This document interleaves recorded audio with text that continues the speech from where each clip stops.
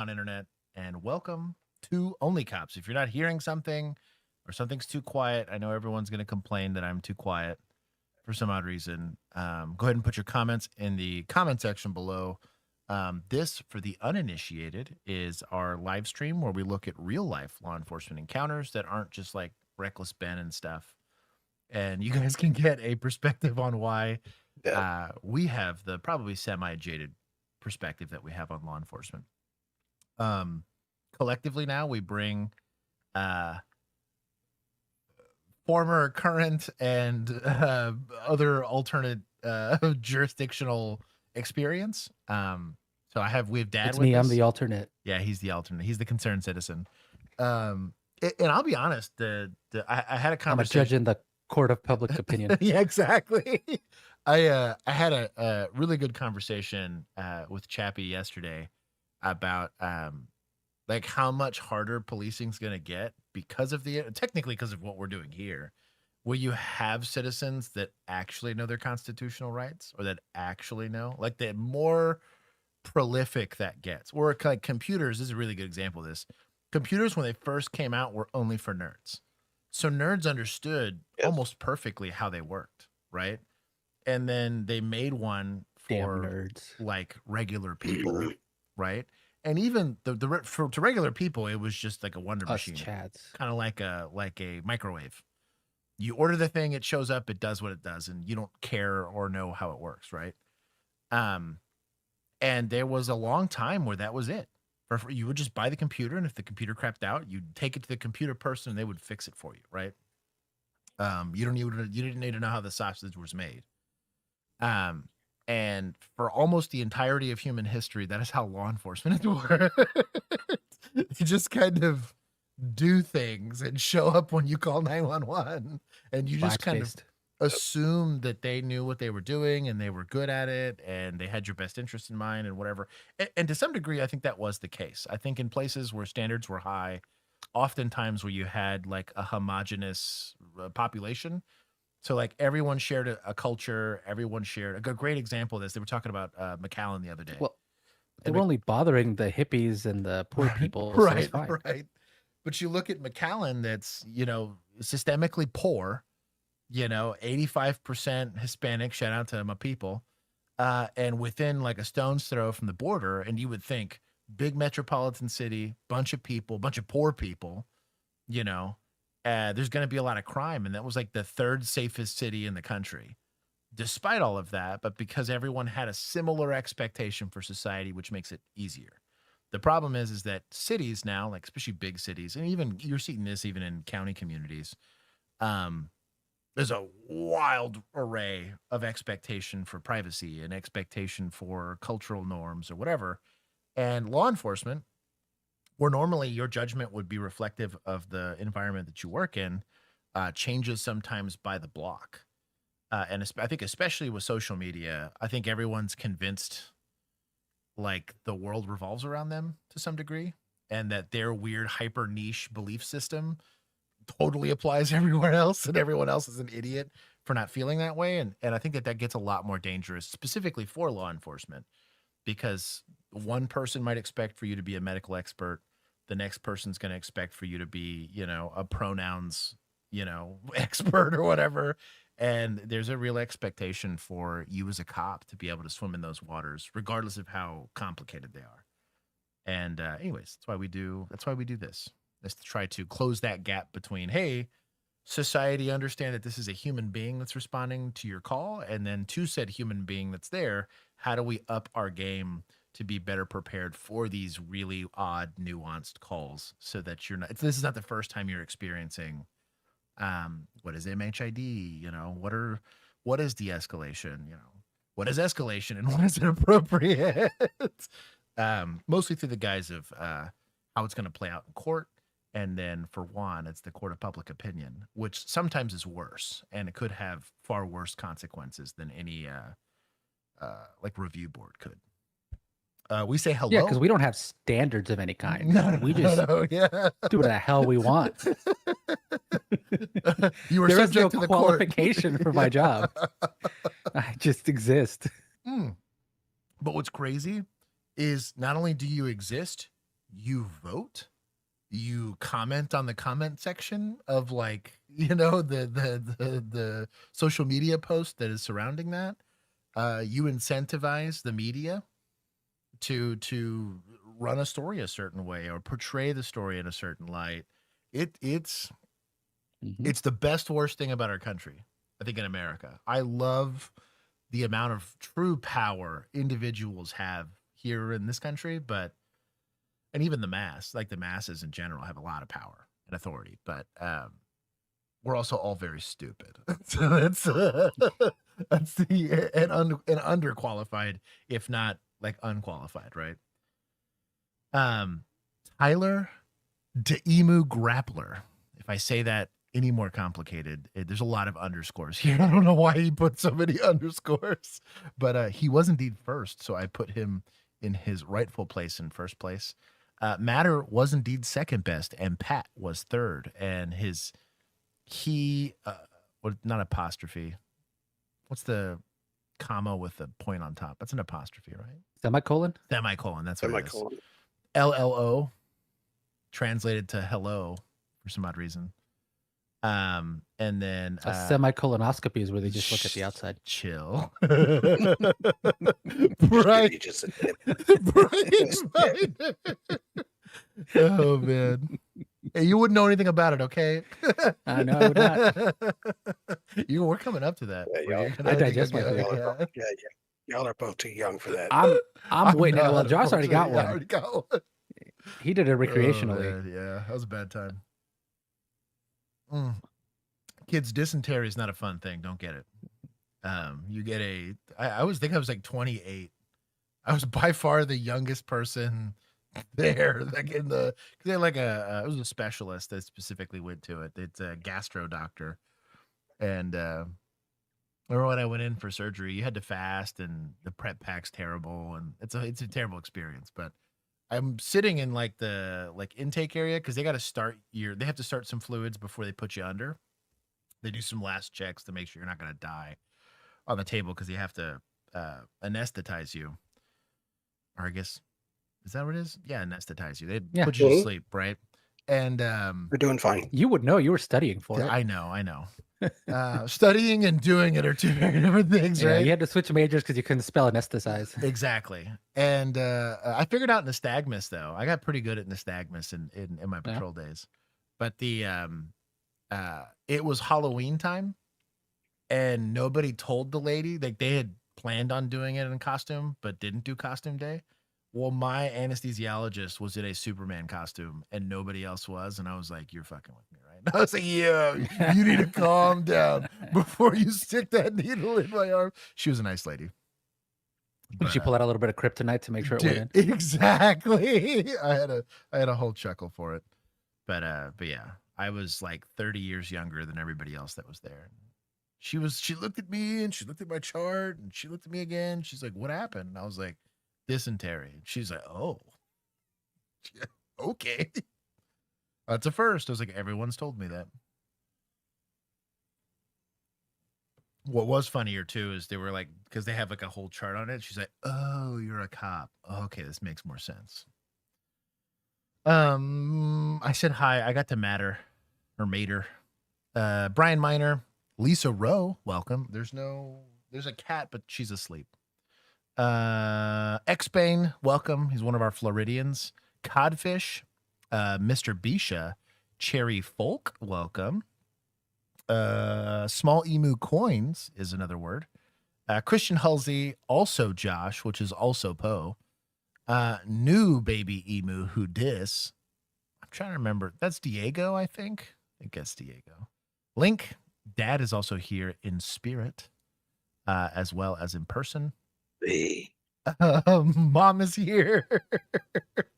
Let's see. Arca Valentine. Scrolling. Caffeinated. Oh, I tried to get rid of your super chat there for a second. Show me 2 Celsius deep. That's a lot. Boy, that is a lot of caffeine. Out with the sheriff office doing CPS welfare checks. That's got to be a fun time. Uncrustable stage. And Aldo pre-drawn. We'll get some good old Halidol Give him the booty juice. Chill, Juan. I already know you smirked at that. Garnt, I like the little puppy. You're pre-criming me over here. I know. I was gonna make the joke. I knew you Show were. me on the hella doll. But I controlled myself. Tweaky. I'm growing as a person. I appreciate it. Time falls. Brandon Rhino, welcome. Amanda Panda, welcome back. One of my kids was born on Halloween, and my anesthesiologist was a vampire. My LD, labor and delivery nurse, was a witch. My midwife was almost late. That's incredible. I missed being an October baby. Gastroenterologist, caffeinated, a butt expert, apparently. So that's technically stomach and GI tract expert. Josh, do all the underscores our YouTube won't let me. Oh, Tyler DeGrappler? That's dumb. What happened? They won't let him just do regular Tyler DeGrappler. So he had to underscore the hell out of it. Yeah. I can't imagine somebody took it from him. Wade, 10-8. He's in service. Told Julian is actually the new chief of American Forks Police Department. Oh, congratulations, Juan. Mm-hmm.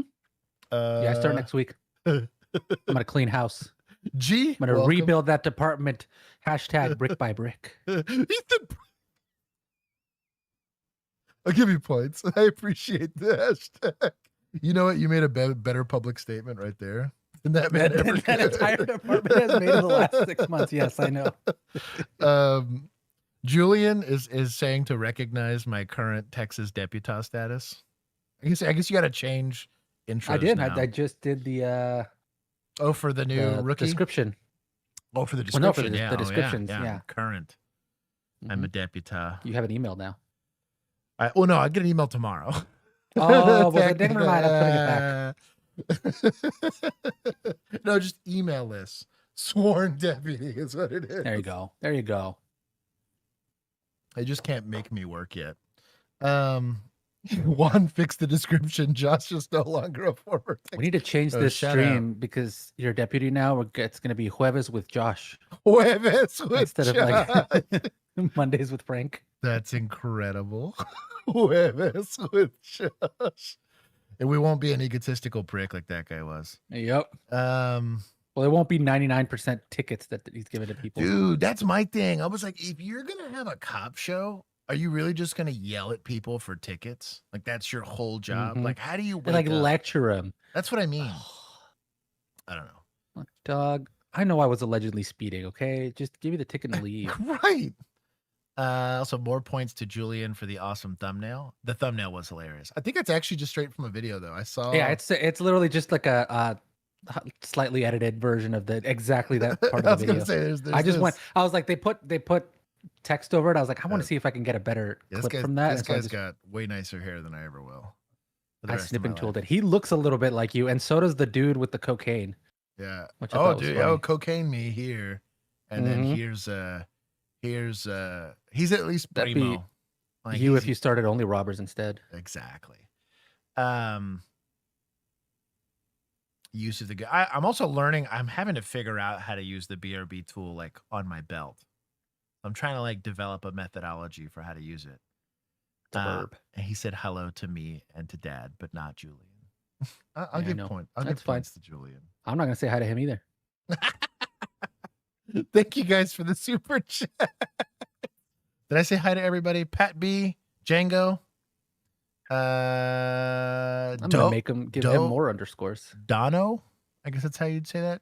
J Mood, Virginia, welcome. I think I said hi to Pat B. Trippy C, welcome. Did I get all the super chats? I think I acknowledged them. Thank you, though. I appreciate you monetizing the unmonetizable stream. Frag is here for his IPC skills. Silent strategist. Did I miss how Josh got dysentery? It's a long story. We were doing an arrest warrant. Homeless person. Just a nasty person. He wasn't necessarily homeless, but he might as well have been.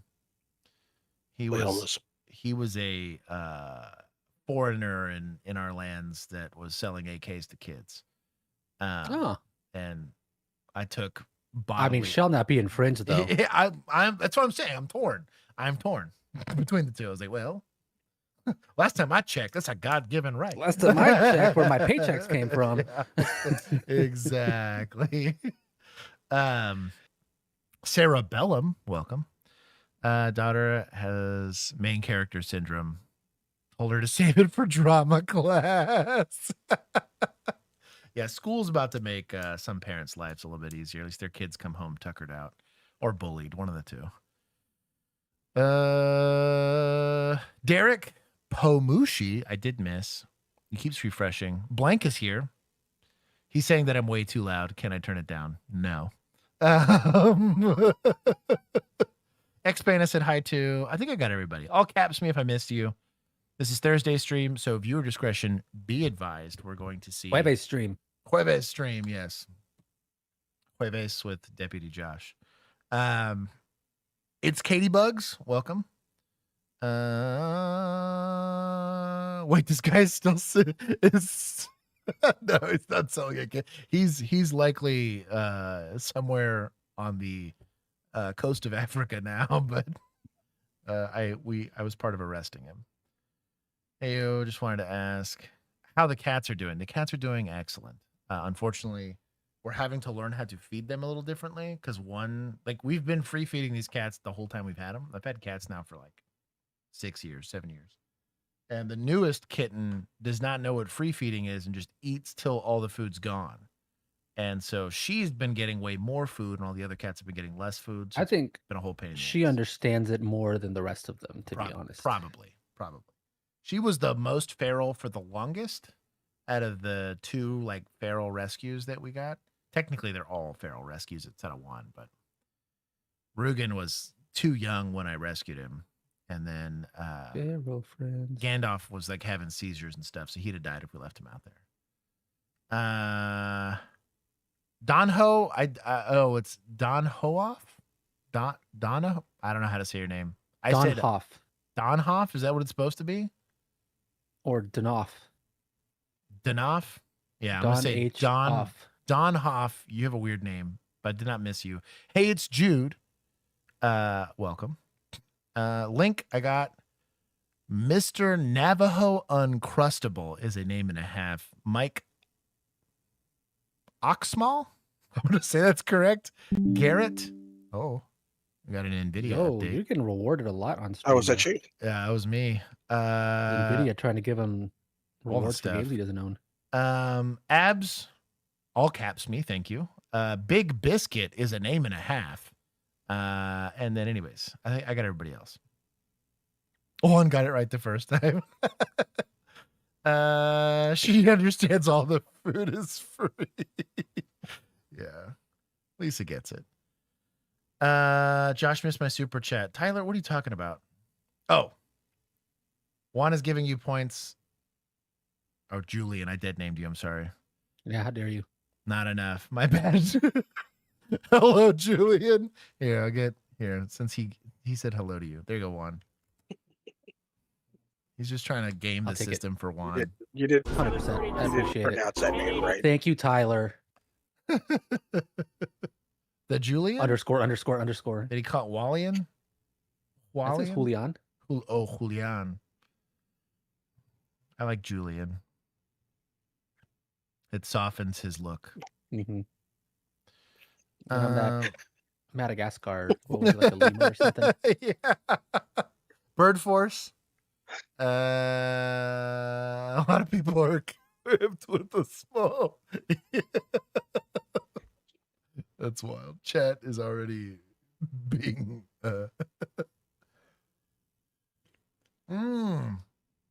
It's Steel Switch's name. I got you. Mm-hmm. It's all tracking with me now. Derek, I did pronounce his new name. Yes. No, I already know what you're doing.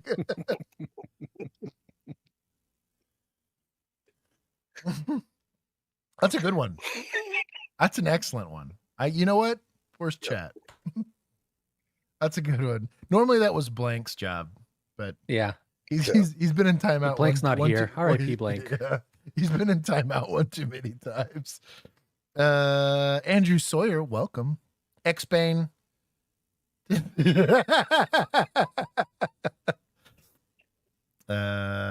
think I said hi to everybody. Anyways. Very good. It's called transparency. Now he's the enforcer of the law. Gotta be information's out there. Gotta be transparent.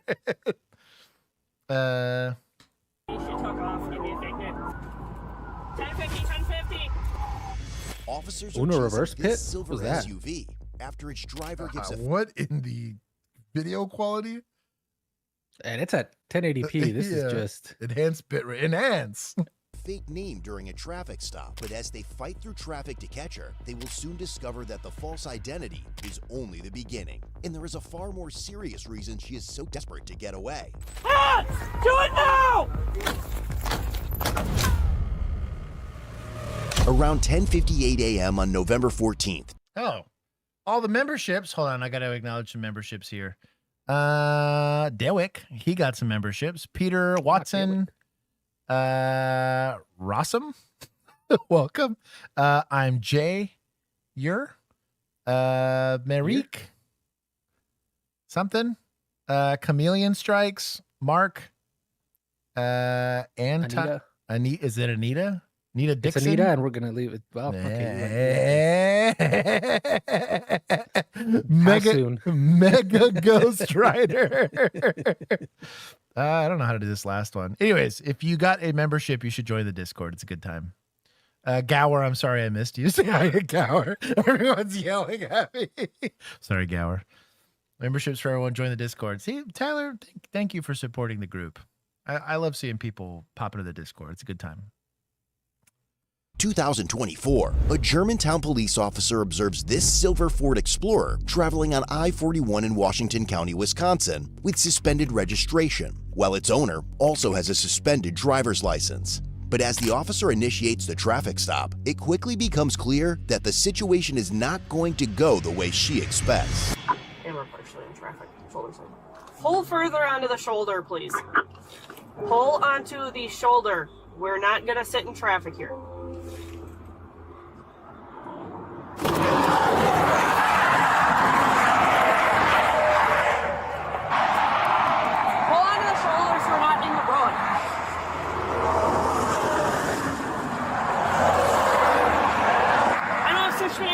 Police card. The reason I stopped you is two things. First one, registration is suspended. Second reason, registered owner has a suspended license. So in a lot of jurisdictions, that's going to be a tow. In a lot of places. Now, there's officer discretion, right?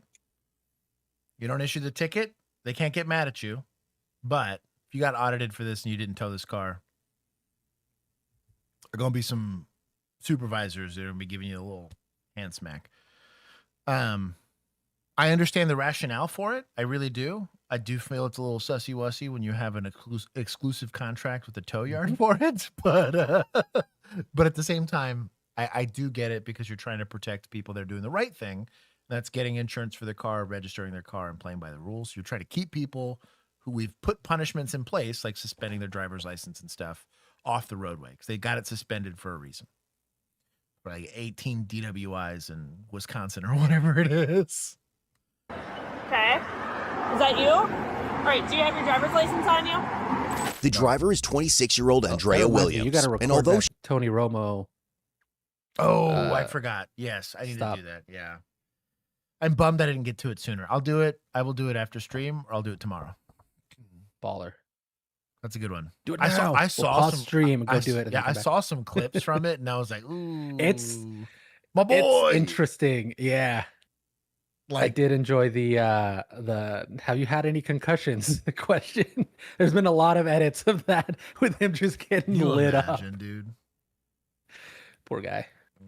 She denies being the owner of the SUV. The officer is about to discover that she has been lying, a revelation that will eventually trigger an unexpected reaction from her. You don't have any ID whatsoever in here? Yeah, what's your last name? Can you give a bad name to a police officer during a traffic stop? I'm going to say no. You can. Oh, you can. Yeah. No, you can. May You're I? not allowed to. Yeah, you but can you do can. it. You probably should. Freedom of speech. Yeah. Yep. Yeah. The First Amendment says I'll do what I please. But most states, and there's a lot of federal guidlines behind this as well. First name Anita. It's gonna say warrant, right? But yeah, so this is a pretty much automatic charge in most states. I can't think of there's got to be some weird state. I'm sure it's an exception. I had a discussion with somebody about passengers for this. Maybe a bit more of a spicy meatball. I'm still on the you need independent, reasonable suspicion for passengers, but there's some places that say they're seized. He got a new patch approved for Thames. Oh, caffeinated. It's nice. cool. It's in the Discord. They'll let It's you a like wolf. wear it, or they can just have it. It's different. I don't know what the Latin on it means, but I think it's something about Or knocking something you out sassy. with ketamine. You just set up a telestrator for one. Oh, like the Is that little the little iPad thingy they got, Yeah, or it's whatever like it is? yeah, it's like where you draw on it to show what happens in a football flick. Yeah. That is a peak idea. We'll just show it nystagmuses That and is how much he's a got it. peak idea. That's going to be a lot of work for me. Yeah, I would say Josh is just going to I be gotta do doing nothing. this. Yeah, He just got to do this, and then it becomes my responsibility. I can to somehow make it happen. I could just draw it poorly in Word Like, while I talk. Whiteboard it or something. Yeah. Anyways, Yeah. do what? Stick figures. Yeah. Oh, yeah. Doesn't Kinsey have a drawing tablet? Just screen record Yeah, it. that's what I'll do. I'll just voice over Or and make screen her record it. make her do the drawing and screen record Oh, that. That even way it looks worse. nice. Yeah. Hold on. Calhoun Williams. First name? You know what we need? T-I-S. We need, like, you know how in all the war movies they always have like a map on the table with the little figurines and yeah. you move them with the sticks around. We need to do that, but with like little cop cars and little cop figurines, and we can just move them around I like this to show idea. what's happening. Like That'd be neat pin and the not car. hard to build. Right. Yeah. Boop the guy if he runs. be Caffeinated. cool. I'm gonna work on that. I got Kinsey. It's not a Wacom tablet. It was a different one. It was expensive. I bought it where we first got married. I think it was a crazy run-up tablet. expensive. No, That's why it's more expensive. It but goes faster. nowadays they have like free, like you don't have to support it with a PC. But back then, even Mhm. the old Wacom tablets, they had to be attached to something. Oh, and they've got them with like where it kind of feels like paper too, and everything while you're drawing on it. The tech has gotten So a much lot nicer. better, but they're still expensive. Like everything. I remember for what it is. mine. You couldn't even see the thing you were drawing. You just had to draw like this, Yeah. like a dummy. It was just a big gray block. LP, I'm glad you stopped by. H-E-K-A. Just pull your wrist over here. Just hold your wrist over here. No, let me see it. What? Because you're giving me a name. I like this lady. You're giving me a bullshit name, and you have a hospital tag on that's gonna have your name on it. She's bad at suspecting. Late but working a triple homicide. Tyler, sounds like a terrible day. Hey, bro, you shouldn't have killed so many people then. Yeah. Yeah, do better. De-escalate next time. Little self-control goes a long way. Here, Tyler, here's me signing the crime scene log. You're welcome. Give me the hospital bracelet. Give me the hospital bracelet. Give me the hospital. Do not even do that. Give me the hospital bracelet now. No. Give me the hospital bracelet because if you're not high. So, this is an interesting 4th/5th Amendment issue here, right? So the law is going to state either verbally or literally with an ID, provide that ID to the officer. Would that cover me using force to take her identifying bracelet from the hospital? No, you could Jane Doe yourself in the hospital. I mean, That's what I'm saying. Like, you give any name, but I don't think No. I don't think you got it. It's not it's not a Right. state. Yeah. I mean, they want ID to be official state ID, And- be it an ID card, driver's license, And passport, her whatever, giving a state bullshit ID. name on that isn't a crime. So it's not like I can say, well, she's trying to cover up No. evidence of it. It's like, now if it was like an affidavit or something where like, if you write on this, you're lying, then I could argue destruction of property or something like, or destructing of evidence or tampering with evidence. But I don't think she's got the legal leash or authority to force her to give her that bracelet. No. And that's important because the way it's sounding is she's going to use force to get it. Does she know that this lady's got given a bullshit name? 100%. Like we get that. We know the registered owner of the vehicle's got a suspended license. You could run that person as them, right? I would rather take the bullshit name. This is the way we used to run these. Take the bullshit name. Warn her that if this is a bullshit name, she's going for failed ID. You go back to your car. You do it over the radio, right? You run the name. Dispatch tells you, yeah, it's a bullshit name. Cool, no return. I'm like, so you were not issued a driver's license in this state or an ID or something like that? No, you get all the reasonable suspicion and probable cause that you need, right? Arrest her on the failed ID and call it a day. We use a use of force to compel, because what's this gonna read? I saw that she had a bracelet on her wrist and I told her to give it to me and she said no. So then I ripped her out of the car. I would argue no. And Keith and I guess we're in consensus here. But that is not going to fall within a probable cause search. You don't have exigency. You don't have any of that. I don't think it'd be HIPAA. No, I wouldn't be worried about HIPAA. Yeah. No. People tend to confuse the fact that their driver's license is not actually theirs. Mm-hmm. Mm-hmm. It is privilege slip given to you by the state. Use. Yeah. It is the use for if you're good. You fuck up. Sorry. You misbehave and we'll take it away from you. It's not, you don't actually own that. So yeah. Yeah. But that hospital band, she owns that. Not state issued. That's what I mean. Not anything. Yeah. It's whole demanding that, I'm going to, yeah, that's right. I'd go Fourth Amendment on that one too. Yeah. Does that seem nitpicky? Yes. It does. Yeah. I was like, but the law is nitpicky. Yeah. This is what is it? There's a quote from, I think it's Suits. The law is a precise endeavor or whatever. Because you use force over this, saying that she needs to give it to me, or I'm going to force you to do it.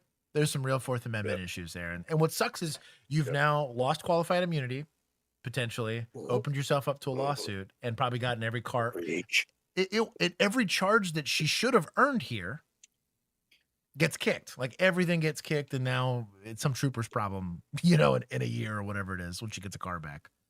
I don't know. You just got to be careful.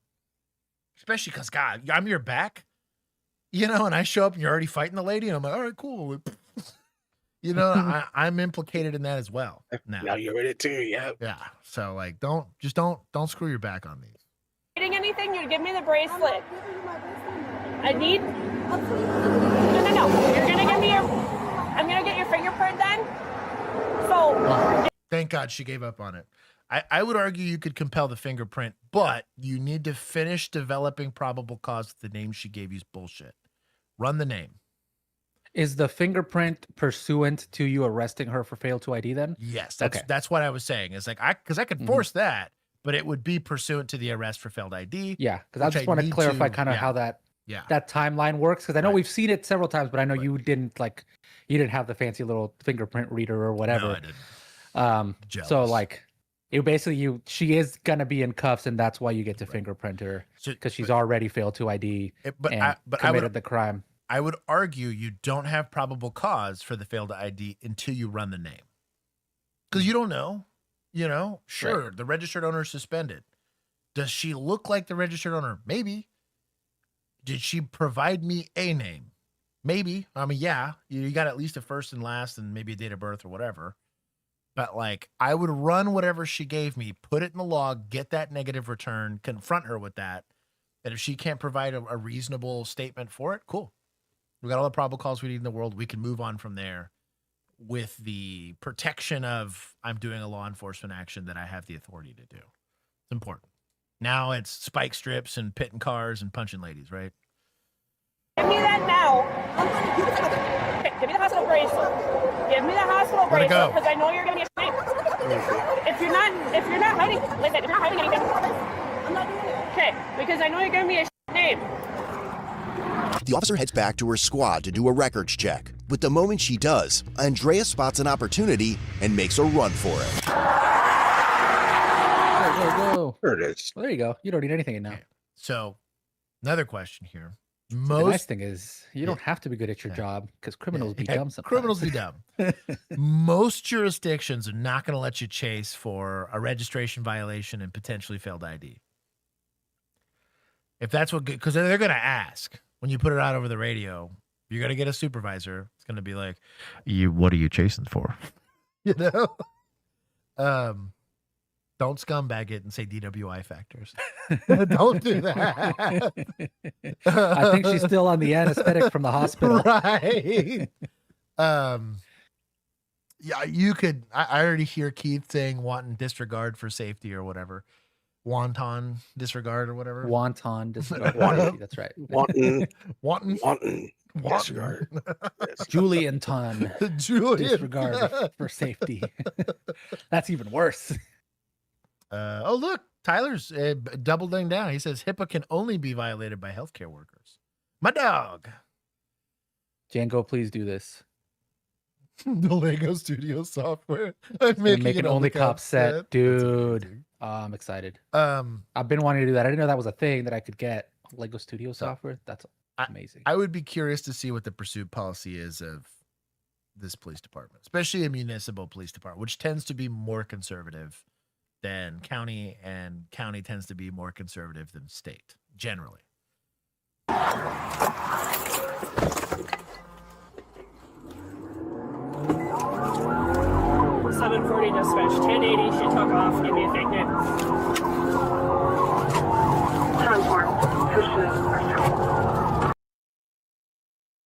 It'd be like resisting arrest in a vehicle if she's saying that she's got, because she's claiming she gave me a fake name and then ran.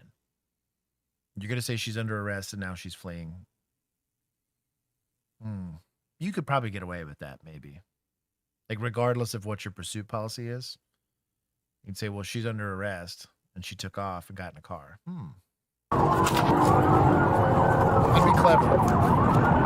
The rule book would definitely get written after that. You never get a policy update afterwards, but you might skate on it here. 740 on pursuit, northbound 41, approaching Price now. As backup officers rush in to assist with the pursuit, none of them... Would you chase this, Keith? Would I? Let me correct that. Could you chase for this? Back then? Yeah, that's what I mean. Back then. For real? Oh, yeah. Hell That's yeah. crazy. Yo, that is wild. Bro, policing be different back then. So for a misdemeanor, failed you can ID. chase for almost anything. Yes. No shit. Get him. Get him. I guess a misdemeanor in your presence. You're gonna ID yourself. Hell yeah. That's crazy.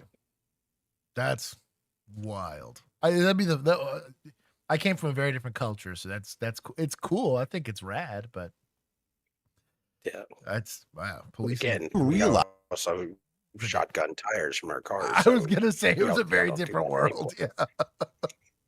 Is that Andrea is about to leave far more damage in her wake than any of them could have imagined.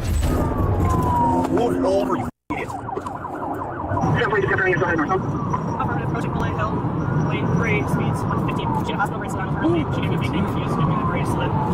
251 on pursuit. I'm gonna try spikes north the split. I pulled a little Tokyo Drift there.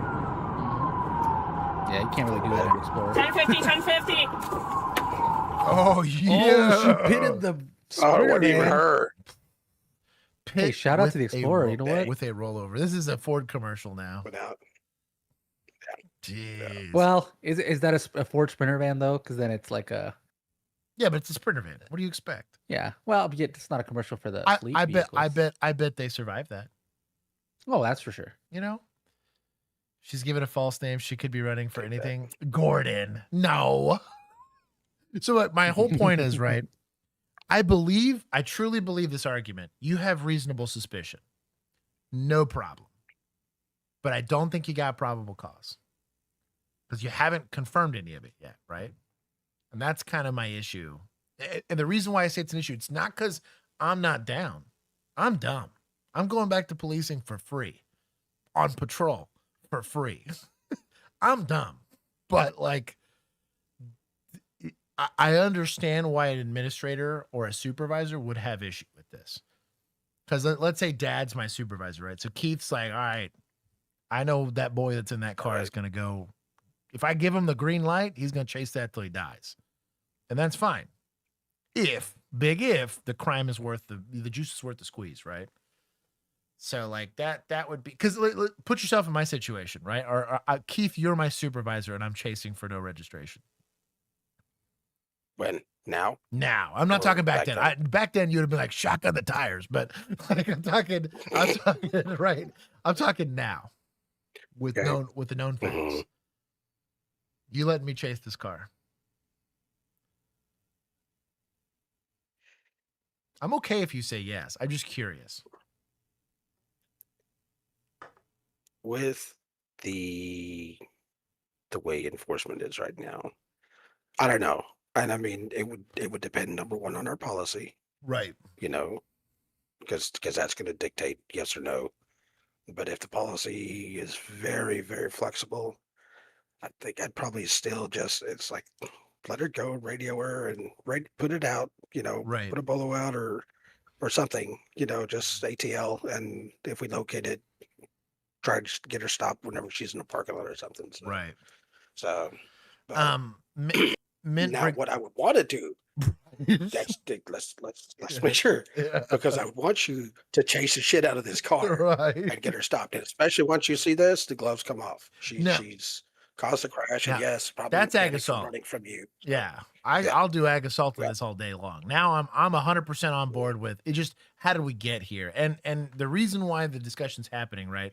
And I'm picking up on what Mint's saying is fleeing in a vehicle is a felony in some states. I agree, but Barnes v. Felix does change the way that liability gets doled out here. So I'm telling individual officers that I was like, hey, for a kidnapped kid or something like that, I'll roll the dice. Right? Or for a murder suspect, I'll roll the dice. That's your job. You don't get to put on the gun and the badge and not get after it there. For a registration violation, you know, and failed ID. The state needs their $75, Josh. Right. And now she's failing to ID. She's got a kid in the back. That kid's not secured in a seat. Like she just left the hospital. Pit all day. I'm not saying pit, but we're not letting the car go is what I'm getting at. Because you're articulating something much more like there's more victims than just the state here, right? We have a potential kid that's being put in danger. She's fleeing in a car with a kid in it, right? That kind of stuff we're going to get after. Now, you're going to want to be clever about how you go and apprehend the car, but like you can start to look at further victimization and say it's worth it for that one person that can't pick to be there for me to go and intervene as a law enforcement officer. And that's to take on the liability, right?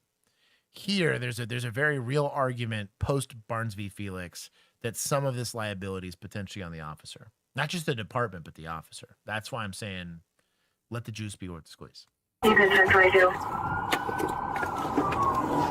Still northbound 41. She's back lane 1. She hit another car.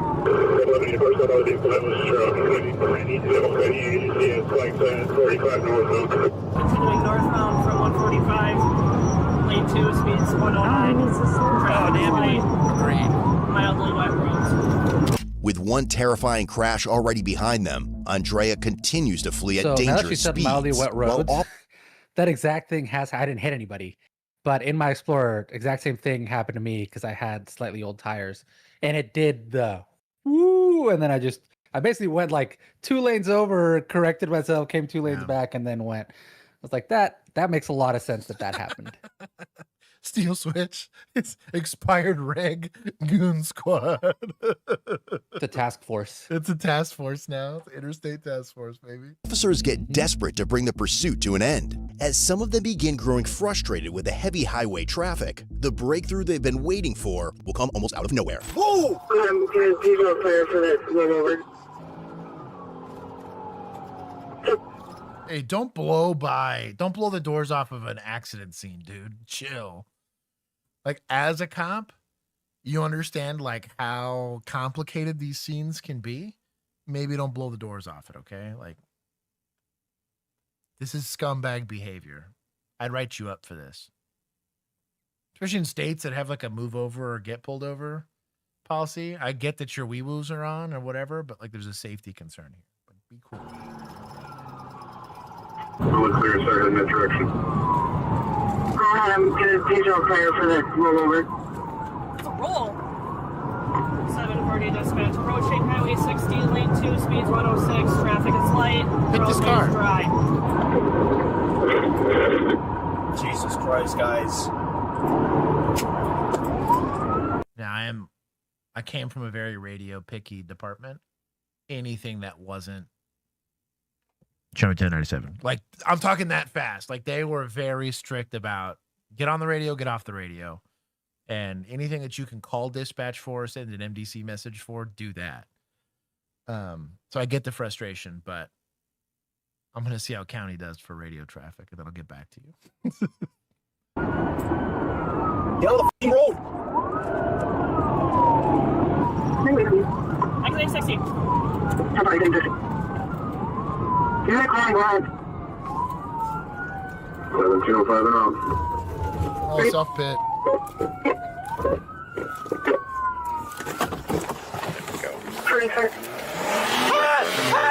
Oh, dude, she trashed the differential there, or the something on the transmission went, because she's stomping on it. Yeah. Now, question always becomes: do I think that this car is disabled? Maybe. I mean, they hit the curb pretty hard. You can hear the engine revving, and it's not driving anywhere. Could have been that she accidentally put it in neutral or park, right? It could happen, which would be terrible for this transmission, but still. Could have accidentally slammed it into reverse while going forward, which also can be a bad time, right? Some safety stuff that are in more modern cars that can save a car from that. But if I'm not 100% sure that this car is not immobilized, why am I getting out of my patrol car? I'm not criticizing her for doing this, because this is exactly what everybody was taught to do. This is now a traffic stop. Sun's out, guns out. Let's get after it. Let's go do an apprehension piece here. I'm saying from a police procedure standpoint, we need to stop approaching cars that are still trying to actively move unless we're certain that that car's not going anywhere. That's my argument here. So we don't get kidnapped and run over. But she does owe it to everybody else here to contain the situation, so I do get it. That's more of like a philosophical, tactical discussion more than it is a critique. Hands! Hands! Do it now! Hands! 2, 3. Hands! She gave up. Stop, I would've Stacey, did it. stop! Hands! Imagine if she gave up like that for the bracelet. No! On the ground! Imagine if she gave up like that on the bracelet. Is that what you said? Mm-hmm. That's amazing. Put your phone down! Hold down! No! Put your phone down! No! Do not reach for anything! You're about to get tased! Down! Lay flat! On your stomach! This is a handcuffing position. You don't need her to be laid flat. I'll be honest. She's pretty amped, so she's reverting to training, right? And understandably so. It's a stressful situation, but you have 2 officers there. One can be lethal, one can be hands. Try not to do both if you could avoid it, right? If you're by yourself, I guess figure it out. But Has she even holstered up? no, I believe there's still a gun in her hand here. Like, On the ground! Put your phone down! Hold down! No! Yeah, she definitely steals a gun. I'm with Mint. BRB tool would have you'd have been done, but no, she walked out of the car, so it wouldn't have mattered. You just broke her car for fun, but No! Put your phone down! No! Behind your back and do not move. okay. Do not move. Arrestado. 95. Clear the radio. Slow everyone down. People are screaming code G right now. I get that.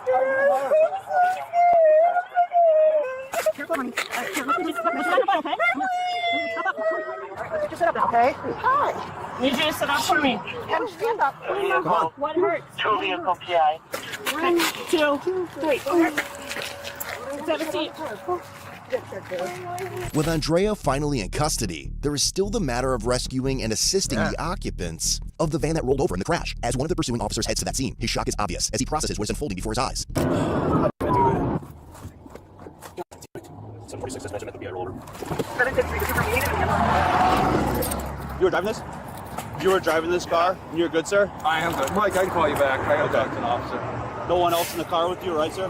Yeah, no one else is in there. Okay. Ooh, big sigh of relief. Man. Hi, ma'am. Hi, I just saw it. So caffeinated, I love you, and center punch tools are cool and all, but modern glass is going to require modern tools. Also, things that Thames will never have to do or EMS will never have to do is kick a door. Forcing entry on a structure without breaching tools sucks. Also, pane glass, especially when you're dealing with older structures. Center punch tool's great to crack it, but then you got to get through that glass. Batons actually work great once you get the glass like broken. Batons work just fine, but a BRB tool does both the getting into the glass, cutting the glass if you need to, dealing with glass that is stuck together. So I can go and fish it out and hook it out. But more than anything, as a breaching tool, weighs a shitload less than a knocker or a Halligan ever will. That's why I'm team BRB tool. It is not cheap, and a center punch is better than most.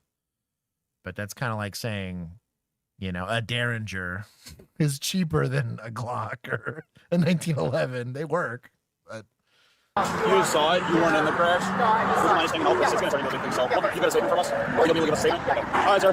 I'm not sure. I'm sure you probably know what's going on. There's obviously pursuit. I'm glad to see you're good. We got everything taken care of up there. Did we get him up there? Yeah, we got him. So How did he not? I don't know. I wasn't a part of it. I don't know what happened. So I saw the red hook coming, so I tried to get over. Thought I was taking over. Look up again, and I see that SUV swerving. Boom! I think probably clipped the back corner of me or something. oh, it looks like a Dodge van. We're doing good. Oh, good. Yeah, that figures. Oh, Layla saying hi to all three of us. Let's go. Tex, Including welcome. Kiev. Kiev. I did the same thing. Don't you worry. That's that, Don't you worry. the meme with Mike Tyson. Mike Tyson and the two birds. Now, Kiev. Keith. That is one way to spell it. Yeah. It can be spelled that way. Oh, Notorious Emu's here. Just use heat. My windshield cracked. At least this week. I bet in Vegas, God, it's hot here right now. I bet Vegas is cooking right now. yeah. Oh, shit, man. All right, man. I appreciate it. You got a driver's license on you by chance? Thank you, sir. Is that a work truck or? All right. So what's going to happen here? Are you injured at all? No, I have a little scrape. A little scrape. So we paid. You're at work? Yeah, you're Yes. injured. Yes, you're injured, dude. I am injured to the limit of my workers' comp. The amount of times I'm probably tattling on myself. The amount of times I had guys that were at work that got hurt and they're like, no, I'm fine. And I was like, I'm calling EMS. Like, no, it's fine. I was like, EMS. I'm like on the radio calling for him. I was like, you're going to get EMS. It's workman's comp. Take the free checkup. Don't be stupid. Also, since cop called it, it's free for you. As opposed to if you called it. And even if it wasn't, it's still workman's comp because you're at work. Now, if they fail the claim, if they deny the claim and all that, that's different. But Yeah. I called it. You can blame me on your insurance. That's fine. But I was like, nah, dude, take the workman's comp. You could also just not pay your Yeah. medical bills. There's that. Allegedly in Minecraft. Yeah, caffeinated gets it.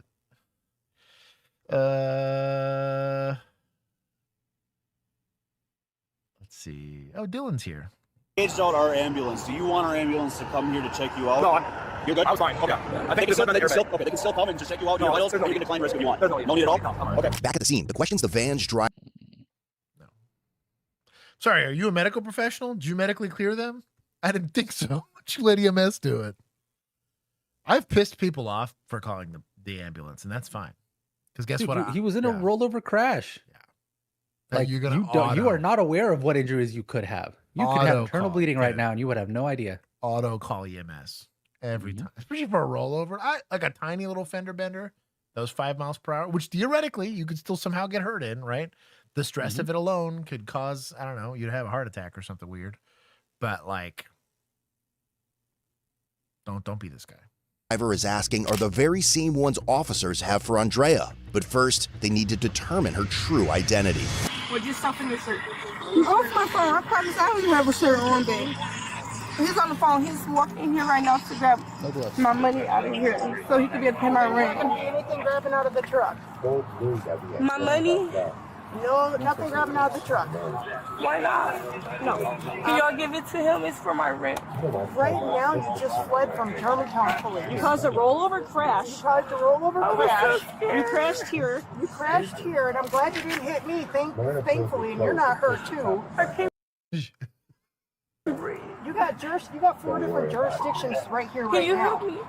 What do you need help with? That's probably bleeding. With your leg? Transmission, brake fluid. Yeah, it looks that red arterial blood is gonna be that's arterial blood for a car. Yeah. Yeah, she probably cracked like the bell housing where like the transmission actually attached and just snapped it. Ooh. That's that arterial blood from a car. Someone tourniquet that car. Yeah, no kidding. Like this thing's gone. Yikes. There's no salvaging that, and it makes sense. They make all-wheel drive.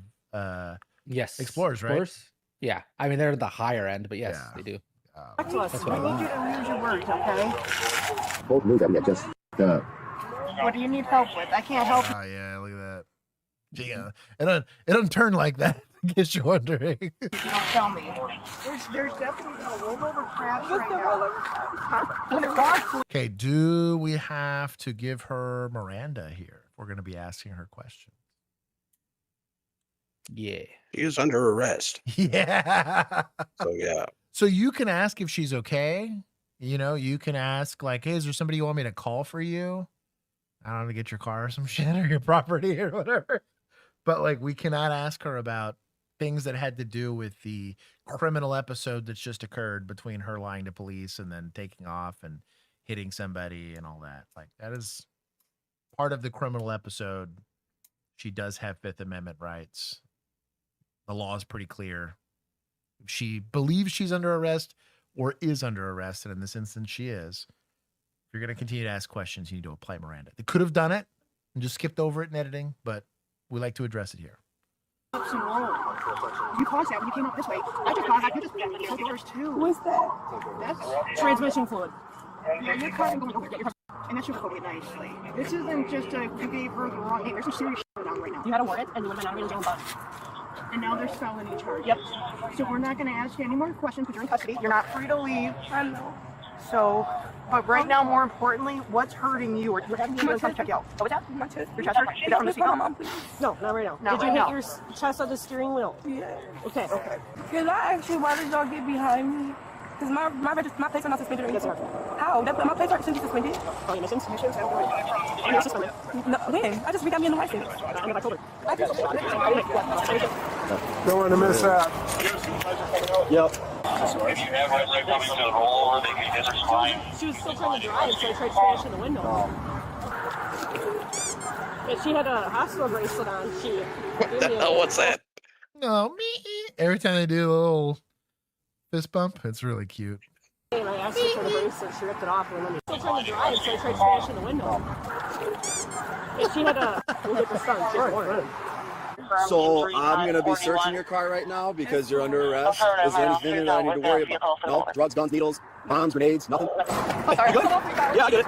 You weren't involved in the crash, all right? Okay, perfect. With officers processing both scenes, they will soon uncover a telling reason Andrea fled a traffic stop. But just as they will begin piecing... They see Spinder while she was sitting there. Okay, perfect. With officers processing both scenes, they will soon uncover a... Somebody tell me if this is weird.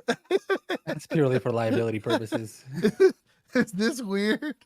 I don't know anything about it, but it seems... I mean, it's probably good to do. Yeah. I would assume it's probably just but it seems very CYA at this point. Yeah, I've never seen it done to a seated person, but I'm not saying don't. I'm not. Maybe qualified. she complained of neck pain. Oh, that makes sense. Yeah. Like once the adrenaline wore off, maybe she was like, well, and I mean, I would assume with the amount of jostling and crashing she did, like a emu said, whiplash. Ford needs a tourniquet. My boy Millennial is in the house. Oh, millennial. Right. He's sub-millennial now. He said, dang, that Ford bleeding. That's the most county thing he's ever said. There are some Apple Watch sins occurring. Telling reason Andrea fled the traffic stop. But just as they will begin piecing everything together, they will face a new challenge when Andrea... Yes, beautiful. I'm good with either one. No. Suddenly claims she cannot remember anything. It's not working. There's a stack of 20s. That's what I was saying. I forget what the amount of something is. Just a few stack of 20s. Yeah. We can release it to her later because she seems disoriented. I don't feel comfortable letting her release. Research shows cervical collars are not effective and EMS is moving away from using them. Wow. Garrett. Interesting. Good to know. That's what I'm saying. I'm not qualified to know, so. Stopping her from biting. Okay, so I'm glad I'm not the only one that thought this was weird. Okay. The qualified people in the room. I'm telling you, it's a liability thing, not a helping her neck thing. Yeah. That's weird. Somebody see that you have a large amount of money in your center console. This officer has his body camera on as it's been on. He's going to put it in a bag. It's going to be taken to the police department and inventory for safekeeping. When you're out of the hospital, out of jail, you can come get it. So y'all can put him in the jail. No, because you're obviously injured and need a medical attention. I don't know if you have the right mind to release it. I do have the right mind. Well, with all this going on, your neck already goes to the hospital. Take me to jail. So you can give me my money. I need my kids. So now all of a sudden, I'm telling my kids. to the hospital. I don't want to go to the hospital. I don't want to go. Stop talking. I don't want to go to the hospital. You don't have to negotiate this with the lady. You just tell her and then move on. Maybe I was like at a rude department. I don't know. Like, it's weird. Like the amount that we didn't like back and forth with people. The second someone started talking over you like that, you would just say what you had to say and then be done with it. Yeah. No. Understood. That's just the way it was done. Okay. I encourage this. Yeah. Yeah.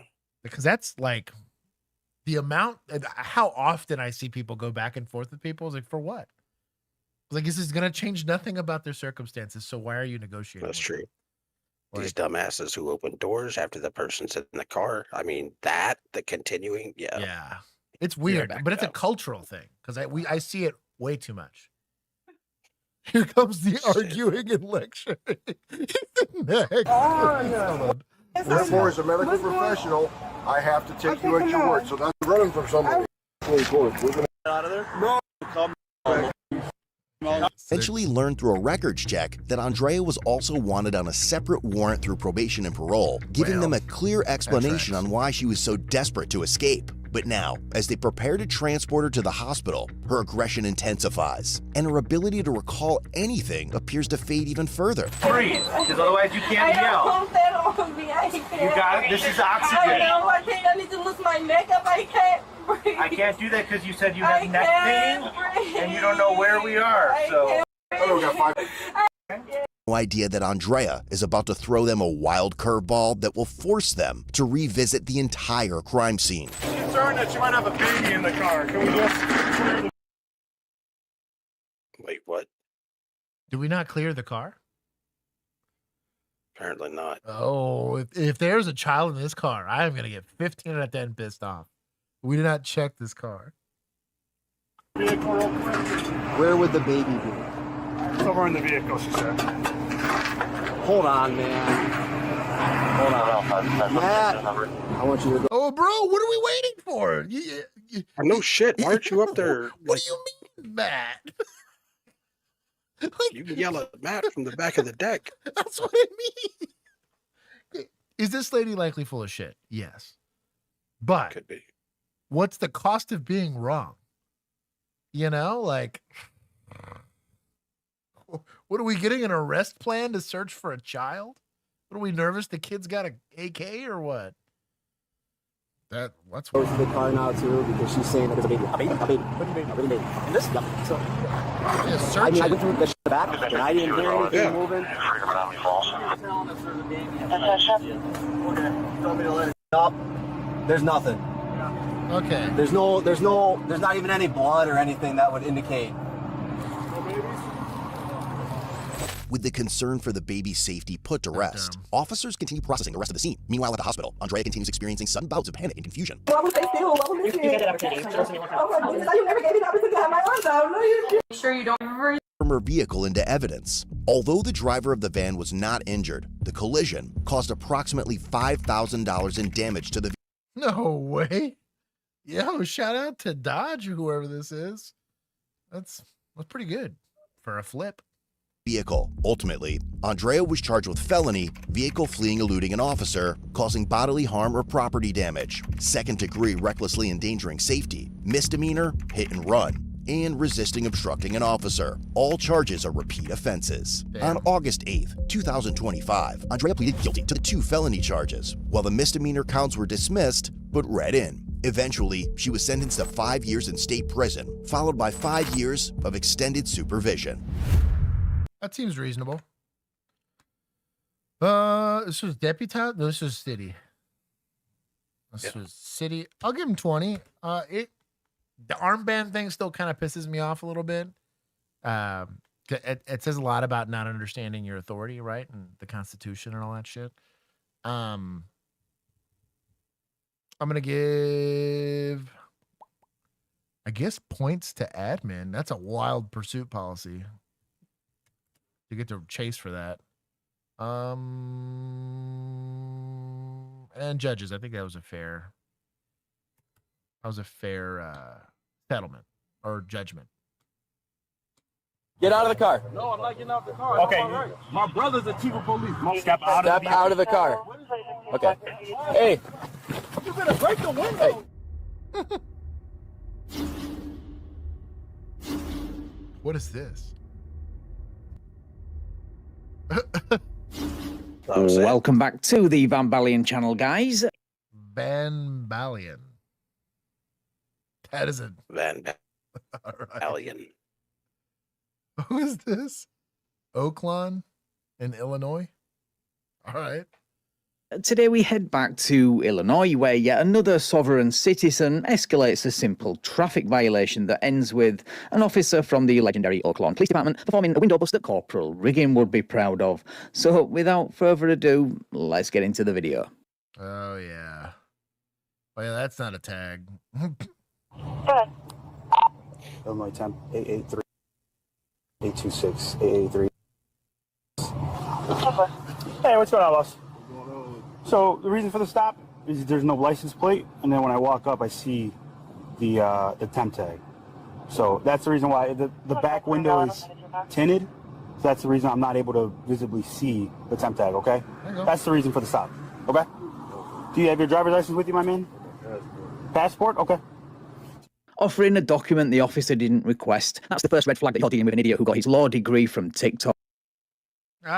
Passport's perfectly reasonable if they're not an American I've literally citizen. done this. Yeah, like, I've done this as an American citizen. Yeah, like all I need is a form of government issued documentation that says who you are. It's an form of identification. Sorry. So I've done this to buy alcohol at a liquor store. But it counts. Yeah, so they were annoyed. But that's a weird. But it counts. Yeah, that's a weird. That's not a red flag. Is it unusual? Yes, but it's not a red flag. As long as it's real, right? Mm-hmm. Is he detained? I mean, in current year, this might be the safest way to identify yourself. To be fair, yeah. He's traveling. Have you ever been issued an Illinois driver's license? Yeah. Yeah? Okay. I'll just take your name then. Do you have insurance for the vehicle? Yeah. Okay. Where's the insurance currently? It's on my phone. On your phone? Can you pull it up for me, my man? Man. What is your first name, my man? Michael? And then, can you pull it up just because I can't see through the tint, my man? You get really lucky with insurance because a lot of times it'll also have the owner of the policy's name on it. Sometimes you get lucky on those. Okay. The insurance is good, my man.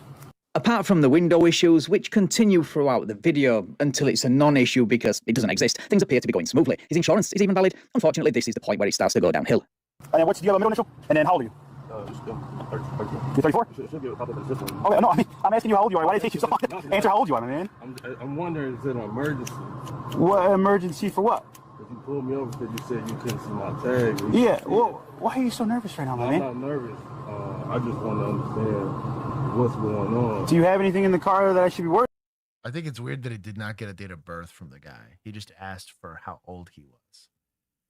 Because that's going to give you a month and a year, but that will not give you a day. And for a positive ID, you need all three. That'll only give you a year, technically. I mean, yeah, I was about to say you could if it's not December, right? Technically, it could be any range of yeah. Either way, he needs all three. He needs, fecha de nacimiento is going to be a day, a month, and a year specifically. That's how the system's gonna want you to give that information. That's weird that he asked for just the age. About? Can I get a white shirt, please? A white shirt?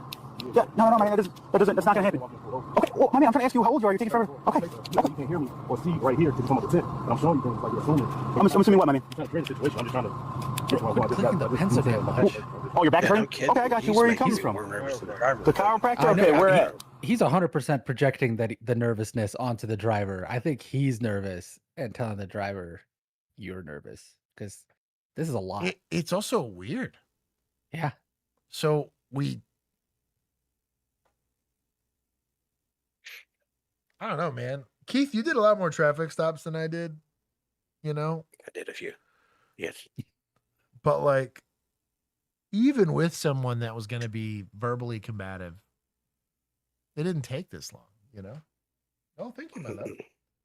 I'm having a fat boy dinner here. Let's go. Let's see it. This is Jinx cereal. This is like shredded wheat cereal. This is a literally chocolate cake with another chocolate. It's damn pretzels. Gluten-free chocolate cake. No, this is glutinous. The Really? cake is glutinous, but this little treat, it's like here, I'll have to hold it up to the camera here. Yeah.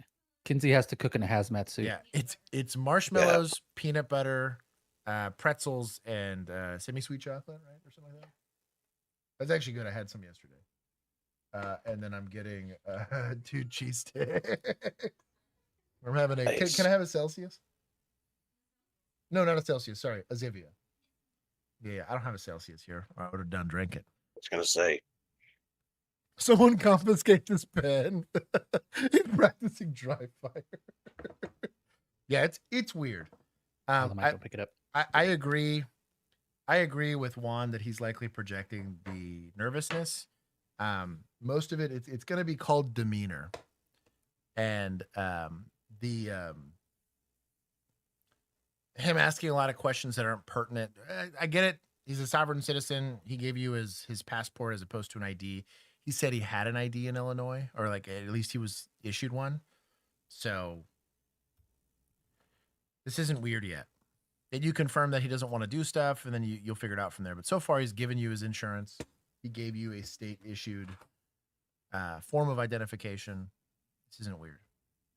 Of course, you've got a back injury, and of course, you're trying to use it as an excuse to get out of being held accountable. Typical SovCit. Right there on 95th. 95th? Okay. Yeah, So I asked you, you're 34 years old. What's your date of birth, my man? Do you understand why it's weird on my end?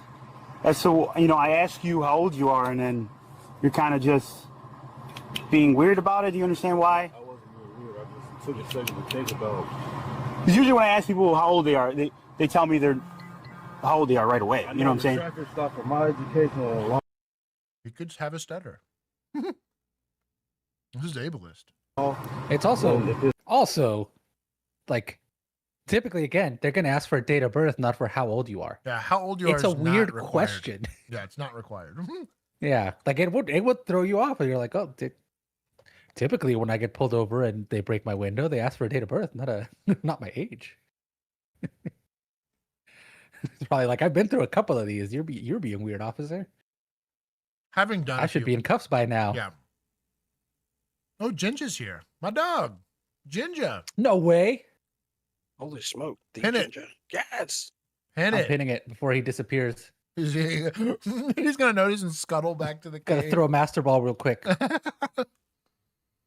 let him get away. Man. If I'm not in violation, you've seen the tag. Also, he does actually have a temp tag, like a paper tag, that he was able to run. Now, it's still a violation. Like, I can't see it past 50 feet, right? 'Cause it's behind a window. It's not how it's supposed to be mounted on the vehicle. You have observed misdemeanors, I believe. You have positively identified it. I'm pretty sure a passport has a date of birth on it, doesn't it? 100%. So yes. I don't know. This whole thing's weird. Ginger. He said, who dis? I love this guy. 20 quid for you. I'm sorry? I said, from my law understanding, you said you pulled me over because you couldn't see the tag. You seen the tags, they were valid, they usually let you know. That doesn't mean it's not a violation of the law, as this officer is about to point out. But what you're talking about is officer discretion, and that usually works when you cooperate with the officer, but you're doing everything in your power to not do that. No. So that's still an improper display of the tag. That's the reason for the stop. Okay? That's the reason for the traffic stop. When you have a license plate or a temp tag, for instance, it's supposed to be displayed on the back of the vehicle, how a regular license plate would be. Okay? You understand? You understand where I'm coming from now? I'm not trying to hassle you or anything like that, but you're being weird about it. It's a traffic stop. Hesitated. I just told you why I hesitated. Okay. Usually when someone says Okay. Do you mind if I see your passport real quick? Just a quick reminder that the reason I called... They just issued a burglary alarm over the radio. Normally, this guy would go to the wrong house. It's 10:30 in the morning.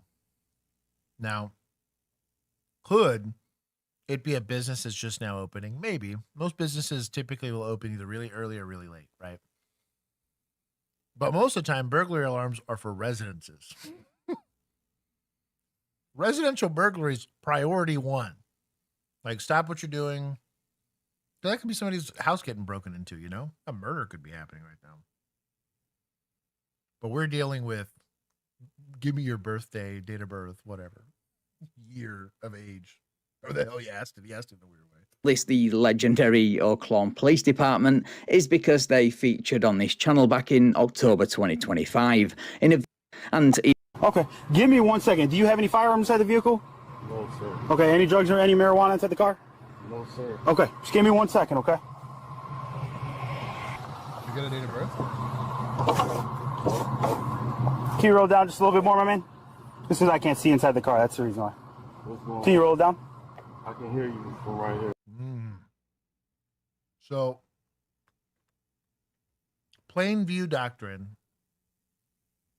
specifically says that I'm in a place where I can lawfully be, and I see something, even if it's in a place where I'm not lawfully allowed to be yet, but I see something in plain view, unassisted, that leads me to believe that crime is afoot, right?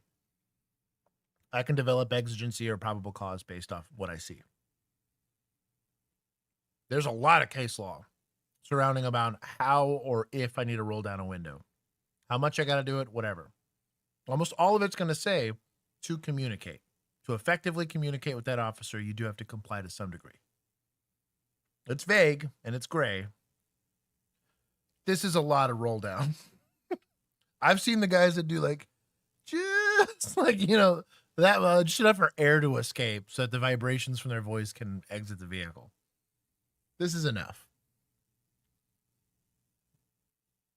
And it's to communicate, not to see inside the vehicle. Now, there's a safety concern, and I get that, but.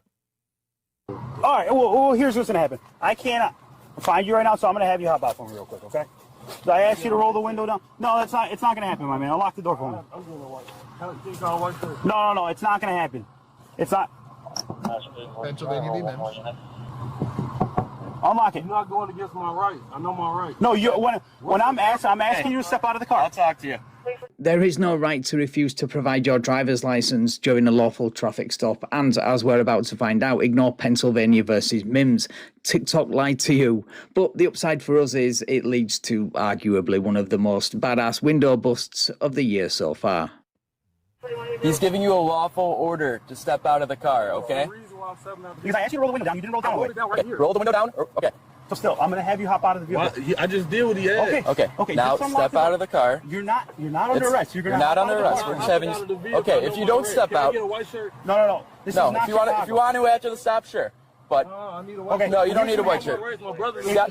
Step out of the car, or you're gonna be placed under arrest. For what? For obstructing. I'm asking you to step out of the car. If you don't step out of the vehicle, you're gonna be placed under arrest. I'm not asking you anymore. Step out of the car. I'm giving you a lawful order. My rights violation. They're legally in the right. Pennsylvania v. Mims, you're allowed to take people out of the car. We keep abusing it, it's going to get taken from us, but so far, we can still.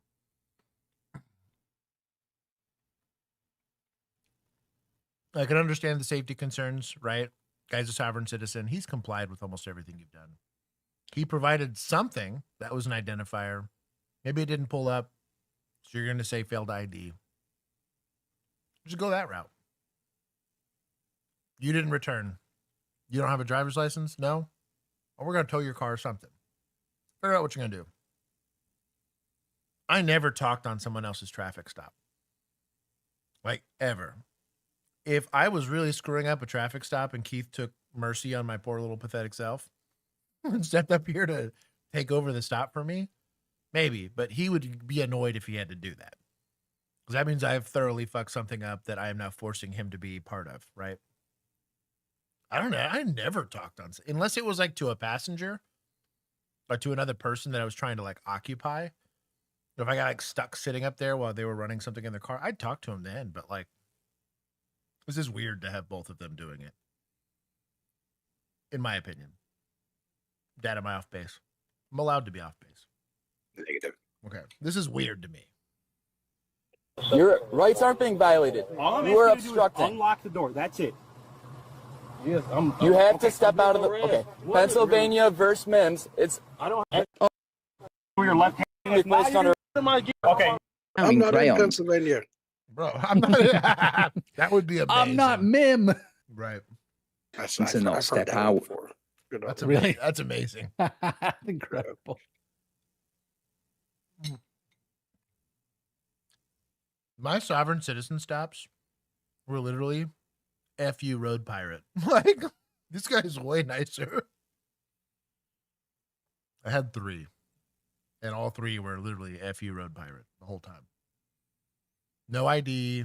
They didn't run. At least there's that. But like, no ID. Didn't roll down the window. Yelled at us and flipped us off the whole time. It was a good time. This is pretty easy. I'm giving you one last chance.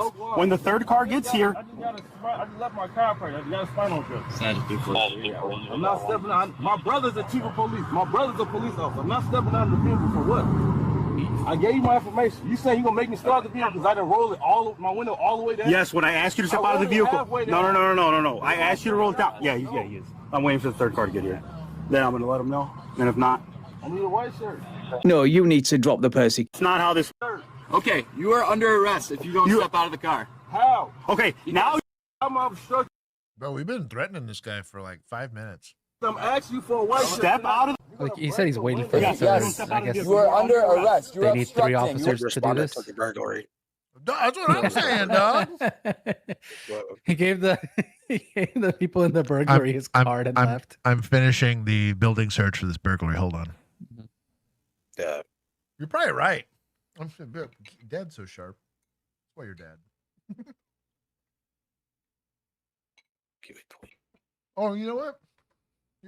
I've been neglecting this. Dad points for being right. You are in custody. Step out of the vehicle. Yeah. Step out of the vehicle. Step out of the car. Okay.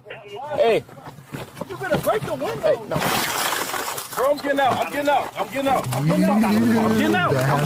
love this guy.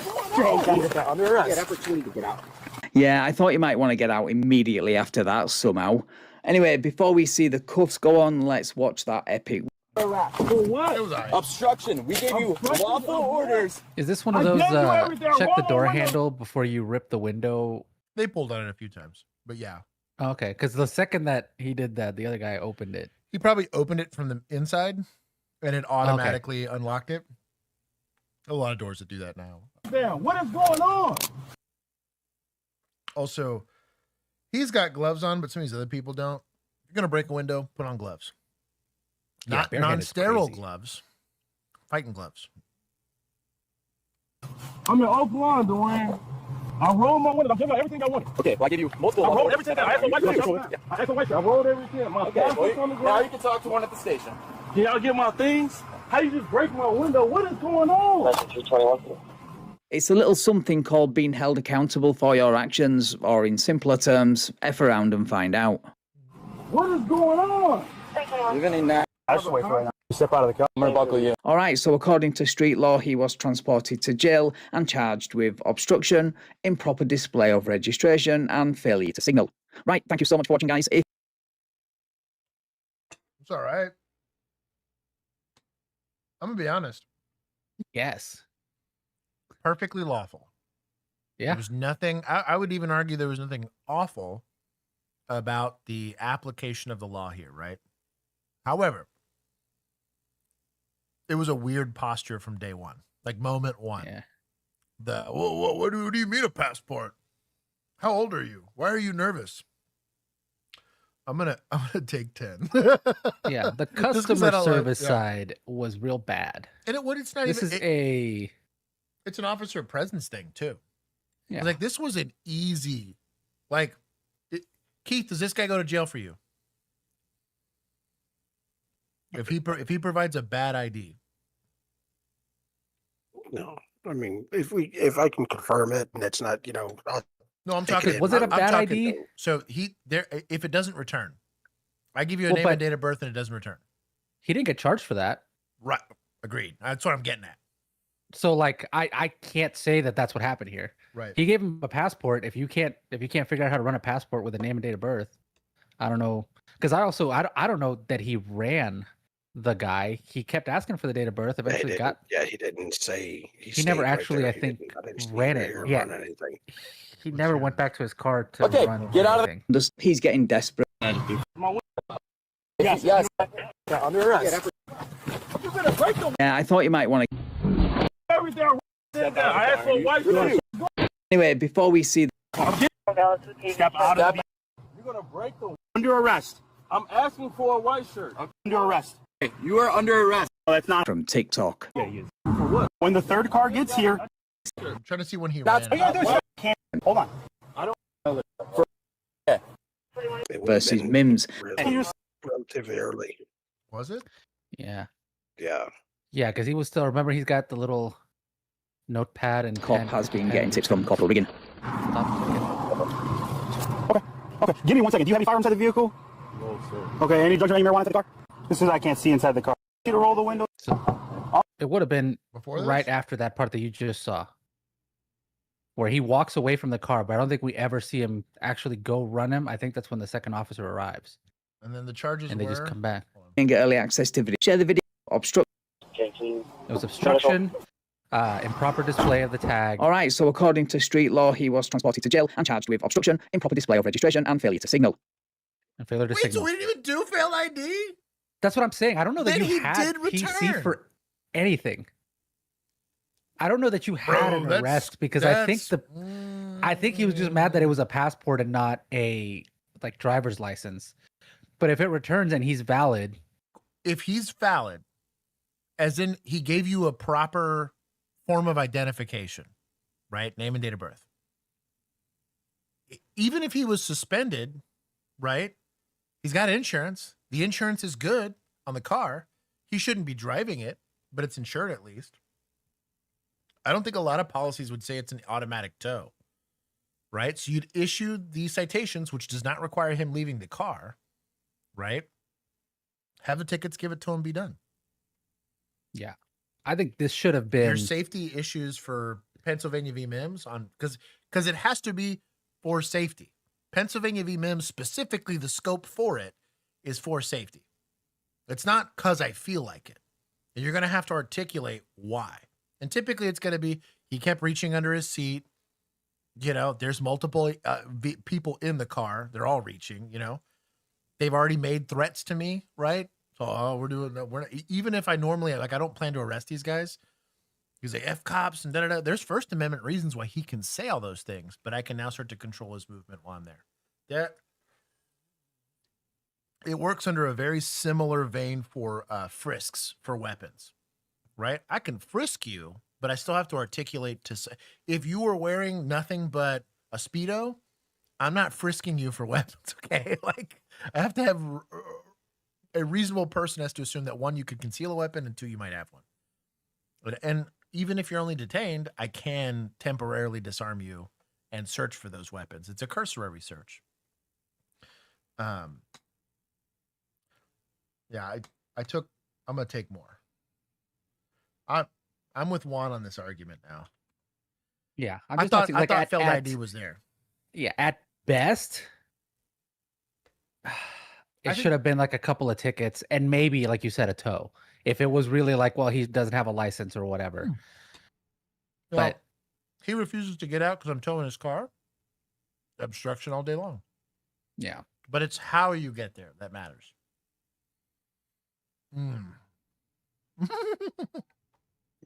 Millennial, y'all are weird down there in your part of Texas. Yeah. You know what? Because I also think I think the safety thing is manufactured by the officer getting weird about how this is going. Like it's a, and maybe it's because he's young, maybe he's fairly new, he doesn't really quite know yet like what is and isn't something to be worried about. But it seems to me like he assumed immediately, well, this is a sovereign citizen situation, therefore this is going to get bad. And I don't know. Did my first traffic stop that way look that bad? Maybe. I don't know. And from my perspective, it was fine. I didn't get yelled at. After I was, traffic stops aren't complicated, right? I'm a relatively smart kid. If that was his first traffic stop and he was in field training, I'd give this a little bit of leash. It being the only thing he probably, because he clearly doesn't go to the burglary calls to get dispatched there, right? I would figure you'd be a subject matter expert in traffic stops in a small town. Maybe this is indicative of them just, you know, we do things differently here and whatever. They're not used to dealing with people that say no. And it's the burbs of Illinois, you know. I don't know. This is dumb.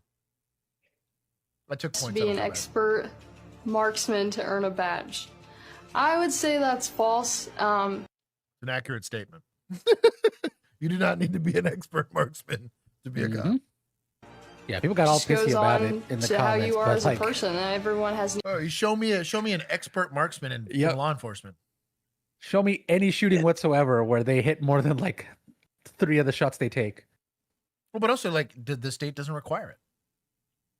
Now, you're qualified like once a year? Can you be mad that the state doesn't require it? Sure. I would counter you with saying, do more officers get involved in car accidents or OISs? I knew a lot of cops that got into car accidents.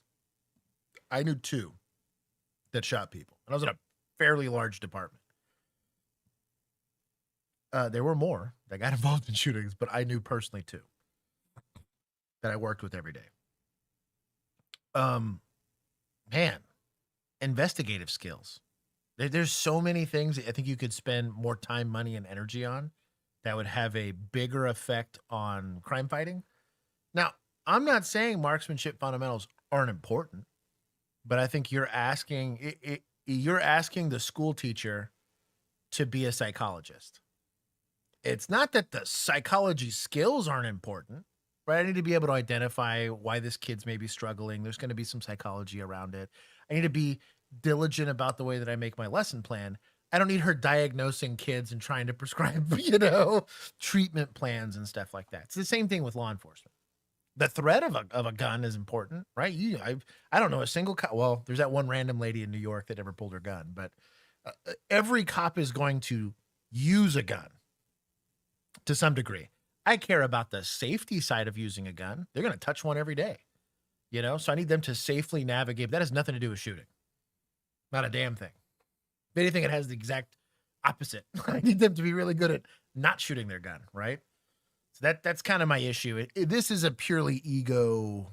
And that's coming, I'm well above average on the marksmanship side of it. And I'm the one saying that. Equal opportunity through the hiring process, and who you are shines out in the end. When it comes to marksmanship, we do have a standard, but by no means is it an elite marksmanship standard.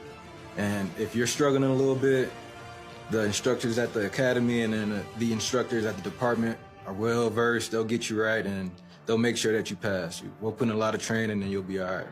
But you by no means had to have the perfect shooting score. As long as you're able to shoot and qualify with your firearm, you're fine. When it comes to dealing with firearms, the department is open and teaches everyone as they go through the process. I don't see a problem. I want to give a videographer criticism. I'll let you let Keith do his thing. Yours. Okay. I'll give you. Well, no, I'm just wondering what the hell. This is a recruiting video, and all they've talked about is shooting. I mean, they haven't talked anything about the community. What is, what's great about us, our admin, they love you, your family until you fuck up. I mean, just all that fun stuff. Your family, nothing. They're the most honest thing ever. It's purely about, dude. Yes. So, okay, I'm done. I didn't mean to interrupt. No, I'm with you though. It's like a zero part of the job. No, yeah, it actually goes to my point because having done similar types of things, both for like school districts and businesses and stuff like that, I want to take points from media because your job as the videographer and the person who is like helping them put these together, or the media person that's helping put this stuff together, I'm gonna take probably 1,000.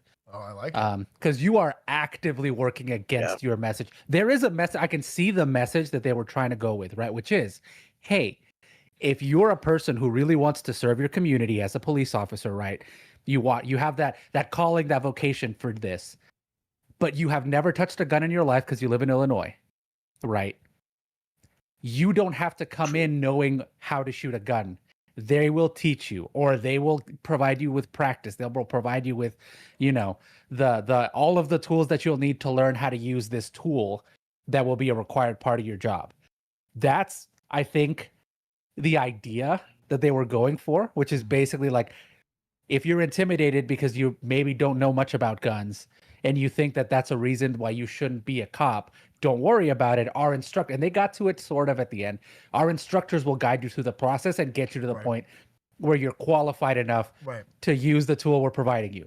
That's the message that, if that's what you're trying to say, that's how you phrase that. And that's on the person writing the script or the bullet points of what will be this ad.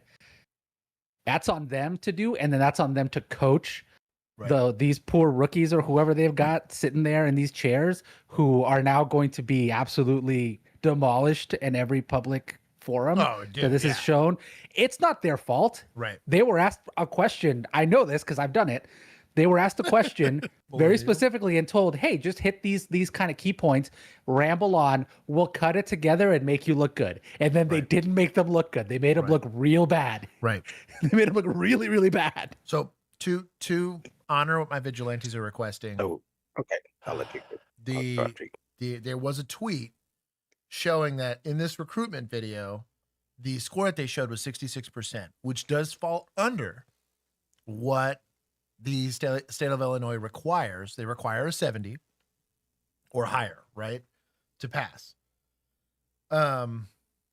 This is prompting the criticism that this reflects declining standards in police departments. Cops have always sucked at shooting. But anyways, Keith, go. Call me jaded. I'm listening. I might be a little bit just jaded, and I might be slightly. All that video told me is that we want to make sure that if you have to shoot a citizen, that you actually shoot the citizen. we'll make you better marksman. That's nothing about the fucking job. Pardon. No, I get it. Yeah. Anyway, yeah. I think so. I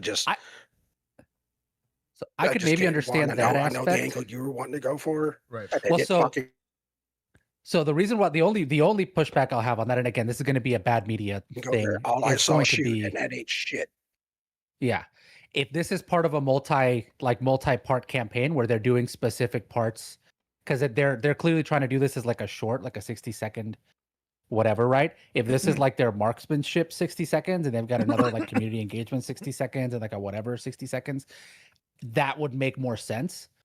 If this is their recruitment video, or if this could also just be one piece of a like 5-minute long recruitment video that they cut into a short.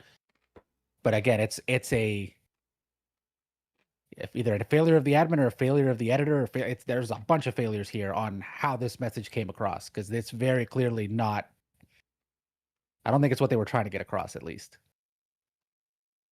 As a subject matter expert in firearms and in policing, I'm a unique crossover here. There you go. Generally speaking, everyone sucks at shooting. Everyone. Military, law enforcement, unless it is your job to shoot a gun, you're bad at it. And even for the guys, there's plenty of 11 Bravos out there. Oh, I had Marines that right in academy were already getting outshot by some people who have never touched a gun a day in their life, right? And we can go and ego our way through shooting scores and qual scores or whatever. If you ask a gym fitness what cops need to be better at, they're going to say fitness, right? If you ask, a psychologist that specializes in racism in America, what cops need to be better at, they're going to say it's racism, right? They need to be, I guess, less bad at racism. But in general, everyone's going to have a very strong opinion about what cops need to be better at. And less good at racism. Right. Less good at racism. You don't want to be less bad at racism. That makes you more better racist. So the problem I have with specifically shooting is most of the time it's not going to matter, right? 99% of the time you're going to do better than most people because you got Django said I suck at shooting. Most people, when it comes down to it, at the moment of attack, when you're going to go need to do it, some training is better than no training. I've seen the silhouette that makes some right side. Right. Generally, I know that silhouette needs to go away. The amount of money you would have to spend per recruit to get them to be what would be universally acceptable from a shooting standpoint is in the tune of hundreds of thousands of dollars. Because it's equipment, it's parts breakages. I have already broken 3 parts on the gun that I plan to carry for work. But I shoot astronomically more than the average person. It's my job. Does the taxpayer want to spend tens of thousands or hundreds of thousands of dollars more on those police officers, or get them a grappler? Or, you know what I mean? Get them a drone so they can better find somebody without having to shoot them. Or there's so many other things. Would I rather force an officer to have to do a fitness regimen for 2 hours? I was going to say, right? Cost next to nothing per officer to force them to say, hey, every day when you come into shift, I need to see that you're able to do 20 push-ups and X amount of air squats. That's all I need. Like, I'm not going to put like a super crazy high margin for it, but I can invest money to make sure that these officers are fit enough to just not die at work, not to mention be fit enough to actually do the job, right? There's so many other things and other skills that you need officers to be good at, or even to be equipped to do, right? Stop a car that's running from you. We have no skills for that. We have no equipment for that. That works, at least. You know what I mean? Like, generally. And so, like, that's kind of my biggest issue is everyone that has a very strong opinion about cops and marksmanship also hate taxes. Well, too damn bad. Because I'm going to have to damn near double the cost to make police officers better at being marksmen. And I would argue there are plenty of good cops that are good marksmen, but not all good marksmen make good cops. And it's just, I don't know. That's bad. That Venn diagram, it's fun. It's an easy thing to make fun of. I would still argue that even at our worst, law enforcement officers have a better hit ratio than the military does. So suck it, and it doesn't cost a $5,000 or $500,000 bomb to do a job that a guy does with a Glock 17. So there's my stump speech on that. Yeah. I do agree. Oh, actually, so I don't know if it's on here. I know I forget who. I think Millennial might have shared it with me, but there was a much better recruiting ad. The couple of videographers showed. You sent that it they to did me for Charleston, I think. Yeah, it was excellent. That was exactly what he was talking about, which is like the community. And yeah, I'll send it to you right now. Find it and send it. Because yeah, that showcased like exactly what you were talking about, Keith. Where it's like, no, this shows you why you would want to do this job and not just being like, hey, if you suck at shooting, you could still be a cop here. Because I'll be honest. So I'm going back to reserve, right? The 12-hour shift. So I'm going to get in a car for 12 hours, unbroken hours, and go and interact with the community, right? That's going to be going to the trailer park. That's going to be going to the car accident. That's going to be going to the domestic. That's going to be, I'm going to be doing so many things that don't require me to point a gun at somebody. And I'm real good at the gun thing. I am excellent at the gun thing, but that doesn't mean I'm going to be excellent at everything else. Here, I found it, but I'm going to watch that right now. I found the actual ad, not just the one with the guys showing the behind the scenes part. You sent it to me? Yes. There we go. Dad, this is for you. Lock in. That's a good one. Oh, I got to pull up chat again. Chat went away.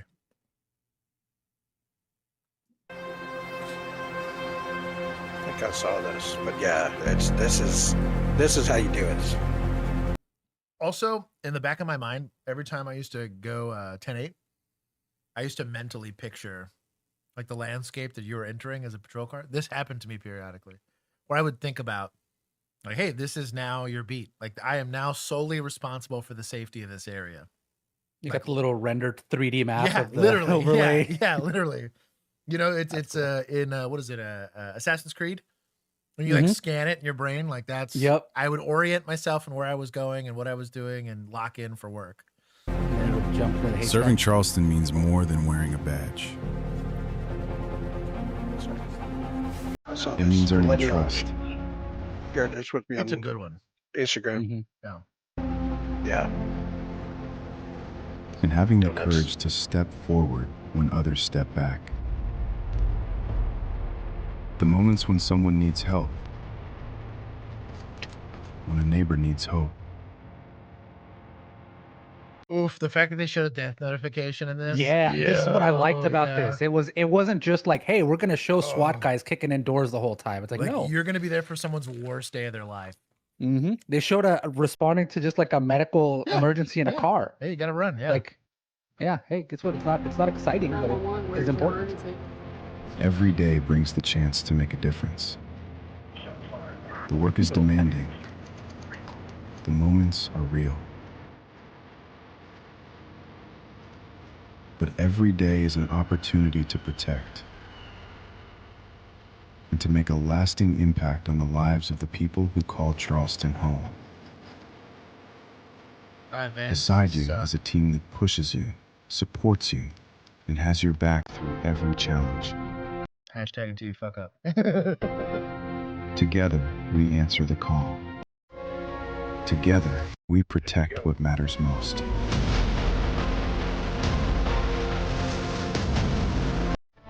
Charleston has a water unit?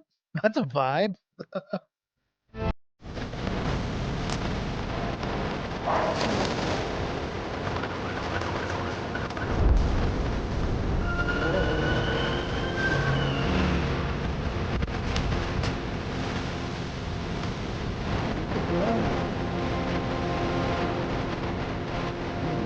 Because Charleston isn't just where we work, it's our community, our home.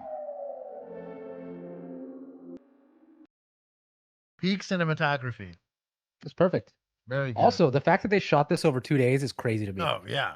Because that's a crazy amount of locations and setups that they had to do. Peak. I just realized I was not on Do Not Disturb. I was like, oh, I got messages. Hold on. Okay. Anyways. On August 22nd. Should be like. Yeah. Well, and that's more like what policing is like. Everybody else copy that shot for shot. It is. A lot of people will think back. Like when I think back, and I guess now that I'm trying to look forward, if I think back on all of the important things I ever did as a police officer, less than half of them I had a gun in my hand. If not less. It's probably like a 30% of it. The rest of it that I knew was like really important, and I'm glad I was there and like proud of what I was doing and like that I took on that responsibility. Dude, one of them, I was holding what would eventually be some wife-beaten dude, but like his kid died. And I was at ground zero for him getting that news from the doctors. It was me and him in a room. I'm literally praying with this guy. I am holding this man's hand in the middle of a waiting room. Then it's just him and I, because they have like a little area. And that'll be seared into my mind till I die. And I'm sure he feels the same way. And like, there's nothing sexy about that. Like, there's no, my qual score didn't matter. My fitness score didn't matter. Like, all of my, legal knowledge was completely, how shiny my boots were didn't matter in that moment. It was like you decided to show up for your community and you wanted to make it what you do for a living. It's important. I don't know. Keith has more of those stories than I do. But... Transformers Armed Forces ad. Transformers was indeed an armed force. It was 100%, yeah. Or was it a Top Gun? And Maverick? everything else ad. By the time, dude, Top Gun was by far the best advertising for, which is funny. It's like, I think it was the best advertising for the Air Force, even though they were technically Navy. Right. Mint said message unclear, actively becoming SWAT boy. It's forced. I'll be honest. I think the specialization of law enforcement is the best thing that ever happened to it. I think the knuckle draggers that are really good at doing the knuckle dragging, when I need that, we need that, right? Like, hey, it's your time to shine, big guy. Like a canine, you just got to let him out and go do it. The person who's going to be the best at that is not always going to be good at all the other parts of the job. That's why I'm for females being in law enforcement. It's also why I'm for diversity in thought when it comes to solving the issue. The baseline cop, I think we can all agree, has to be kind of an exceptional human being, but the specialization of specificity of tasks is a good thing. Cops, K9, special guests. I was told. You basically want to know if like the community engagement stuff you're voluntold. So like the recruitment ads and the almost always. Yeah. 100. I would argue 100% of the time you're voluntold. Any of the things that I participated in, I was told to do it. I'm sure there's people that seek it out, but Dad was lucky. He didn't have to deal with social media when he was a cop. It's not a thing. He was lucky they had typewriters and printing presses. Yeah. We had pagers. You had pagers? Did you really have a pager? We had. Was that your first radio? Was it just a pager? I had a pager. That's amazing. Yep. That's so. What a crazy world! Like no clue what you're showing up for. It was enormous. It was so big.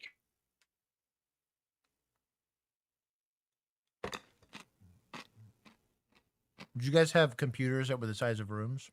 Did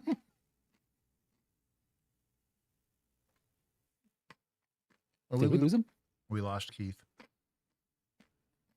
No, but we didn't have any in the cars. I think we are slowly losing Keith. But I'm still here. I heard. I think your mic's just not picking you up that well, Keith.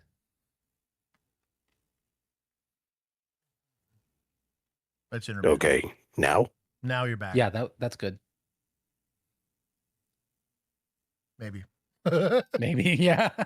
In 2025, a deputy with the Bernalillo County Sheriff's Department in New Mexico pulled into a gas station to fill up. He had no way to know that this simple act would end with 5 people in handcuffs. I just robbed a gunpoint. He stole my truck.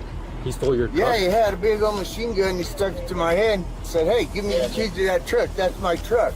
It's a Ford F-250, two-tone green and brown. There's a blue car, little blue, looks like that white Chevy right there following it. One guy with a girl, short red-haired looking girl. She's driving the blue car.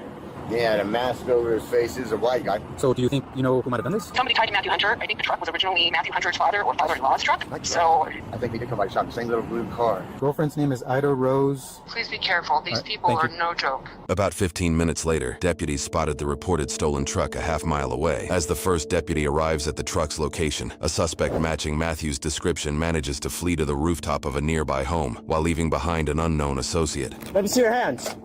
Let me see your hands. Come here.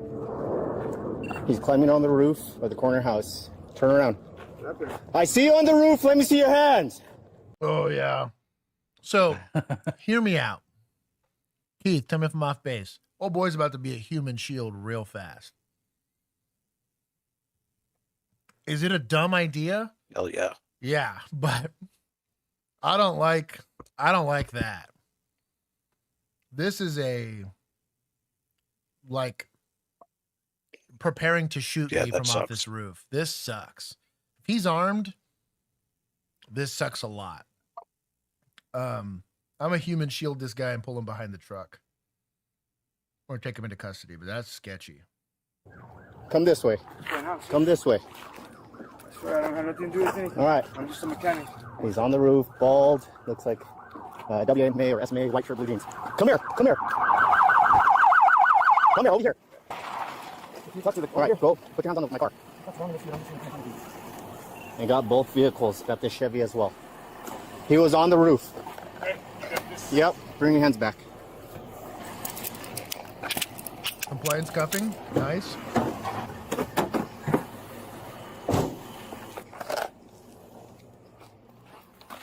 Oh. They love their two-tone cars. Dude, that's a nice F-250. There it is. He's got the rifle. Come here. Get on the ground. Get on the ground. Sheriff's office, get on the ground. Get on the ground. I'm going to be honest. He doesn't listen to me the first 2 or 3 times. He's taking that suppressor to the chest. Like, you're not shooting this guy, but we getting kicked in the dick. Like, he's getting a lot of force. You're an armed robbery suspect. I'm pointing a gun at you, telling you to stop doing something, and you are completely not listening to me. Like, doesn't matter if there's a language barrier. Me pointing a gun at you is pretty universal of, hey, stop what the hell you're doing. Get on the ground. Hey, get on the ground. No, don't. I'm gonna shoot you. I'm gonna shoot you. He's taking off. He gone. He's taking off, taking off. Get out. Get out. Sorry. 10-4 on pursuit, spike strips. Give me your ID. There it is. I don't hate this idea. He's involved. Now, whether or not you got his ID or not is one thing. But you don't want to leave that officer by himself in that pursuit. What I don't like is we're leaving the recovered vehicle here just to watch them drive away with the other one. Not a fan of that. But if you got other officers coming, I guess it's fine. But this is not yours anymore. That pursuit is his pursuit. He's going to have to figure that out. You already have somebody in custody. I'd keep him in custody. That's just me. Oh, Dad left. Yeah, he said he had to reboot his PC. Oh. He'll be back. Okay, I'll leave it. Yeah, I'll get back. Stay here. Out on the Rio Bravo or west now.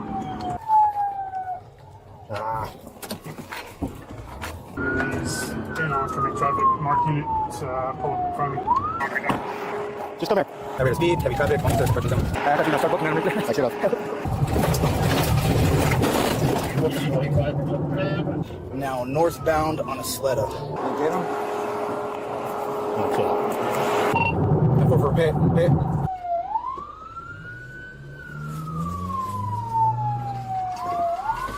front pit?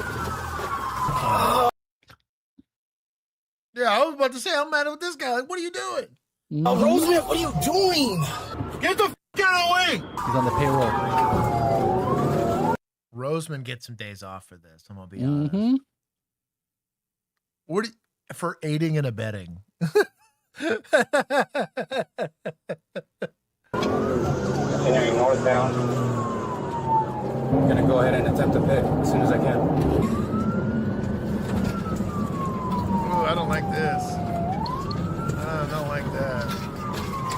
Well, did it work? Fucking results matter. Results matter. Reason I'm saying I like it more now. Empty parking lots, potentially people in them, but hey, there wasn't oncoming traffic. He made it work. Hey, better than the dude driving off and hitting somebody down the road. So there's a name and a half. No idea why K9's here. Get your fucking hands up! Get out the car! Get your K9 making himself a backstop for everybody is great. Get your fucking hands up! Yeah, this is. You're not a good That's lethal dumb. option. You're not going to help with apprehension. You're just risking the dog and yourself for fun, and you're the backstop. I hate this guy. Kind of maybe figuring it out. This guy's also going to be backstop, so that's cool. I can't see him! I don't have visual! Step out of the car now! Crossfire! Watch the crossfire! Get a 40 up! Somebody get a 40 up! Get out of the car now! He didn't have nothing in his hands. Let me see your hands! Get your hands up! Get your hands up! Hands up! Hands up! Lay down on the ground! Hey, do not do anything else! That was cooperative getting out of the vehicle. Hands up. On the ground! I can't see inside the car. Move around. Let's move around. Let's move around. Hold on, Tim. Moving around. Well, I'll tell you what. Sheriff's office is not it. Goodness gracious. This is such a shit show. That's your people. That's their people in California. K9. This is New Mexico, I think. Oh, it's that all makes more sense. Quarter points. That's anyway, quarter points. So. That is quarter points. Ugh. This is killing me. This whole thing kills me. Don't fucking move.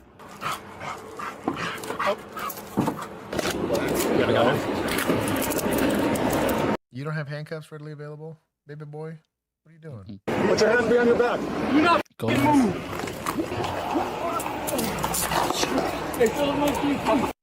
Shut up, sir. Anyone else in the car? Are we just holding lethal force over like the concrete or what? No, sir. Anyone else in the car? Excuse me, sir.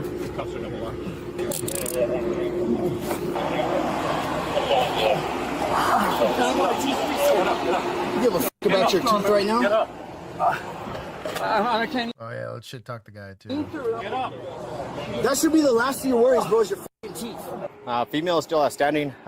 When I saw the vehicles and turned around on them, that's when this male took off. Shut the f*** up. I was scared, sir. Scared? They're gonna shoot me, sir. What did you say? Can you get my teeth? You have any guns on you, knives, weapons? They are his property. I would argue of some decent value, probably. I'm a wallet, sir. Millennial. Hey, you know how I feel about Sewell. He wants to look good in his mugshot. If you had weapons and you have brass knuckles on you, There's some quality of life stuff. He if he needs them to eat and stuff like that. Bro, if it's the weekend, he's not going to see a judge till Monday. That's what I mean. Give him his teeth. You're going to give him applesauce all weekend? I'm kind of high. The gentleman I'm talking to. Oh, Mac. Hold on. Sleepy. Show him. Texas Tato. Hell yeah. Oh, yeah. There it is. There you go. Anyways. My fave. Wow, he can still talk. It's his property. He states that there is at least one female inside by the name of an helicopter. I don't know if it's offender. On the helicopter. Oh, a lot of I don't know what that is. You don't know what that is in your pocket, man? See somebody else's pants or what? They were yours. Come on, man. I'm f***ing with you. They were, yes, sir. He hit him with the spread your legs. For shame. I just like asking him if there's someone else's pants. Him going, yes, sir, they were. And then him being like, I was messing with you, man. I respect the game. No, the boyfriend, Ramon. How old's that? How old is that? I think she's in her 40s. 40s? Yeah. All right. Do me a favor. Come just stand over here for me, boss. I know I'm asking a lot for you. There's a lot going on. It's a little chaotic. That's him. Sarge, long gun, driver's seat. Okay. I think maybe he was trying to load something. I don't know. You almost killed a lot of people, dude. Dude, they said they're going to kill me. Somebody gave me a gun to my face. Then. Yeah, so then you just you drive into oncoming lanes, put a bunch of people in danger. I did, sir. Because you're high. Take a seat. Yes, sir. Is there Can I get my teeth, sir? No, take a seat. No, you cannot. Put your feet up. I need my teeth that you eat, sir. Okay, well, you're not eating right now, right? No, but I have to. Shut up. You almost killed a bunch of people. Put your feet up. Bro, he's all feelings. Blind Pingu, I'm pinna shaming you for that one. I know what you meant. Said I'd hate to be the guy with dentures going to jail. Yo, chill. Chill. He's not wrong, though. Not wrong at all, but sus either way. Sus either way. Shut up. Put your feet in. I was asking my Shut up already. I'm good. They said they're going to kill me. Can the government restrict your speech? Generally, no. That's called the First Amendment. You guys either stupid or can I have something to come out to get his car? What's he trying to do? We believe the female is there. It seems like she's also facing charges. Once all units get here, we set up, we'll start the case. Sheriff's Office, occupants 0 Wallace, southeast. You need to exit the front door with your hands up, open and empty, and follow the orders of the nearest deputy.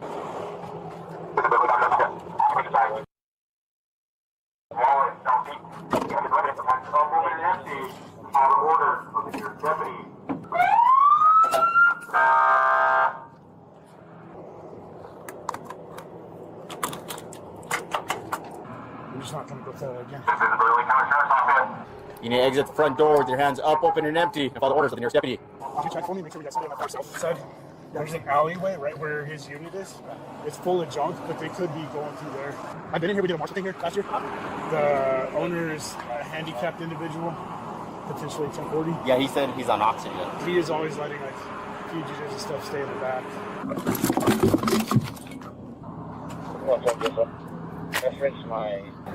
Come here. What's your name? Okay, come here. Keep your hands up. Walking deathmatch.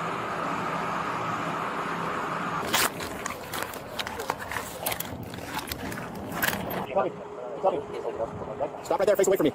Drop your cigarette and your lighter. Keep walking backwards. Put your hands behind your back. Right now you're just detained, you're not under arrest, you understand that? My husband's in there, he's partially deaf. Yes, yes. Who else is in there? Just him? Okay. Somebody's yelling. You hear it? Hey, do you hear that? Somebody jumped back up. Yep. We're just trying to get rid of all this garbage around here. All right. People. Hang tight, okay? Hey, G, you moving? Pushing with you, pushing with you. I got house. And gloves or glasses. Berlin County Sheriff's Office. Walk to the sound of my voice with your hands up, open and empty. Do it now. We know you're in the backyard by the RV.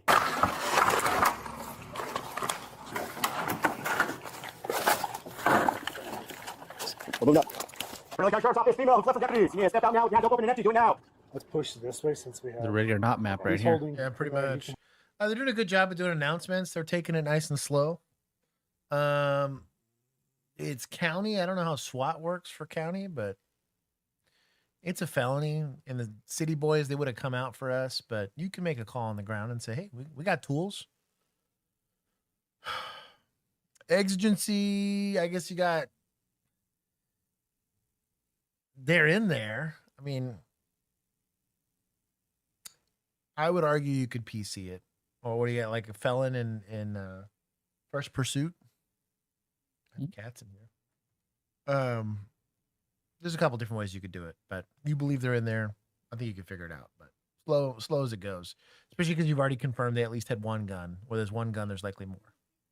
Hold that. There's an open room right there. So it's pink hair? Oh.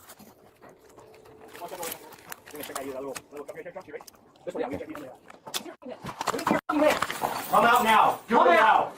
Crawl out. Crawl out.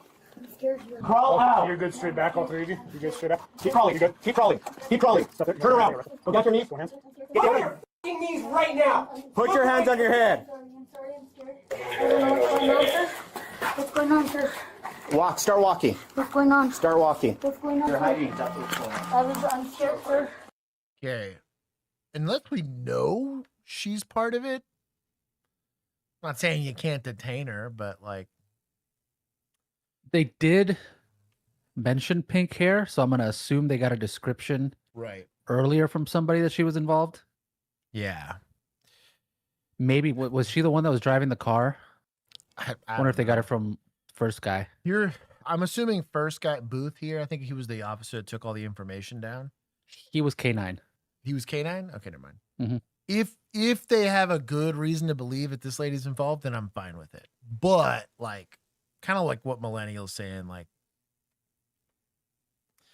there's a lot for patrol to be doing on an armed robbery suspect. Like, it's a felony. Like, SWAT boys will come out for this, you know? And mostly just because, like, what's your hurry? It's not a hostage situation. They're not actively harming other people. They're barricaded at this point. Like, why push the envelope from a tactic standpoint? Now, the time on call people are going to say, screw it, just get it over with. In that case, I get it. But maybe it was getting close to election season, so sheriff wanted some big meth arrests. Yeah, maybe. Let's check this out. Trophy man said it was on the radio about the pink hair. Gotcha. Hey, show me your hands. There's another one right here. Show me your hands now.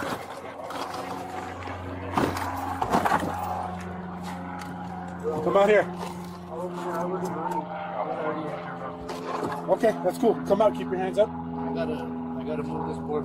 Okay, you can pick it up from the top. Who else is in there with you? Nobody.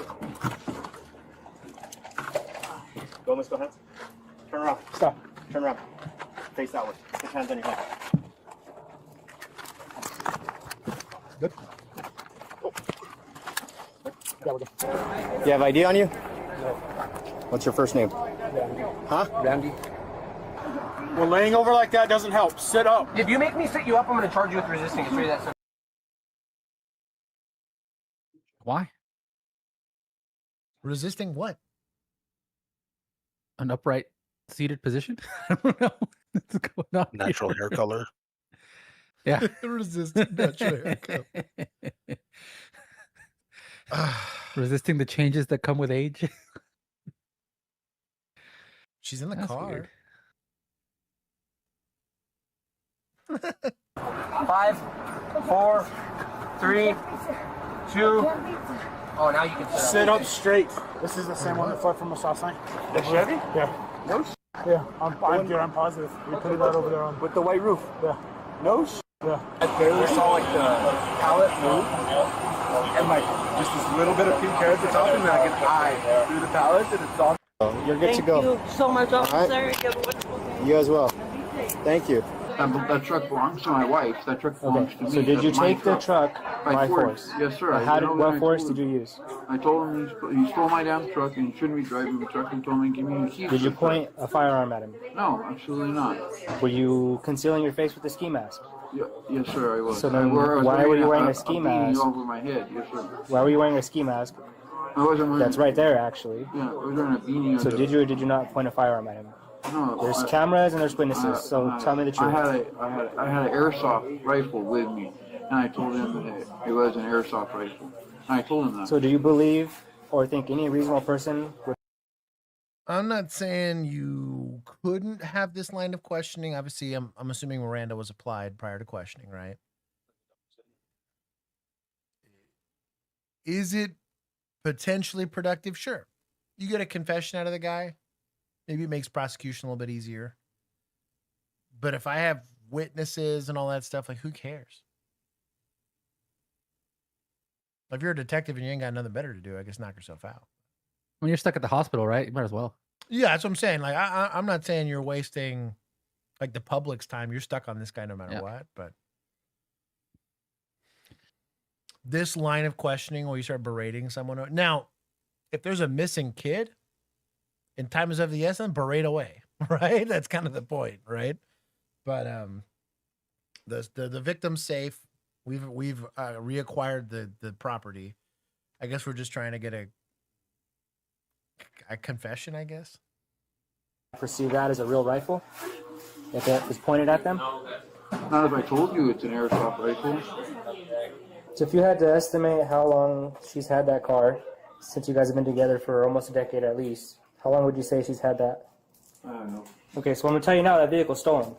So unless you don't want her to face any more charges, I suggest you start telling me some more truth. You're not allowed to possess a firearm, right? Yes, sir. I didn't have a firearm, sir. I had an assault rifle. It was airsoft style, sir, in my vehicle. At the end of the thing, I told her, don't you feel stupid? This is an airsoft, right? And I pulled the trigger and it said, poof. It blows air. You know what I mean? And not illegal. I thought he was. Unless it's a term of his parole. He can't have like a firearm looking. Yeah. Yeah, because but dude, parole, they could put whatever the hell they want. But even as a private person, you're not gonna have a problem with airsoft. The pointing it at the guy. Oh yeah. Even if you told him it's airsoft and then showed him it's airsoft, that's it's still robbery all day long. A reasonable person would see that and believe that they would be in reasonable fear of serious bodily injury.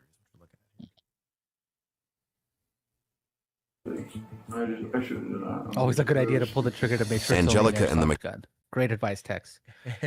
Air assault rifle. I like that one. Mechanic were released on scene without charges. However, Randy, the final person to be handcuffed, was charged 2 months later with felony possession of a controlled substance, and a warrant was ordered a month after his charges were filed for failure to appear in court. Multiple other warrants have been issued since then, the most recent on July 10th, 2026, and there is a no bond hold currently ordered by the judge. His case is ongoing, and he is innocent unless proven guilty in a court of law. According to the incident report, Ida Rose, the fourth person to be cuffed, insisted that she had no knowledge of her husband Matthew's plans to steal the truck and pleaded with him not to. Investigators later learned that she consumed an unknown amount of fentanyl powder and she was transported to the hospital So glad we yelled at this lady to sit up. for evaluation, where she made a full recovery. She was not immediately charged with any crimes. However, in November 2025, she was charged with receiving or transferring a stolen motor vehicle and resisting, evading, or obstructing an officer. Those charges were dismissed in May 2026 after the state failed to properly complete discovery. Because they were dismissed without prejudice, Idaros may be charged again for those alleged crimes. 41-year-old Matthew Hunter was on probation for possessing a firearm as a convicted felon earlier in 2025. A search warrant was completed on the blue SUV where his airsoft rifle was found, loaded with real 5.56 ammunition. Well, it's not an airsoft gun then. Well,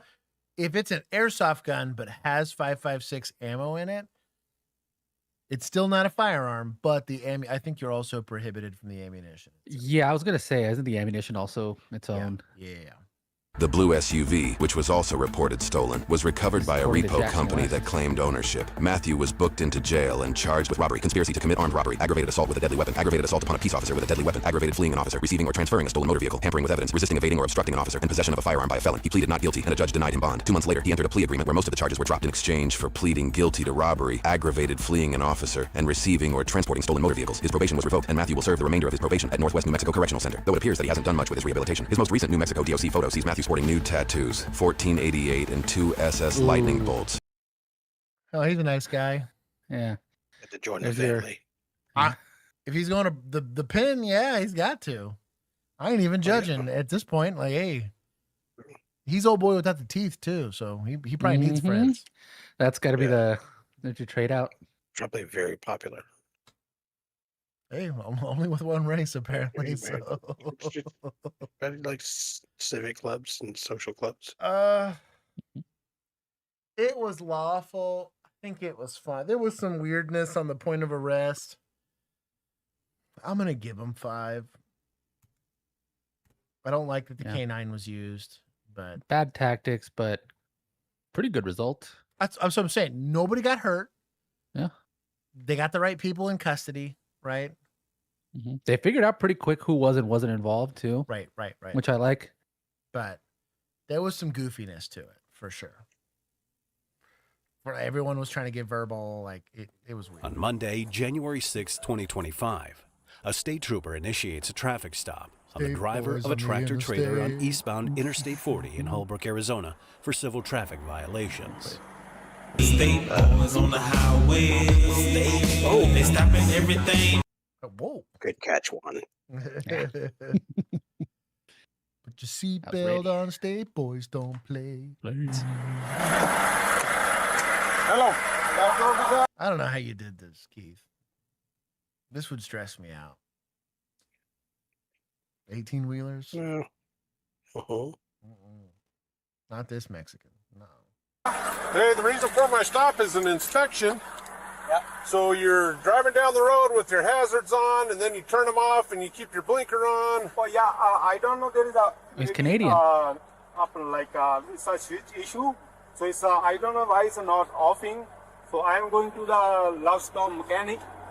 Well, you pass the LUVs, and you just pass the TA. There is a one What are we? Not even a whole minute into this traffic stop, and he's like, "Look, I'm not trying to be an asshole, but your story's not adding up."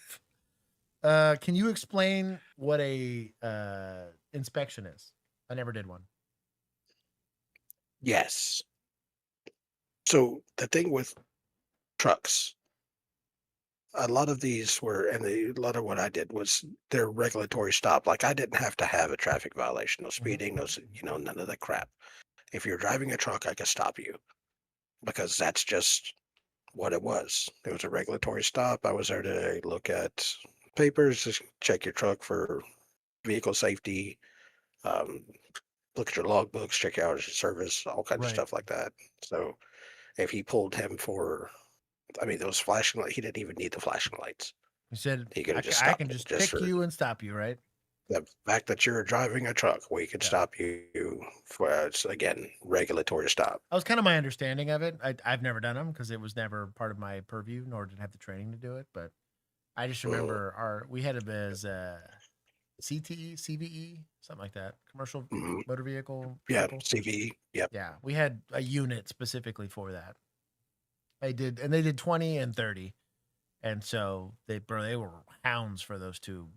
I had 30 that went through my beat, so every once in a while I'd back them for stuff, but yeah, most of it's pretty uneventful. I'll bet you pretty high he's either shoeless or he's wearing flip flops. Do the poll. I'm doing the poll right now. Yeah, most drivers, especially some of the ones not from the States, but a lot of them in the States too. They wear flip flops to drive those things, or they drive them barefoot. And that just pisses me off. Yeah, that's dangerous. Indian mechanic. Okay. So he said, Isn't that illegal in some states? Okay. To drive shoeless? Yeah. Yeah. Well, even driving shoeless is illegal in all states, I believe. I thought driving with flip flops was illegal in some states too, because they could slide off your foot and At least in Texas, it was barefoot. Yeah, I don't think it's in many states, but yeah, women would not drive if they couldn't drive with sandals or flip flops. Well, that's their choice of foot. No, especially during the I'm summer, with you. Yeah. So, ma'am, are those flats? I'm gonna need you to step out of this car. I guess it's just like if it does interfere with your driving, then it's like a reckless driving. Let me get your driver's license and registration information. It's on, it's not getting off. Is it just you? Do you have a co-driver? No. Just you. Team driving.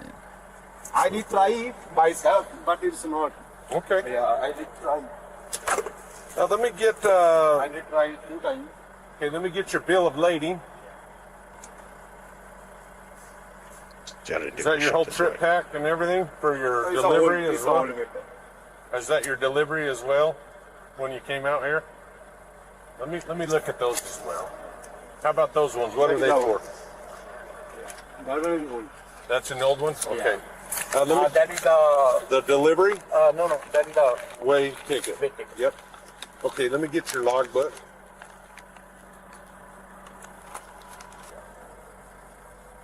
Dude, when I used to have to do DWIs with 18-wheelers, They'd be like they'd be involved in the accident. I would just take pictures of all of it with my city cell because I had no idea what I needed for the crash. I was like, I know I need the DOT.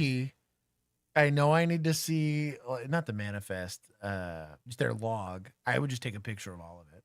I ended up not needing like 90% of it, but I would just take a bunch of pictures because the stupid like crash report would ask for like some crazy specific. What's the total weight and the weight of it unladen and all this dumb shit. They used to ask for all that crap. I hated crashes. Yeah, he's wearing shoes. Get wrecked. Oh, look at that. Sneakers, you racist.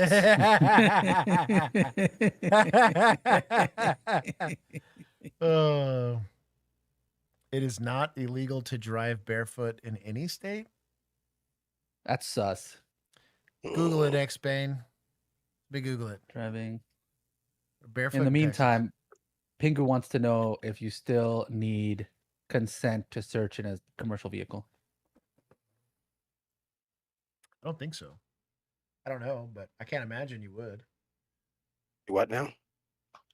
What was the question? Can you just search a commercial vehicle if you feel like it, or do you need consent or a warrant or probable cause or any of that fancy stuff? So this is going to be one of the most niche things you've ever heard.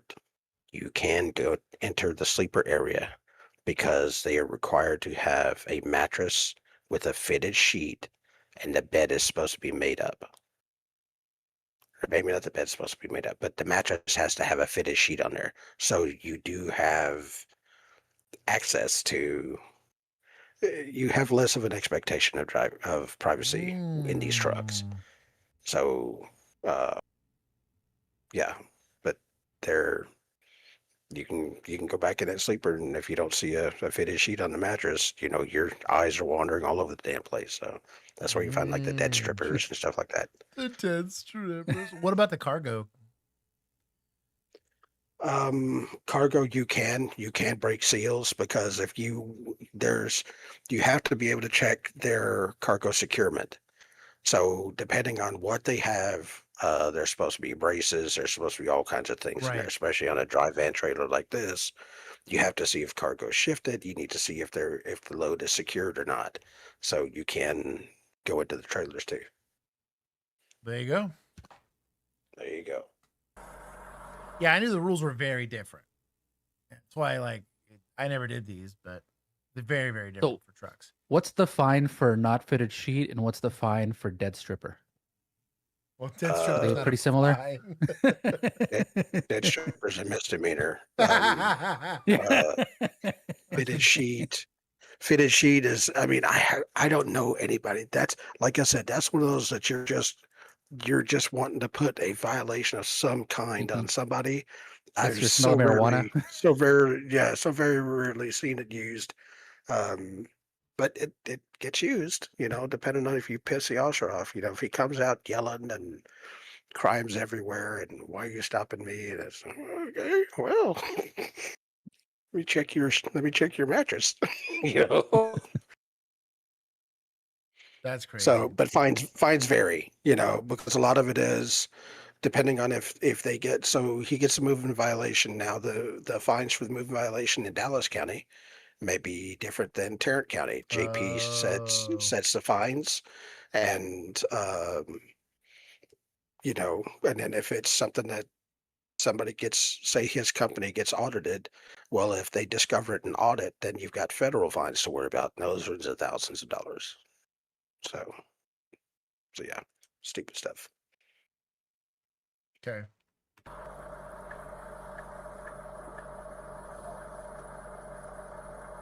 If you want, have a seat in my passenger seat. My company called to Loves. He said we have a 4-hour waiting. Okay. So my company said, okay, you can go to like a small shop. They were 2 times and cheaper money. Okay. Yeah. Because love mechanics pay like a minimum hour, 3-hour charges. If your job done within 10 minutes, they charge 3 hours. Okay. The cop finds out that the driver was systematically cheating on the electronic logging device to hide real driving time and bypass federal hours of service rules. These rules limit how many hours a trucker can drive per day, typically 11 hours driving within a 14-hour on-duty window to prevent fatigue. Let me show you on your logbook right here. See this? This is on the 2nd. It was never illegal in Texas to drive barefoot. Wow, it's so crazy. I never enforced it, but thank God.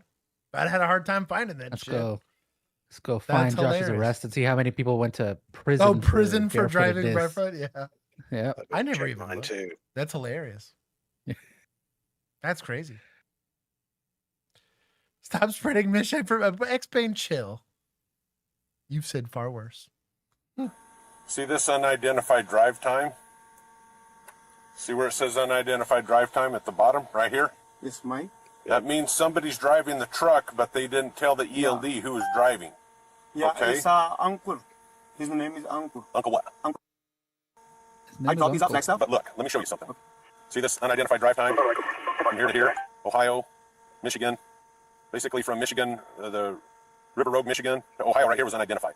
Even into New York. Teleported. But the thing is you're... Yep. Teleported. Does Uncle have a commercial driver's license?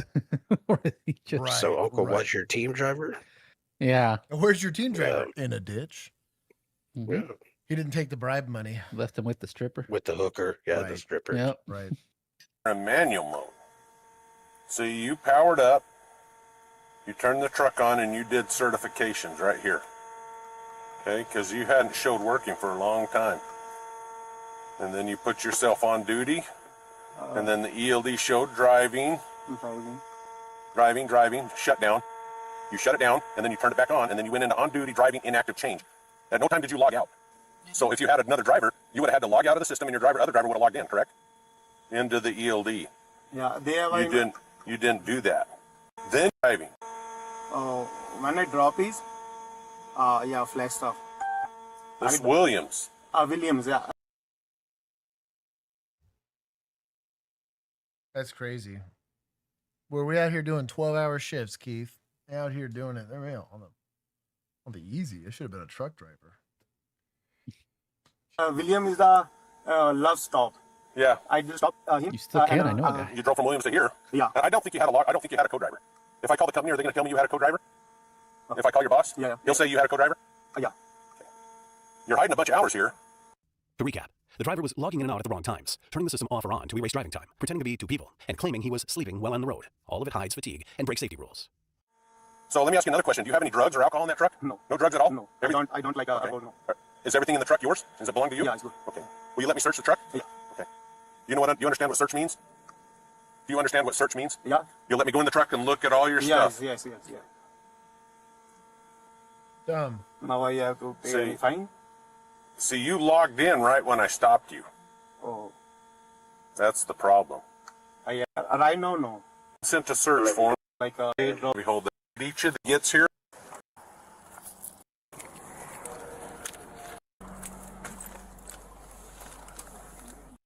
Hey, he's got the sheet. You got the fitted sheet on, baby. Let's go. We got nothing. Let him go. Free my boy. He was wearing shoes. The most innocent man there has ever been.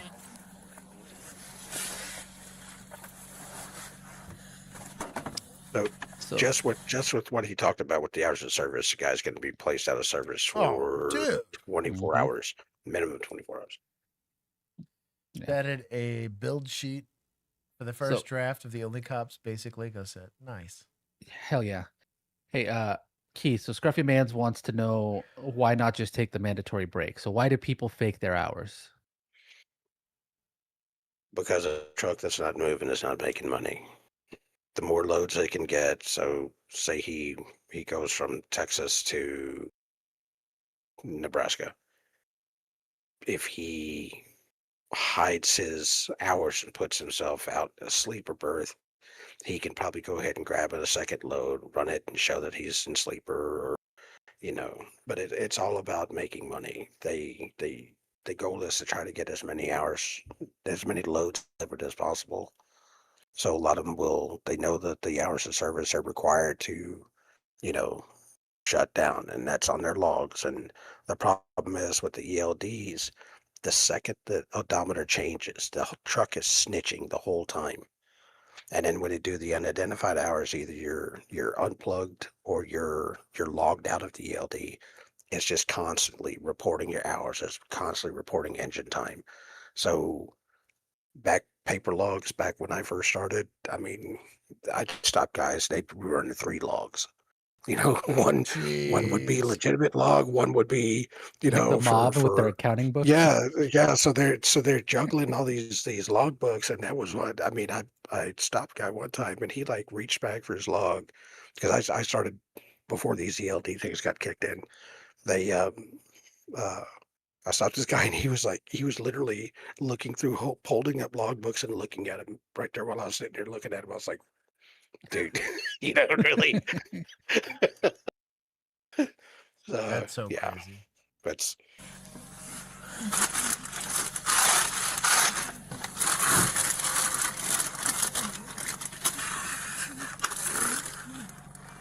oh boy.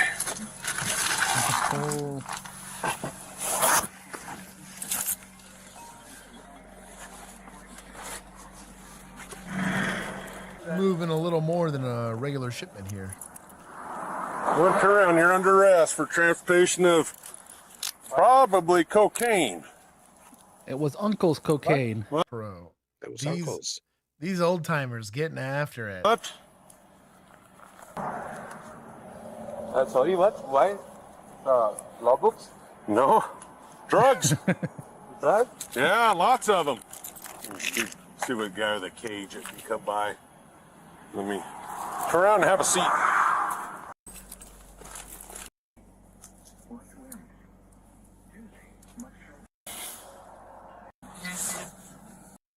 want to see the drugs. Even branded? That's crazy. There's no way. Hang on. I'm going to look that up because that looks like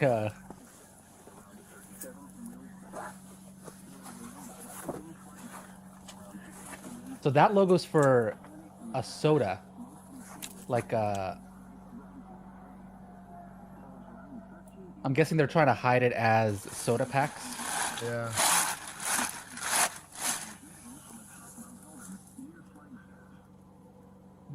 Yeah, it's just like a cola drink brand. Of cocaine in the back. Brand. They are the official sponsor of the Colombian national team. Land Rover? Stashed under the sleeper, the final search revealed even more boxes of cocaine in the back of the trailer. 555 pounds in total. That's so funny to just... 500 pounds? That's crazy. It is incredibly funny to just put like a printed out label of a random company on it as if that's gonna help. I wonder if it's like that code probably designated where it's going to be delivered. Where it's supposed to go. Okay, that makes more sense. Oh man, that is a lot of drugs. Further investigation revealed the drugs were being smuggled from the cities of Salinas and Los Angeles, California, to Canada. The driver was booked into the county jail on charges of possession and transportation of narcotic drugs for sale. The estimated street value of the cocaine seized is $22 million. Nice. He didn't make it that long in prison. Bro, you know what's crazy? He was probably getting paid pretty well to move almost 600 pounds of cocaine, right? But he's still faking his logs. That's what I mean, dude. Like, why? Oh, man. I'll be honest. Why not just do it in a U-Haul? Where you're not going to be like shook down and stuff. Yeah. Well, it's probably because it's probably arriving at a port, so they need something that can get it from a port. I guess you're right, but if it's coming from LA, it's probably coming from. Bro, that's what they caught. Long Beach. Well, and there's a chance that he may not know what was in there. That's true. He doesn't load the truck. That's true. He shows up and says, you're here to pick up 2 pallets of this. and it's wrapped. It's saran wrapped. I mean, you don't know what's in the pallets. You've got the bill of lading. That's all you can do. So 550 pounds of Colombian Coca-Cola to go to Canada. Jeez. There you go. Yeah, I very gave thirsty. They love it up there. points to troopers there. That's a good hit. That's a good pop. There you go. That's crazy. I've probably never been around that much drugs collectively in my life.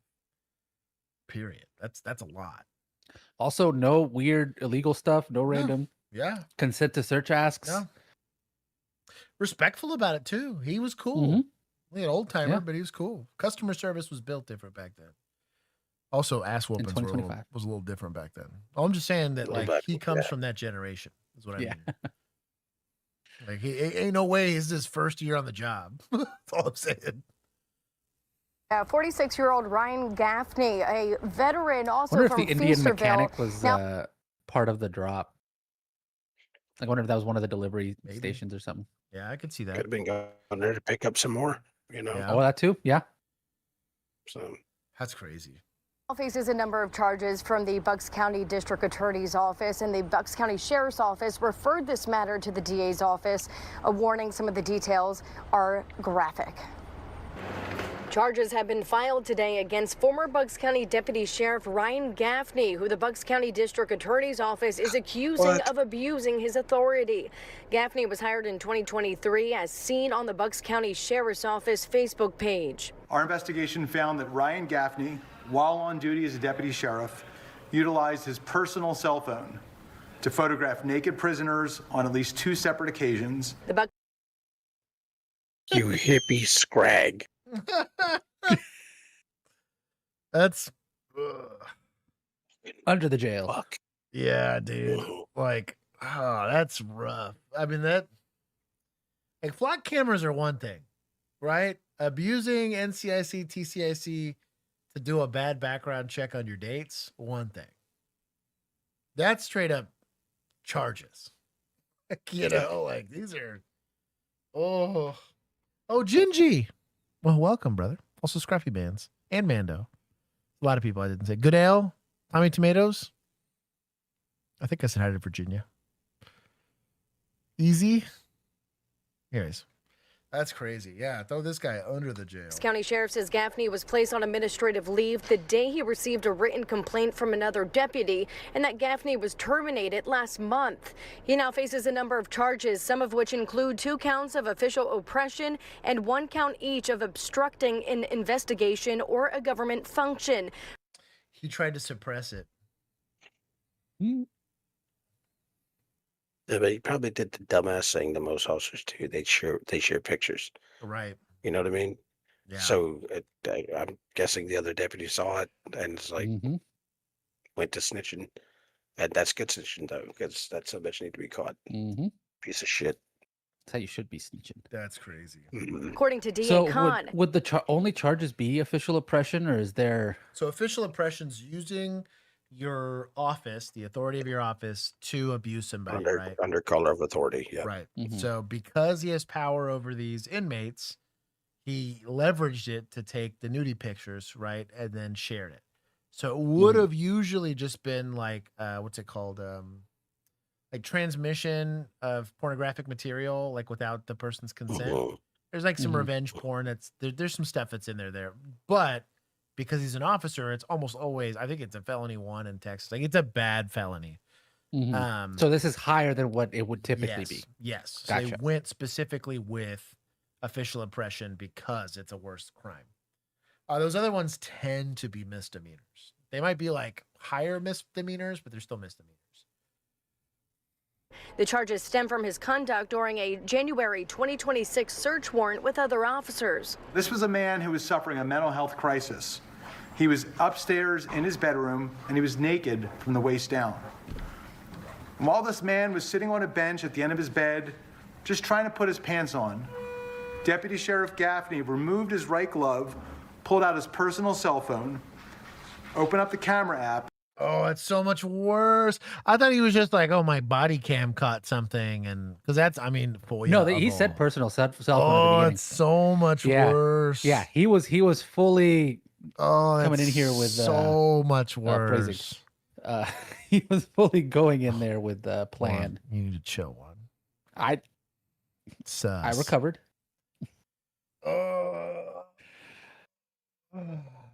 Yeah, it's a lot worse. And point the lens right at the man. Other deputies' body cameras captured the moments as Gaffney covered his camera, according to the DA. In this building at the Bucks County Criminal Justice Center, Mr. Gaffney showed that photograph of this man's genitals to female employees in the office in jest, according to the criminal complaint. The DA says county detectives also discovered this wasn't the first time and that a similar photo exists from December 2024. Bucks County Sheriff Danny Seisler says the following quote, former Deputy Gaffney's conduct was beyond unacceptable and not in any way representative of the highly professional deputies who serve this county with integrity every day. I commend the Bucks County detectives for their excellent investigative work in this matter. Give him a small clap. Give him a round of applause. Good administrator doing a good job here. Yay. Don't let the misconduct of one peace officer color the rest of your agency. It is okay to throw that person under the bus for their misconduct. They placed themselves there. All you got to do is step on the accelerator. You know what's great about a bus? It's got enough seats for all the rest of your officers to be in. That's what I mean. I'm going to still take some. I'm only going to take 10 because I don't want to punish deputies for the conduct of one. I'm going to give, however, a lot of points to administrators for quickly taking this on. Would we take it from corrections? Oh, bro, where's Juan? Juan's doing good today. I want my pound of flesh. Let's see, corrections. They're corrections. left or right. Yeah. Well, you know what? We're going to take a lot, screw 'em. Being sussy. Yeah, that was... That's a problem.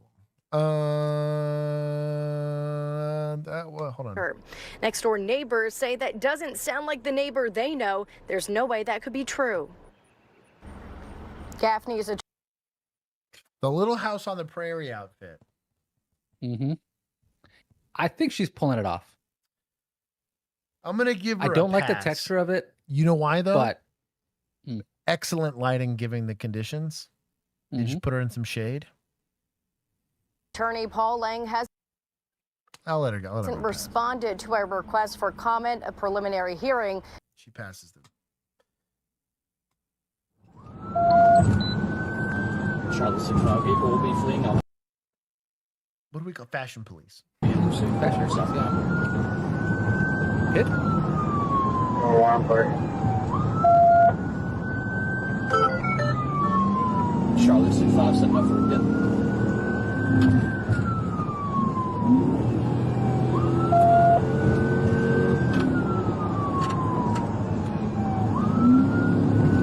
Charlotte 65 unable to clear right now, too much traffic.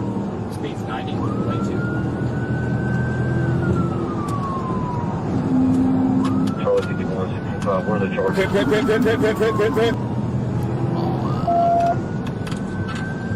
Come on, man. Charlotte 65 is going to be in 83. It's going to be an 83.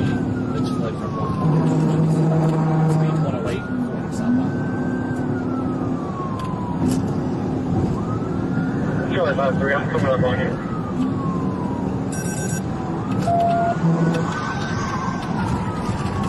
Got him, Charlie 65. Bro, that's probably rolled over. Good hit, crashed into the wall. Charlie 65 by the wall. Oh, wow. Oh, bro, what car is this? Commercial. Is it like a Kia? Ford? It's a Chevy. It's like it's Kia or Chevy. I think it's Kia.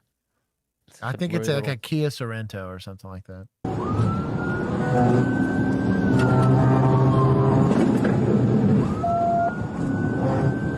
Charlie 65 gets people himself. Jump in the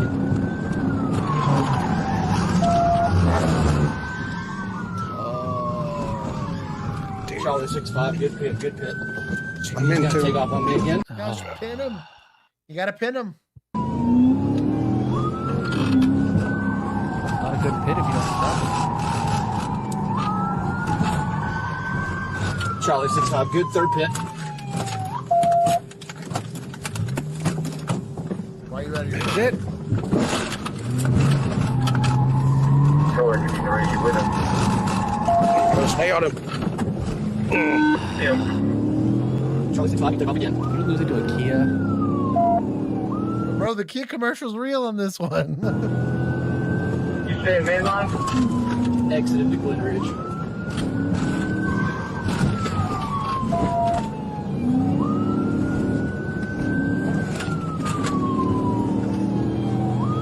Southbound.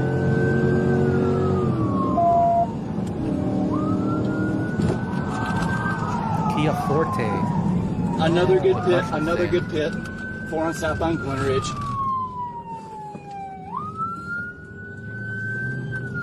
Watch him pop out on the right. I believe here. he's going to be done now. Nope, he's still gone.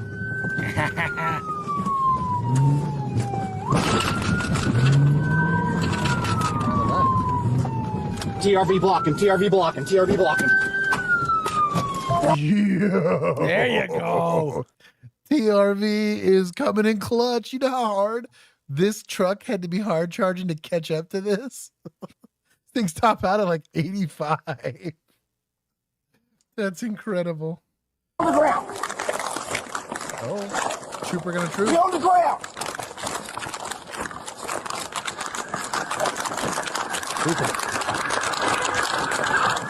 Get on the ground. Get on the ground.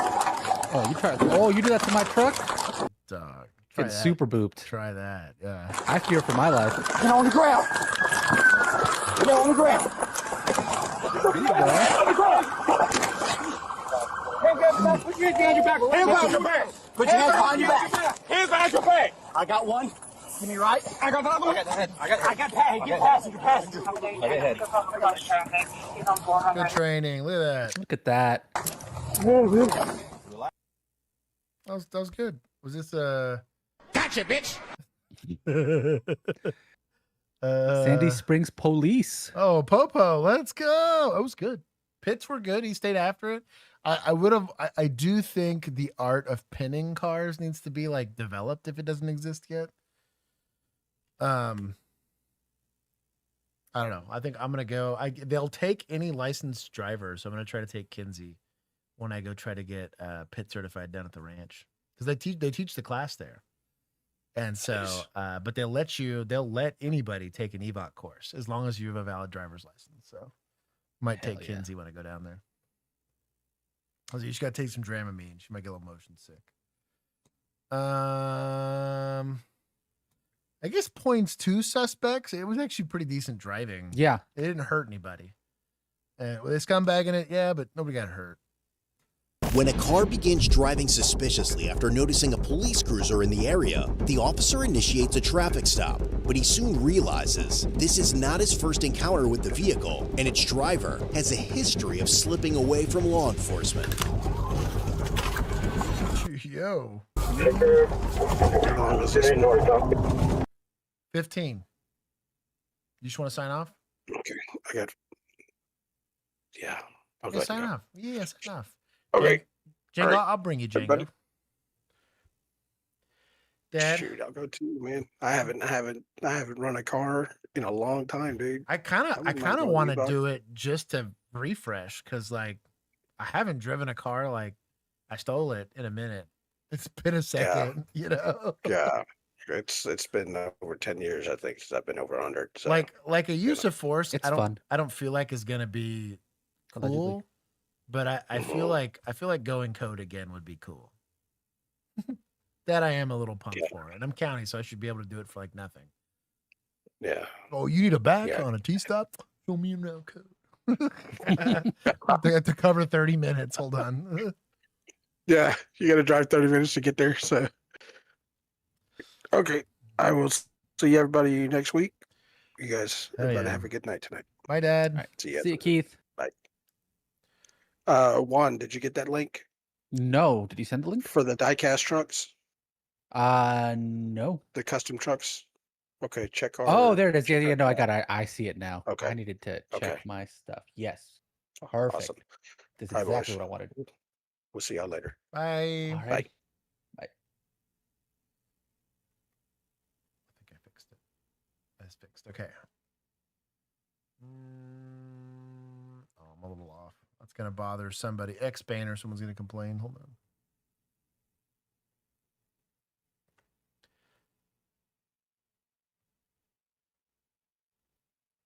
There we go. Got it. Okay. 045, climbing. Oh! 1050, 1050, 1050. Around 7 p.m. on the evening of January 5th, 2026. Okay, hold on. I'm going to lock in. I got to tinkle real quick. Promise it's actually tinkling. One, tell them about upcoming episodes that we have. All right. So upcoming episodes that we have are going to be, we've got one where Josh teaches us how to make sure that your bite dog is trained to go fully through the muscle. Because a lot of times they'll bite down, but they won't really like pincer down. You really want to make sure they can bite through the legs so that the suspect can no longer run. It's not great if they could just get back up and like work through the pain because they're on a lot of adrenaline. So you really want to make sure that like the calf is gone, right? So that's one of them. We're going to do emergency vehicle stoppage. So for when, ambulances get stolen or cop cars get stolen, basically how to rig your vehicle with an IED so that you can remotely detonate that and have the suspect go away. That's number 2. Third episode is going to be differentiating the tastes of different drugs. So obviously you know that you can smell marijuana, but do you know how it tastes? You don't. So you're going to want to be able to differentiate, is the cocaine a little smokier? You might be able to tell what region it's coming from. So it helps with your investigation. You can find out, you can track a little bit better where it's coming from. Like the guy that we saw earlier, I bet if they went and did a little taster, they would have been able to tell that it was, coming from California and walking all the way through. And then, we also have like an on-call one. And we did, I still have a Simpsons one that I've been, I still need to edit from back when Bill was out. So, yeah, that's the episodes we have coming up. There it is. And welcome back, Josh. I'm back. A police officer notices this silver Chevrolet Malibu at an intersection in Wauwatosa, Wisconsin, making a series of unusual turns and driving in circles, leading him to... More importantly, he is stopped past the, like in the crosswalk, which is a misdemeanor in your presence. Suspect the occupants are trying to evade him. But as he initiates a traffic stop, he soon realizes there is far more going on with the driver than he initially suspected. 24981. We're going. I think he's taking off. Location? Yeah, I'll be in pursuit. Adam Zebra Henry, 3811, eastbound. Capital from 88, it's a Chevy Malibu, wanted for suspicious activity. Suspicious activity? You go ahead and terminate that pursuit and give me a phone call. Like, bro, at least have a misdemeanor, homie. Was he in the wrong part of the shade chart for you? What do you mean? It was a Malibu. If he committed a moving violation, you have reasonable suspicion for a detention. He runs from you at that point. It's a policy thing. Miss me with that. 240.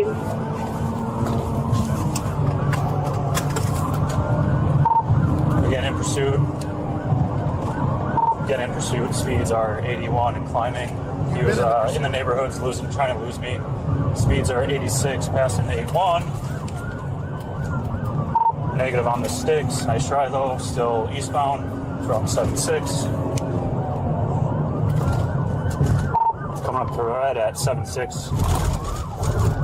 Going through the gas station, southbound to the gas station lot. Southbound 76 from Capitol.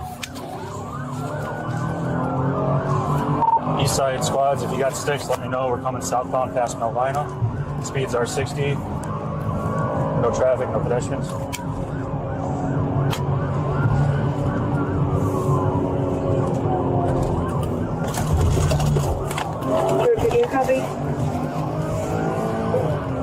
The driver is 19-year-old Damien, and when the officer runs a records check, he learns that Damien's license has been suspended. But as the... No, he did not learn that while driving. There's no way he did a license check while driving. Teen makes desperate attempts to evade the stop. The officer soon realizes there is another reason, far more significant than the suspended license, behind his desperate attempt to get away. Southbound 76 from Lisbon, while the police in pursuit of a Chevy Malibu, wanted for suspicious circumstances. Approaching Burleigh, eastbound Burleigh.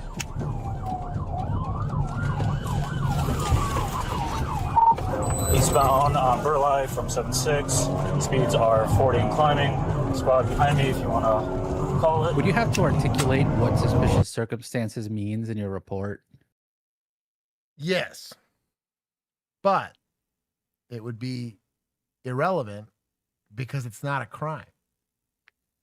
So, like, that's my I have beef. reasonable suspicion of suspiciousness. So here's where something being suspicious is going to give you some authority, and it's gonna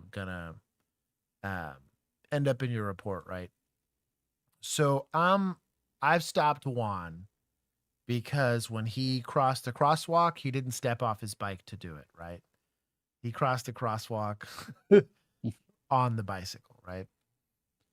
And while I was talking to him, he kept grabbing at his bag. He's got like a little front bag, right? Like a fanny pack.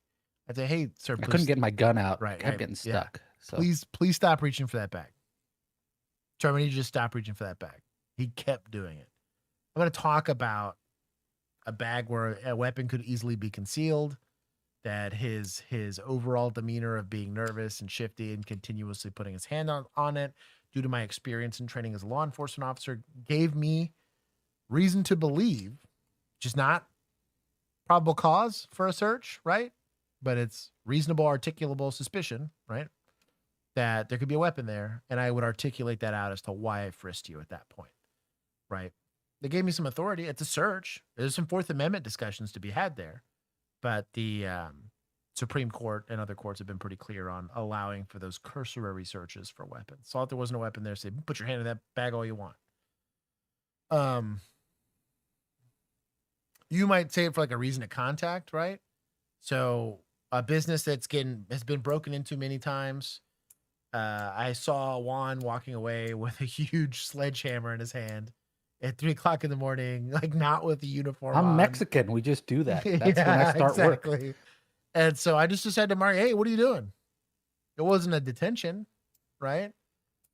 It wasn't a detention until like I look back there and I see a broken window. And I'm like, oh, okay. Like, well, you probably smashed I'm it. fixing the window. Right. With my hammer. With my hammer. So that's what I mean. That's how Fix It Felix does it. Yeah. So this would be done over the radio at where I come from.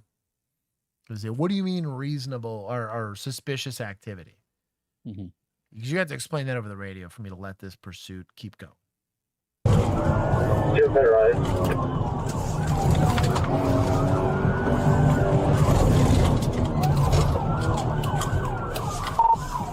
We are slowing for the red here at Appleton. We've got some blocks on us.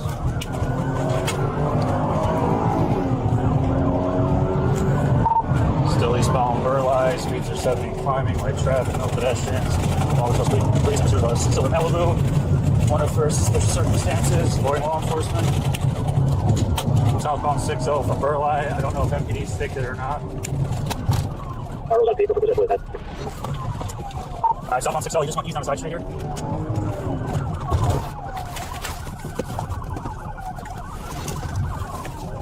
Dispatch, can I get the side street I'm on right now? Southbound 58 Chambers. Where are you chasing now? I may have lost eyes on 58 Chambers area. On Locust, southbound 2 blocks from 57. 56, southbound 56 from Locust. What's the address? 56 through the stop sign, 1 south from Locust. Continuing southbound 56. I'll get you a street here quick. You don't center. Center from 55.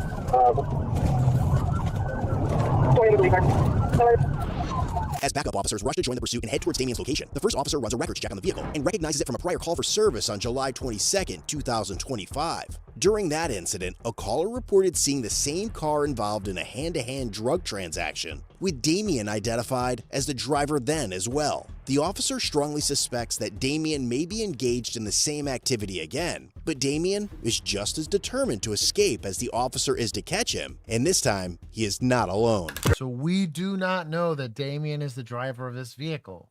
We don't know if it's not some old 85-year-old lady. We don't know.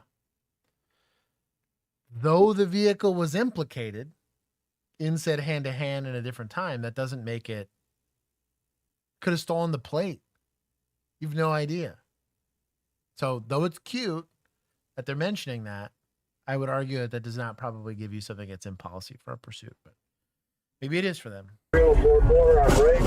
Is a hand-to-hand outside your presence a thing you would be caring about? No. Okay. So a hand-to-hand, and Django brought up a very good point. Could be Pokemon cards. Could be some elote. I saw a sword one time. Yeah, it happens. You go to the Ren Fair, you're watching nothing but hand-to-hands. Oh no, this was in a neighborhood in your beat. Oh, that's hilarious.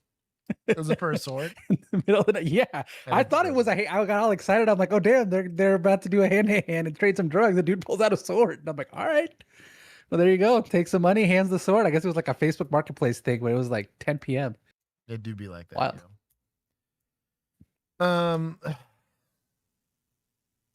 Are hand-to-hand transactions illegal? No. You're allowed to sell property to other individuals as long as what you're selling is not prohibited and whatever. How do you figure that out? Sometimes if it's food, it's the FDA. You know, sometimes if it's guns, it's the ATF. You know, but generally, if you're not a regulatory agency, you don't care whether or not they have a permit or whatever. It's a misdemeanor. And not even that. It's going to be like a city ordinance violation at best. You know, maybe the county has some requirements on selling goods and services, but I only tend to care as law enforcement if I believe it's a drug transaction. And even then, they're pretty hard to develop. I would have to say I have history of the apartment that they're in front of being a drug house. I watched the hand-to-hand go down. And you know what I still did? I still found a traffic violation to pull him over for, because then I had reasonable articulable suspicion. And I worked based off of that so it wouldn't be fruit of the poisonous tree. And all of his hard work and risk, it wasn't for nothing. It's lazy policing, in my opinion. There's two occupants. Because like now he could say evading in a vehicle and blowing stop signs and reckless driving. So many other things you could say that would make this like pursuit more reasonable and have legal standing. But the initial one was he's evading me or driving suspiciously. Like, I don't know. Eluding was a thing in Texas, but I never used it. For like you intention the second you see cops, like unprovoked flight, but in a car. But I never used that because I didn't like the legal gray area it was. Males, it appears. South on Sherman, from right. I'm right on them. Speeds are 30, climbing. Traffic light. The driver has a medium afro and gray sweatshirt windows. We're going to be Brewer Boulevard, passing the middle park. Where the fuck? We're going to be Brewer Boulevard, come up to National.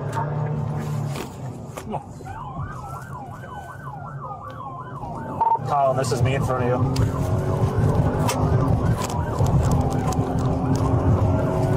Do you want to take it or do you want me to continue? You got it. You're doing great. Going to be turning around here.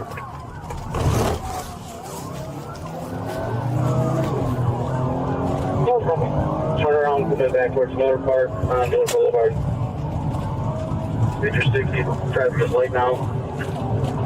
As the officer finally catches up with Damien, a record check reveals that he has an active Milwaukee County case for bail jumping and carrying a concealed weapon. We again do not know that this is the driver of the vehicle. I'm not saying you're not looking this stuff up, especially if you're dispatch.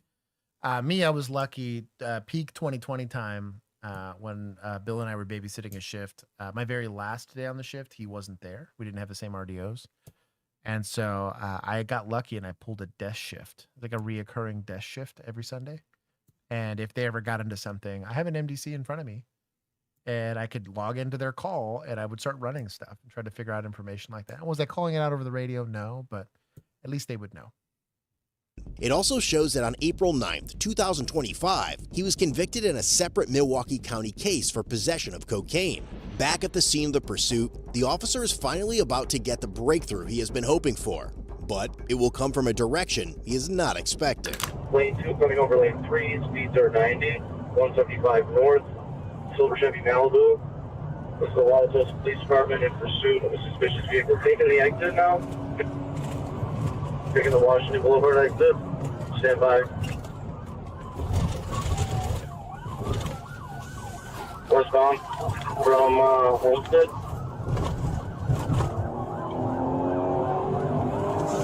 Northbound on 47. Wrong lanes of traffic. It's a wrong. To be in the wrong lane of traffic. Will correct. There is no traffic here. No traffic. It's a one-way. Running eastbound on Lloyd from 47. It's a one-way. Why is that stop sign facing this way? So they're going the correct way for the one way, and I guess they both got confused. I think. 7, coming up to 46. We're going to be going north on 46 from Lloyd. Streets are 40 climbing through the stop sign, continuing northbound.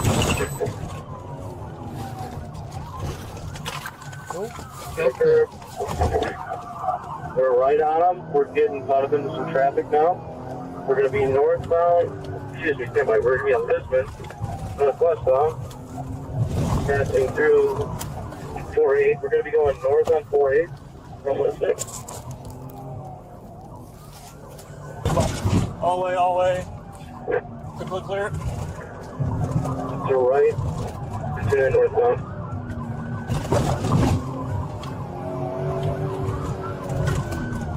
Quickly clear. Speeds are 33, climbing. Great radio traffic.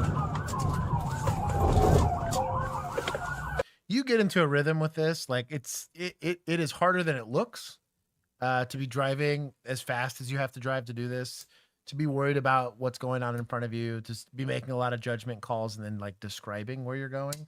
It's also like the whole north, south, east, and west thing can get kind of complicated, especially at night, you know? Typically I would use a freeway, like whatever the major highway is close to me. And if I knew like for us, like I-30 was a east to west. So if I was north of it, I had like a point of reference that as long as I knew if I was driving away from it, I'm going north. If I'm driving towards it, I'm going south. And then if it's to my left, I am going west. If it's to my right, I'm going east. Like that was an easy way to kind of remember it. Cause you're not going to get the sun. And while you're driving like this, you're not going to see stars. You don't have time to figure that out.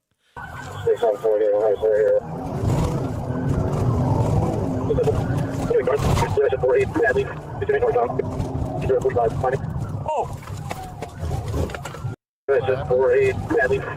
Continuing northbound. 45, climbing. Oh! 1050, 1050, 1050. Where?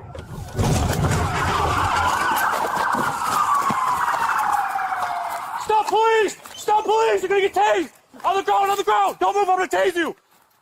Don't move, you're getting tased! Hands behind your back! Behind your back! Good job. You running for... Yelled police. It's a good idea. I mean, he should know it's cops, but for the sake of good reps, right? Yelling police before you start threatening to hurt, shoot, stab, whatever people. It helps. Huh? You got a gun on you? I saw you reaching. He's got a gun on him. No, I don't. I don't got no gun. I don't got no gun, bro. Driver in custody. We have a passenger outstanding. Watch his hands, Colin. I don't got no gun, bro. I saw you reaching. Oh, you did it.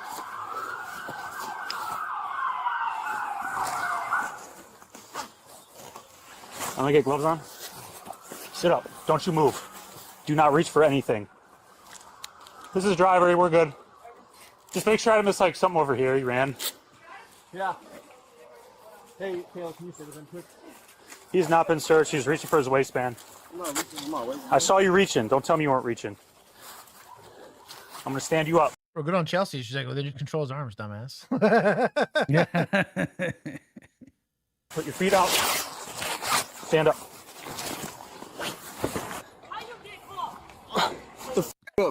Hey, face right here.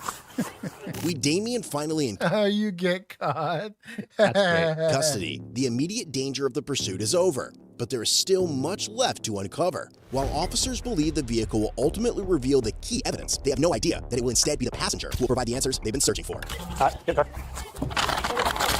Looks like he hit a parked car. I think he ran to the scale. Unless it's in the trunk. He must have. Must have. Yeah, I'm pretty convinced he probably just threw it out during the pursuit. There's nothing in here. Yeah, I mean, he's got 2 phones, a scale, he's on paper for it. Like, he's probably throwing it out of the car.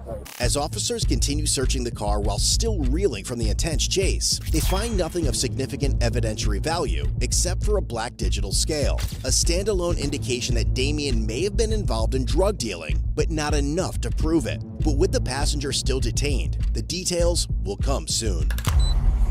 Hi, man. I'm Officer Pillock, SPD. I was the guy who was kind of behind you guys the entire time. So I just want to let you know, you're not under arrest, okay? We're going to get you out of handcuffs here in a second. My partners told me some concerning information that you were being held against your will or something like that. I told my friend, she said she called the police and gave them my name. I don't know if she called her, but I was telling him to pull over and stop and let me out. But during the pursuit? Yes. Okay, what was he saying? He was on the phone with somebody. Kidnapping. He was telling them to block y'all off the street or whatever. To what? To block the street off. Oh, whatever. for him. And then I guess he seen something on the floor that y'all put out, and that's when he got into the accident and he ran. And I got out the car, and the officer that was just in the car put me on the floor. So Okay. I wasn't trying to run. Why was he so scared? I don't know. No? I don't know what I just know he met somebody, he dropped something out to somebody, and then he drove off. Where did he drop this thing off at? I don't know my streets. I swear I don't know. Was it over in that area? Yeah, it was over in that area. It's like when he did the first turn, it was on the opposite side of the street. Okay. I don't know where I said. Did you go inside? Did he go inside and drop something off? Somebody came to the car. Okay, what did he give to them? I don't know what it was. No? I don't know. You were in the front passenger seat though, and he was in the driver's seat? Okay, how did this exchange go? What? Yes. Sorry. What happened? He just gave the person something and then... What did it look like that he gave them? It was a napkin. It was something inside of a napkin. I don't know what it was inside of a napkin. Do you think those were drugs? I mean, you have a brain, I have a brain, right? Yeah. Do you think those were drugs? Slightly. I agree. Did he throw anything out of the car when we were chasing him? I think he did. Quick question for the class. Does Miranda apply to any of this? She's detained. She was told she's detained, but she is in handcuffs in the back of a patrol car. I'm going to argue no, as long as you don't charge her with anything. Now, you don't give her any charges, right? She was a passenger in the vehicle. We're claiming she was the victim of kidnapping, right? So we're going to treat her as such, whether she agrees to the charges or not. Right? And a witness to the crime. Witnesses do not need Miranda because what they're saying doesn't fall under the Fifth Amendment because it is not self-incriminating. It's incriminating to somebody else. Mm-hmm. So it is snitching. Yeah, snitching does not require Miranda. Now, he did also say she was not under arrest and was going to be taken out of handcuffs. Right. Now, is that something you can lie to people about to get them to cooperate more? Say it one more time. Lie about what? Letting them out of handcuffs and that they're not under arrest. No, because if the line of questioning that I do leads to them going to jail, and I'm taking them out of handcuffs, that's the DA is going to be. I'm saying you say, hey, you're not under arrest. We're going to let you out of handcuffs in a minute. I'm going to Mirandize you as just a matter of course. Right. You want to answer some questions for me. Right. Is that a thing you can do to trick them into telling you stuff? No, hell no. Not no, but hell no. Yeah. I'm not saying it hasn't been tried. So in rural departments, yes, but in real departments, no. Exactly. if you are Louisiana state Yeah, troopers, yeah, 100% you do that. Yeah, BFE, and you get them to sign the little form and everything. Yeah. Because the problem is that the way these rulings have led, and this is kind of where like I remember Frag and I had this discussion / debate a long time ago on stream, is that like if I have probable cause that they've committed a crime, I can't continue to question them, especially when it has to deal with criminal events, right? That they're going to be implicated in, because the Fifth Amendment is designed to protect you from self-incrimination. Now you can still self-incriminate, but I can't entice you to do it. It's kind of the whole thing is like, I can't convince you to do drugs, then sell you drugs, then take you to jail as the government. Can't do that. Yeah, you're not the FBI. Exactly. Me official. At the moment, it was true, but things could change. All I'm saying. I guess they'd have to prove it was a lie when you said it, right? That's what I'm getting at. And the burden of evidence would be on the state to prove, right? Because I would try to strike it out of discovery in saying that like this should not be admissible in court. The burden of evidence would then fall on the state to prove that I wasn't lying, and that would be very hard. That'd be very hard. And again, why would you roll the dice on something that's legally questionable when you can just stay in the good and clear to make sure that charges stick? That's why we promote stuff like that. But yeah, the only way that this would ever go from you're not under arrest, so I'm not Mirandizing you, and she's like, well, we killed somebody before we left. And I didn't know about that at all. Like, this wasn't a murder charge. This wasn't a murder or anything. He said, well, yeah, that's why we ran. We killed somebody. We're like, oh. But that would be considered like a res gestae statement at that point, right? Because it's not a part of your questioning. My line of questioning was about drugs and the pursuit and whatever. They're the napkin with the DoubleTree cookie in it, that stuff, yeah. Now, she murdered someone before then. It's a whole different, it's part of a criminal element, but or a string of criminal events or criminal episodes. Scruffy Mans, good night. Yeah. Bye, Scruffy Mans. You know what it was? Couple phones. Couple phones? You can hop out. Someone here for you can pick you up. Who's here? Here. With the passenger released, officers now have a much clearer picture of what happened before and during the pursuit. Then, as they meet Damien's mother, she confirms some of their lingering suspicions.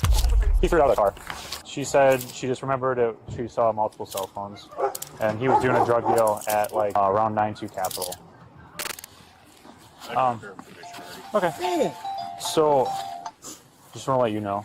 Obviously, you can see his car was in a crash. Yeah. He fled from us on a traffic stop, so he is in custody. He's fine though. He's at the hospital right now, but he's just getting checked out. I'm talking to police. Rag. I told him to just keep trying. That is oftentimes the case. Call you back.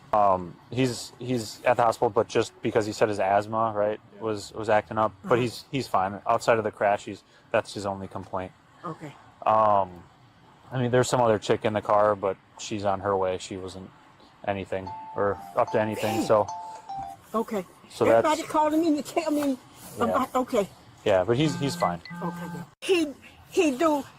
I be gone a lot, but he do be there. I mean, you know, he got to keep coming in and out. You know, he do be there whenever he there. Okay. I very seldom see him, but. In his interview with the police later, Damien denied conducting any drug deals and admitted to fleeing from them simply because he was scared. Sure. Ultimately, Damien was charged with felony, second-degree recklessly endangering safety, fleeing eluding an officer causing bodily harm or property damage, felony bail jumping ×3, and misdemeanor obstructing an officer.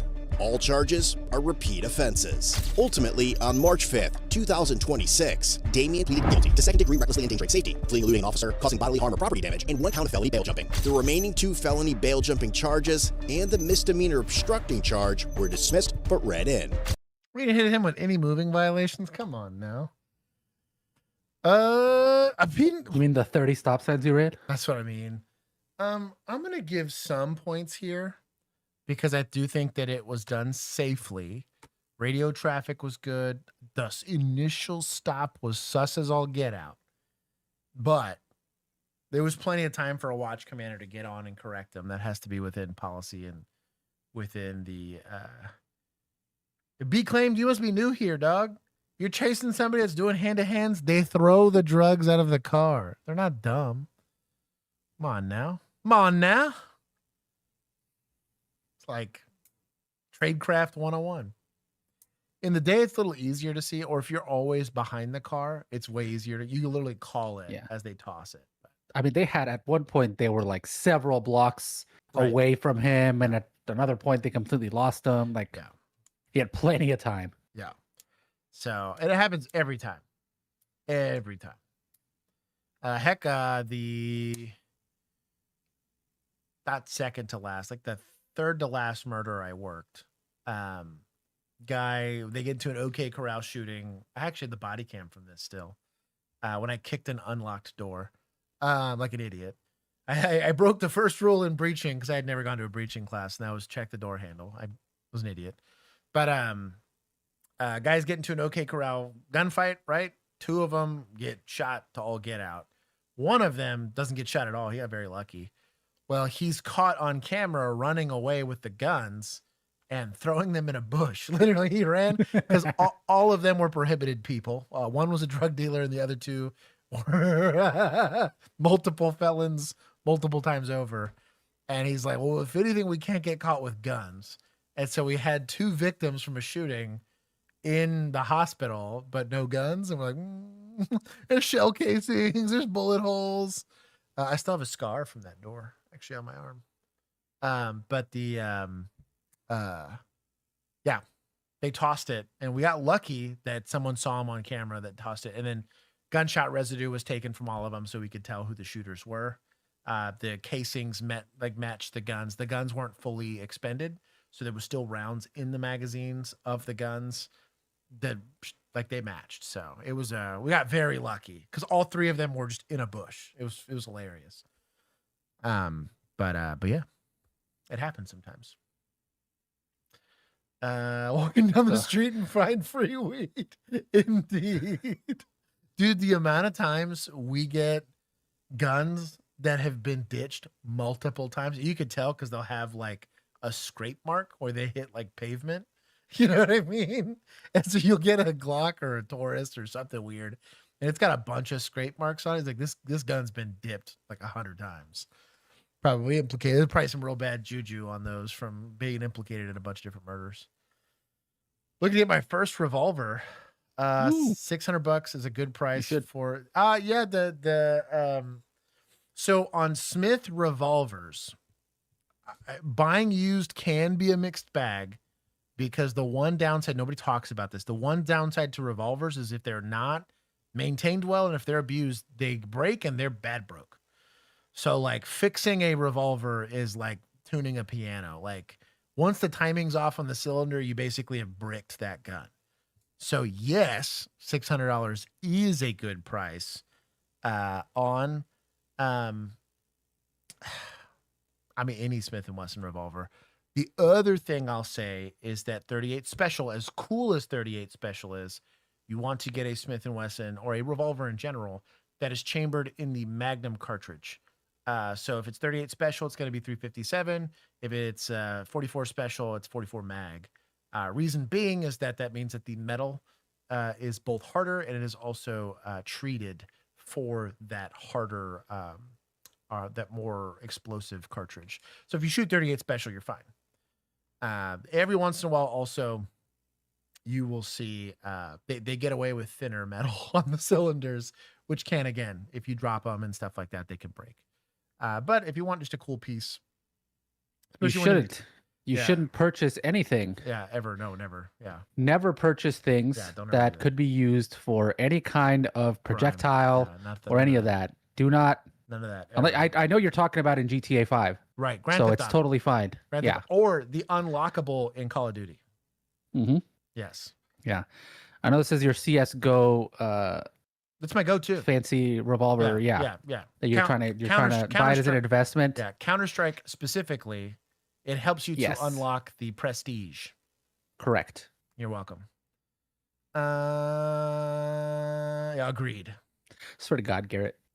Yeah, he's trying to get us kicked off. 100%. Gonna lose 2 weeks. If you're walking down the street and find a small amount of undeclared or discarded. Do not flag down the random patrol car. Yeah, probably. Just throw it away. If you find abandoned anything that you think is prohibited, just throw it away. Just say no. Yeah, exactly. Dismissed. What other punishment did he get? It was bail jumping and all that got dismissed. I gave some points to municipals for it. Meet Deputy Keith, the one and only gray stash lawman with a badge of authority and a mean right leg. 6-inch scale, 32 points of articulation, and a sculpt as tough as he is. Includes revolver, cuffs, and his trusty hat. Activate the leg sweep feature and send outlaws flying. I still like it. That was what Garrett was trying to get his revolver for, was so for you have his been notified. Deputy Keith action figure. Deputy Keith action figure. Little plastic one, like this big. This big. Just to clarify. One was address of the emergency. I would say it's average sized. Hey, we're at. Oh my God, what's our address? I already forgot. Fort Worth, and there is a woman outside with a gun shooting at trees. Okay, what is that address? This tracks. It's going to be east side. East Fort Worth is wild, yo. And that was the gunshot, correct? Yes. Yes. Okay, give me 1 second. And she's just shooting in the... Yeah, we're in a residential lot. She just shot at our front tree, and now she's walking down towards our neighbor's house. Okay, the female, is she black, white, Hispanic, or Asian? She's black. She looks about like she's 5'6". She's got her hair in a ponytail. She's wearing a bright pink top and shorts. It's a great description. I don't think she's wearing shoes. What color shorts are you able to see? Gray. Gray shorts? Yes. Okay. Is she thick? Is she threatening anyone? No, she's just walking around smiling, and we thought we heard fireworks from our backyard, but evidently they were 2 gunshots previously to this. Okay. My boyfriend says she might actually be one of our neighbors. He says he's seen her before, and it's a family of children. Worth PD getting after it here.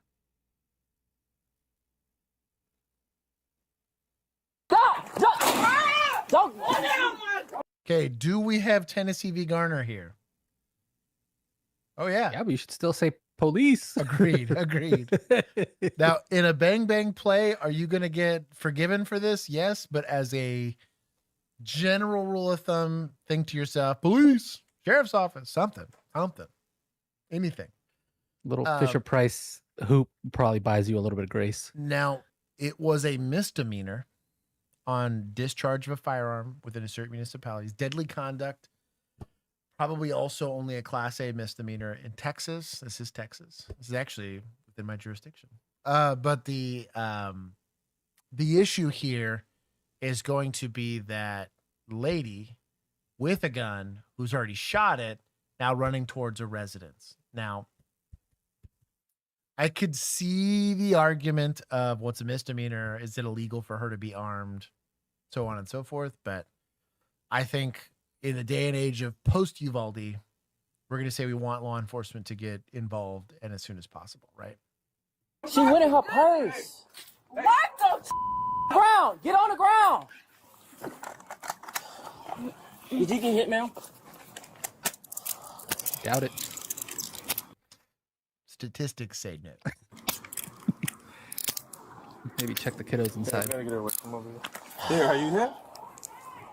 John 224. Ma'am, are you hit? No, she's not. She's okay. Go inside. Go inside. No. Call your dad. We got shots fired Was she armed? over her here. That's going to be the other problem. It's going to be the big question. Hey. Call your dad. Hey. You can Maybe open the shot 'cause of channel. the We keys got in one her detained. hand. Ooh. I didn't think about Hey, that. get over here. Hey, get over here. What? Also, we had another officer that didn't even come out of the holster. Why'd you Oh, we go. No. Yeah, you done. Well, it was nice knowing you, brother. I hope you got a good rep. Golly. Oh, that's right. Hey. What the Stop. Ground. Get on the ground. Did you get hit, ma'am?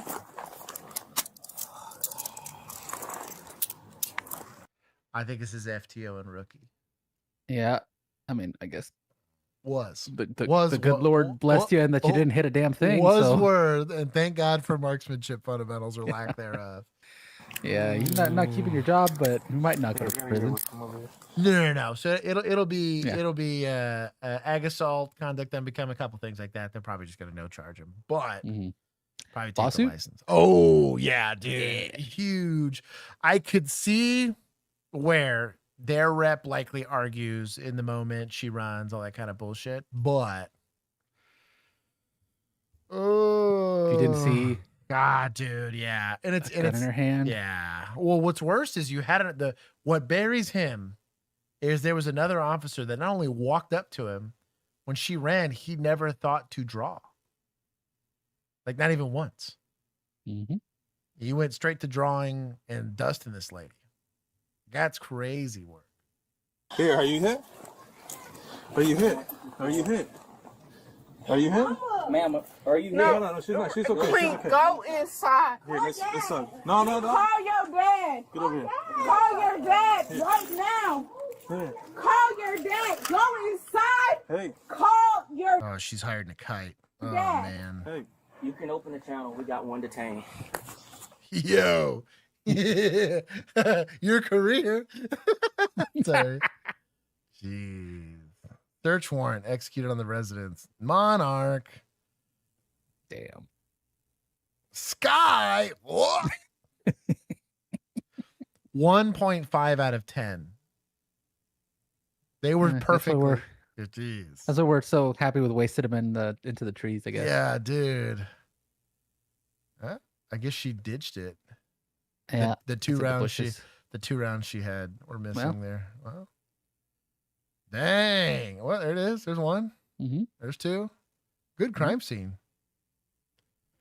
God, these are so specific. So this is a steel case or aluminum case is real not common.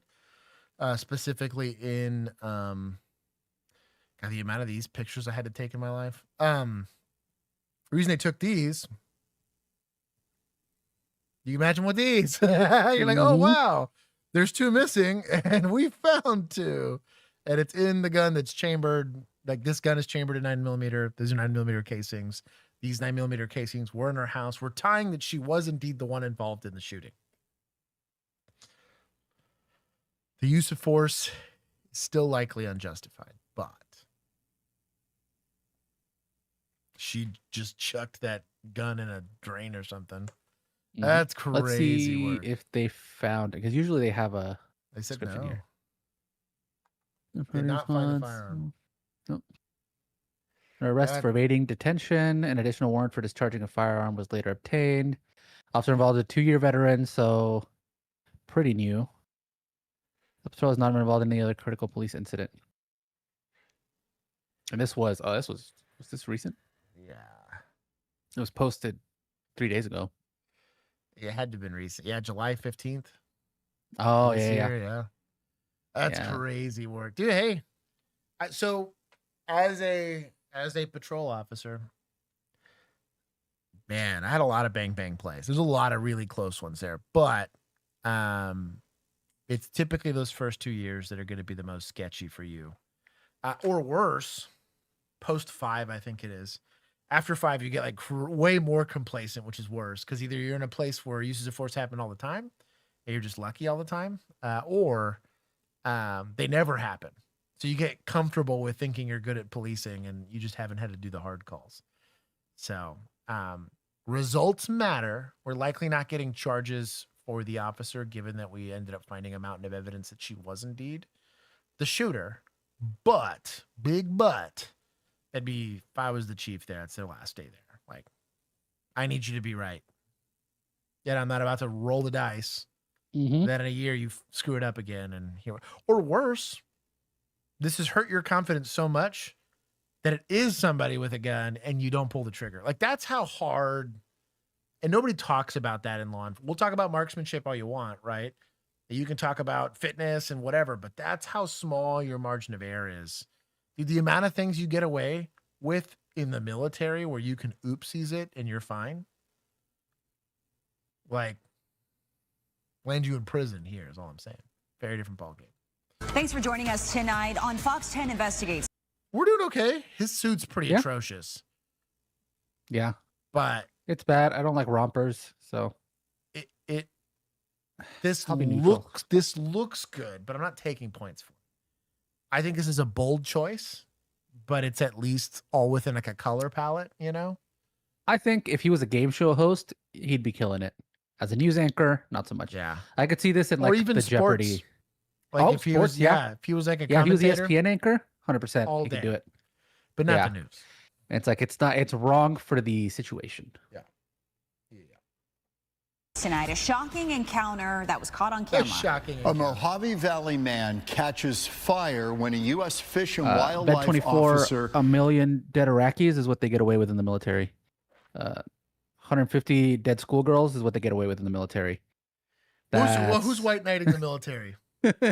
Hold on. Bet 24. Bro, the amount of comments I responded to this week, because there was some dude talking about how, in the military, we had to wait to get shot at, blah, blah, blah. I'm like, cool, bro. Cool. And then you just called the bomber to go in there and destroy half the city. Dude. Didn't know who the heck was there. Doesn't matter. Or worse. Combat age male. Hey, it's a wedding. That's fine. There's one dude we want in there. Yeah. Okay, bro. It's and are we asking military members to do hard stuff? Yes. I'm going to agree.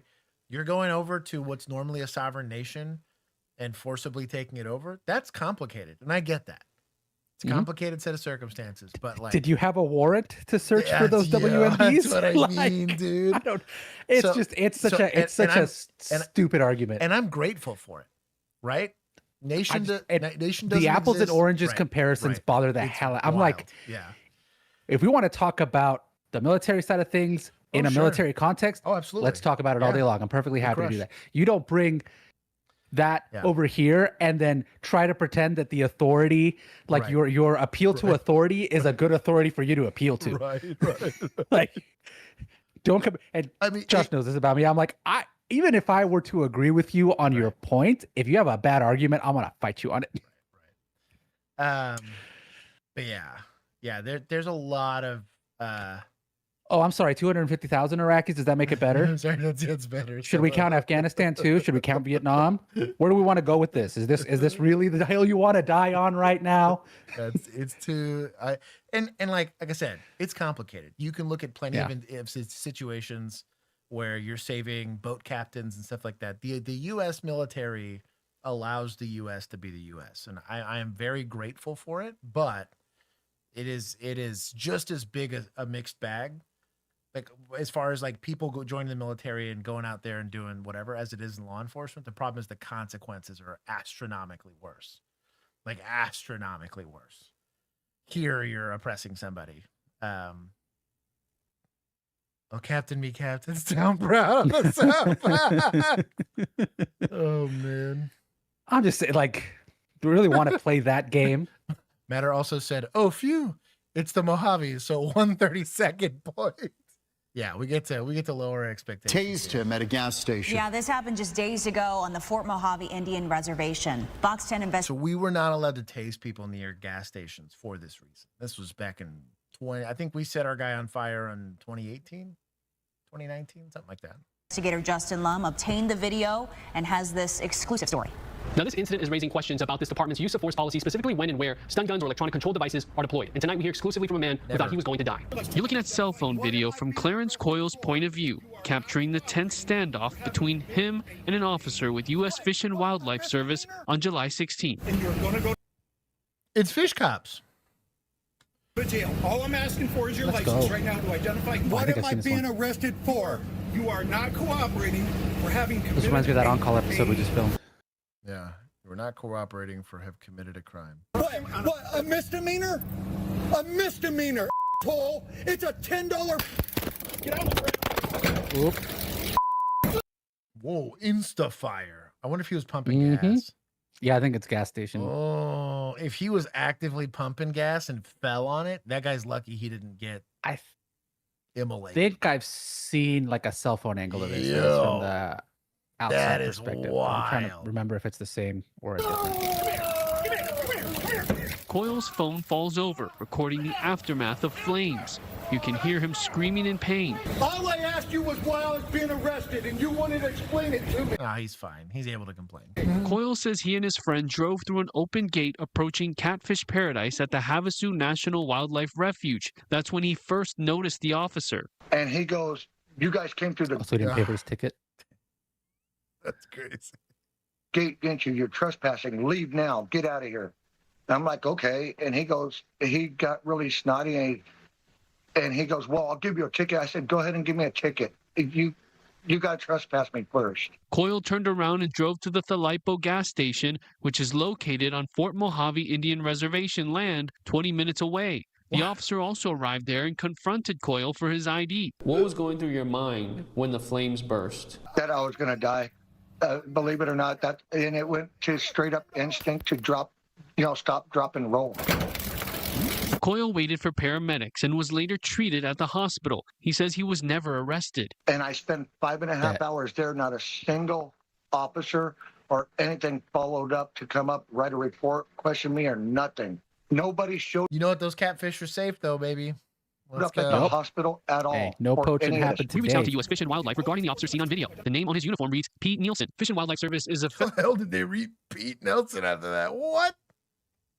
Federal bureau within the U.S. Department of Interior. A spokesperson for FWS sent us a brief statement saying, quote, "A taser was deployed during the incident, consistent with DOI policy. All such deployments undergo review, and we are unable to comment further while that process is ongoing," end quote. The department's policy for electronic control devices says unless there is clearly an articulate, compelling reason to do so, an officer should not use ECDs when it can result in direct or secondary injuries, including when a subject is near flammable or explosive. This is in direct violation of their policy. Materials. The Fort Mojave Indian tribe also told us they have no comment. Meanwhile, Coyle says he has first and second degree burns on his hands and severe nerve damage. But mentally, he feels that going to get... So to be fair, this is probably special needs meets special needs here, but... So Frag has a question, which I also had, because this was on reservation land. Does this guy have jurisdiction there, or is that is it because it's like a state park, or I guess federal park? What? So it depends. Whatever it's called. Because typically these reservations, to my understanding, I didn't have any reservations in my jurisdiction, nor do I have them where I'm currently working. But to my understanding, when they're established, the feds are the ones that establish this. There's probably a handful that are set up by a state government, but generally speaking, almost all reservation land has federal protections and like rules applied to it, right? But Fish and Wildlife is typically a really broad authority, right? Kind of similar to State Boys. And so maybe, especially depending on like where the runoff water goes to, if it's connected to an aquifer, there is an interest in that relationship between that water reservoir and potentially adjacent land, which could be 100 feet away, right? So I'm going to say yes, they probably have jurisdiction there. The problem is, like, let's say these guys are scumbagging it and trespassing, right? Or that they didn't get fishing tags and they're fishing, right? They're committing a crime. Absolutely. The problem here is we have to evaluate the use of force at the time that it was used. Guy was getting, I don't know, a citation for whatever it was, right? And it's going to be a violation of, I don't know, some state statute or whatever. Wants to get the ID, wants to compel him for the ID, let him drive off on a misdemeanor in his presence. I mean, he could theoretically pursue him for it, I guess, right? But I don't think that's what happened. Doesn't have a body cam, so good luck. We don't know how the hell any of this went outside of that cell phone footage.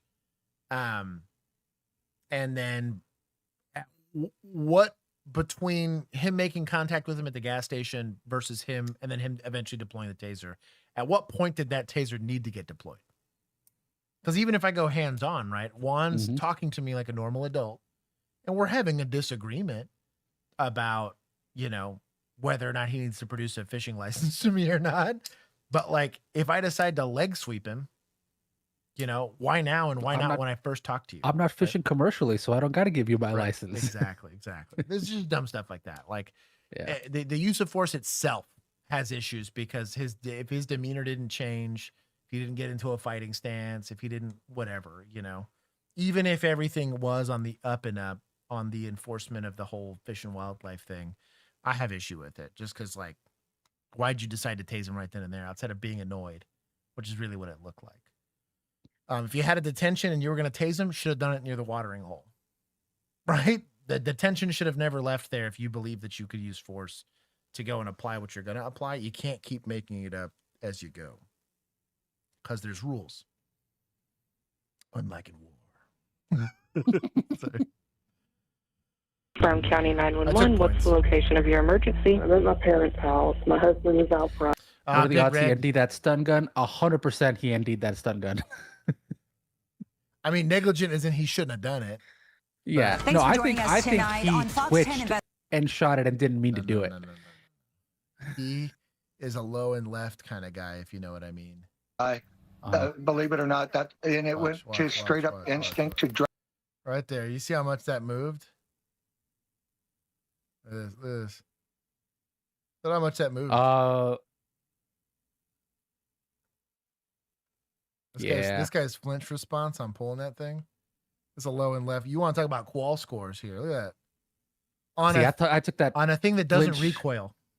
Yeah, I took that flinch to mean he was like moving. So when I first saw it, I thought he was like trying to move it somewhere and accidentally hit it. But you're right. Once I see it after, he did the flinch after, not before. And his flinch was not the cause of the trigger pull. And he flinched and then drove down, which means if he had to take a second shot, it was going to be even worse. This guy whiffed high and then whiffed low.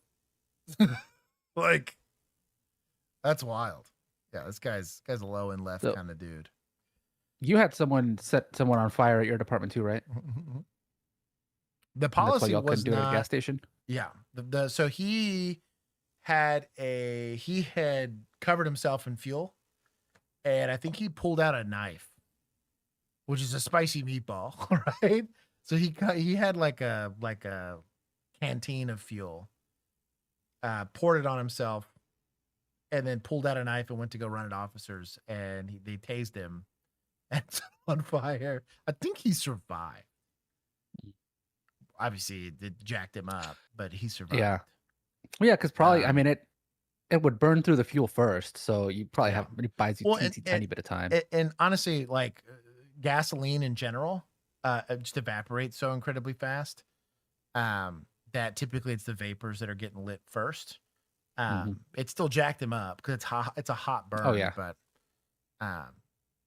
Brown County. Yeah, afterwards we're like, you can't do that. And then when I threatened to tase somebody off a roof, I was asked if I was actually literally this is how this went down. Were you actually going to tase him? I was like, no. He'd have fallen off. I was like, I'm not going to try to kill the guy. I'm trying to take him. And it was the way it worked is it was like a 3-story apartment. But the stairs, you could go down and then up because it was like built into a hill. But he was on the roof of all 3, and the side he fell off was just a cliff. So he'd have fallen 3 stories and 100% would have died. But I had just ran 1.5 miles damn near collectively to catch this kid. And so that was a bad shift. That was a 14-hour shift of mandatory overtime. And I was the only one that caught anybody. So it was my report to do. It was stupid. But anyways, I was asked whether I was actually going to tase him. I said no. And surprise, surprise, like within 2 days, there was a random memo that got out because you get them in like an email. You have to read it and sign that you read it.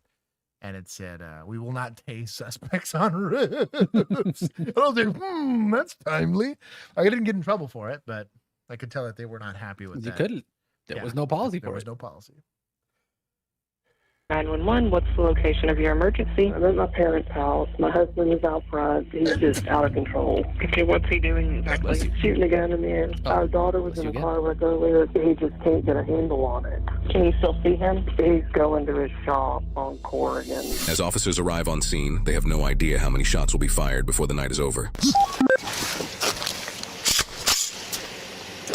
I got rifle, Bessie. You want to keep pistol? I'm going to head that way if you in 36 just want to go. I was going to go to the caller, but I'm ready, so I'll go to Austin Norwood if you want me to. I'll look for him. You can go down on Corrigan halfway and get out. This is Corrigan right here? Just pull up in the dark behind me there.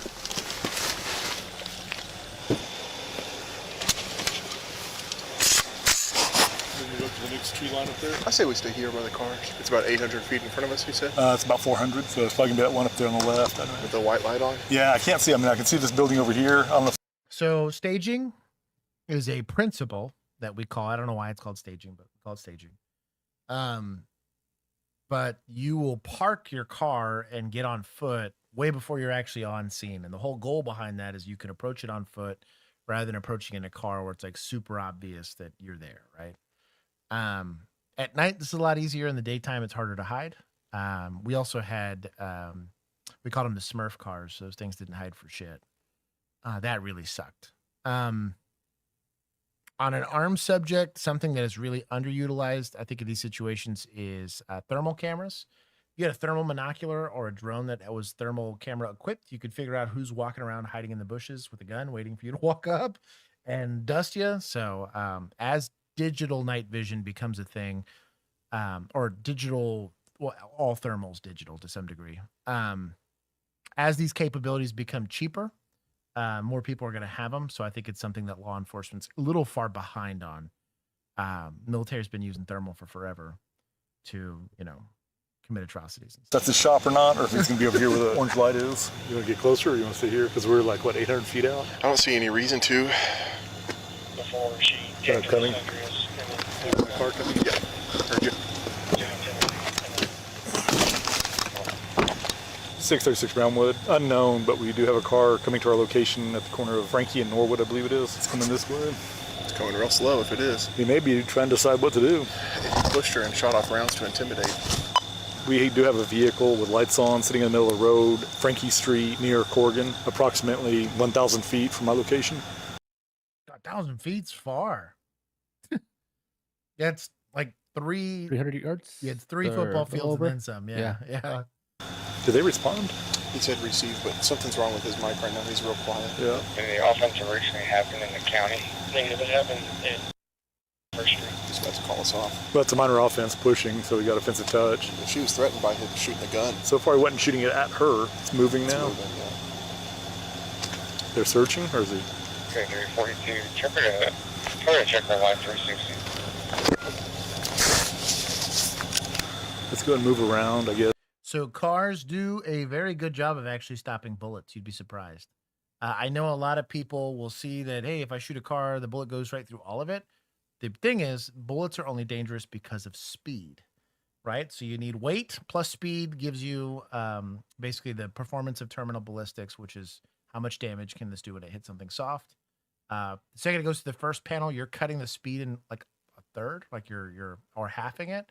By the time you've hit a second piece, which if you're going through a car, you're going to hit more than one, you're way past subsonic. So the bullet slows down dramatically and oftentimes is non-lethal even by the time it's halfway into a car. So you don't have to be. I know it's the like common thought that you have to be behind an engine block or you have to be behind your like wheel well. Though those are cover, like actual like bullet resistant cover, you are relatively safe. On any part of your vehicle. Now you start stepping up to stuff like 308 and like big bullets, that equation changes a bit. Those are designed to go through those things. As he comes by. Pistol rounds now, you're fine.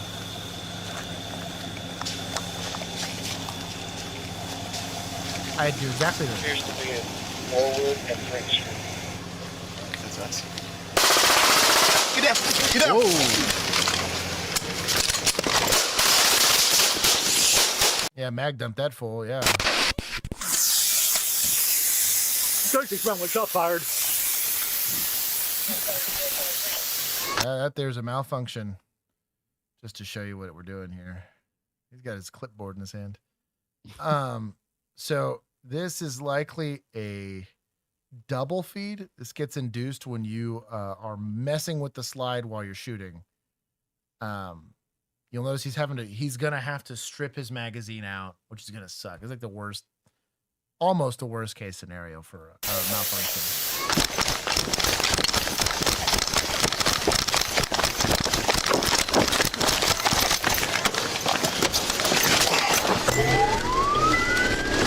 Jesus, protect me and my man.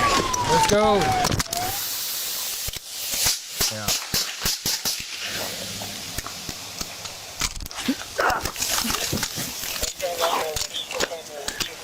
His gun is likely still jammed. No, I think I'm good. You good? Where is he? Here. Kept rolling. Hold on. See security first. Yeah. So visually checking for injuries on dark clothing is a terrible idea. Generally, you're not going to see blood. You have to bleed a lot to see it through something like that. Easiest way to check is literally physically touching with your hand. It's easier when you have non-sterile gloves on. It's a nice blue color, so it'll stand out really nicely. You'll see a nice little touch of scarlet. But I would, this is going to sound weird. I would do it barehanded so that you could actually feel if it's wet. Now, it could be sweaty. There's a possibility of that.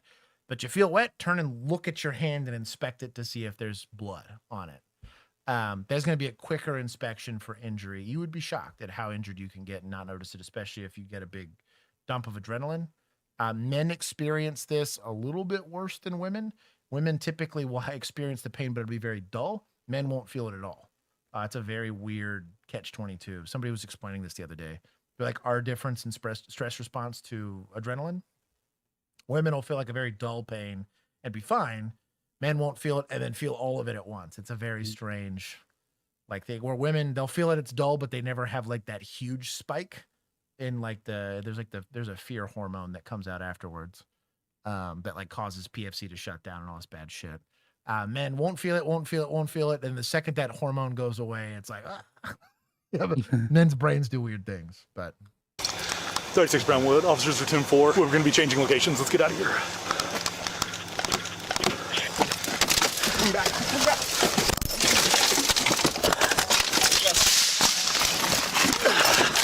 Shoot this guy.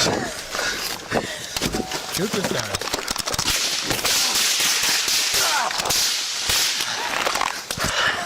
Shoot back. Yeah, turning on your flashlight's a terrible idea at this point. Shoot back. Shoot back. I know normally, hear me out. So the idea of going prone is a military idea, and it's a brilliant idea because it means that you're getting low, right? The problem is when you're getting low on concrete, the bullet's just going to skip and hit you right in the face. That is what happens with walls, and that's what happens with hard surfaces. On dirt, hits the dirt, stops. It's a really brilliant thing. So in an open field, getting prone makes you small, and also you don't have to be worried about projectiles skipping off the ground and hitting you in the face. Concrete, God, it literally it hits, levels out, and just kind of goes straight until it peters out. That's actually why you don't stand on walls when they're like brick and stuff like that. It'll do the exact same thing. It'll skip off and just go straight. It's a sketchy thing, so just be careful with that. It's not that it's bad training. It's environmentally specific. I think we've seen this one. Have we? I feel like I've seen this one before.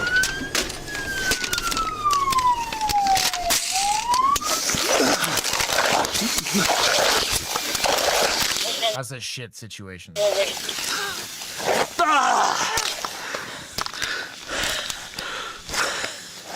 Careful with turning on a light. Ooh, yeah, I was gonna say, don't turn on your lights off, boot. Yeah, lights off, boot.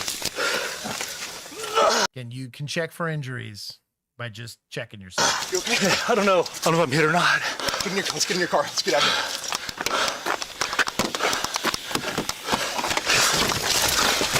here. Ready? 25 other units. We're in the 6th unit relocating. I don't know if I got hit or not. I got a pain in my leg, but I'm feeling dead. Watch your gun. Yeah. Here, I got Okay. You drive. I got this. Yeah. No, 23rd Norwood. Where do you need us? We're unsure where he is.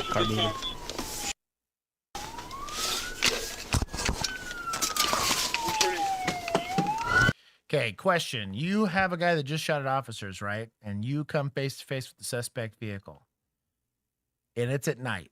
Now, if it's in the day, I'm probably staying in my car and doing the gunfight from there, right? Now, what sucks is my bullets are going to work less and his bullets are going to work less unless he's got a rifle, right? Vice versa. The problem is law enforcement rifles tend to have cucked bullets, which really sucks. But at night, crank your takedowns on and get the hell out of your car is what I would do. So he can't see what I'm doing because he's just going to have random bright ass light. He's going to just start shooting at my car. I get to go L-shaped ambush him and shoot him back.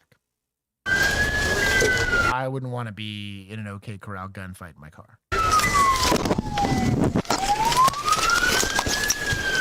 If I can avoid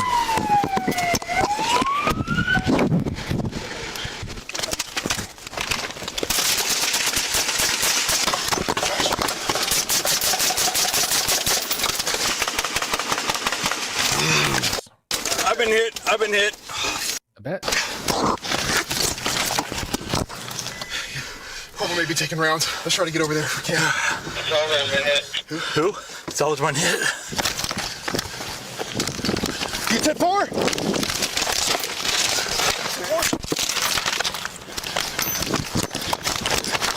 You're good, Bassett.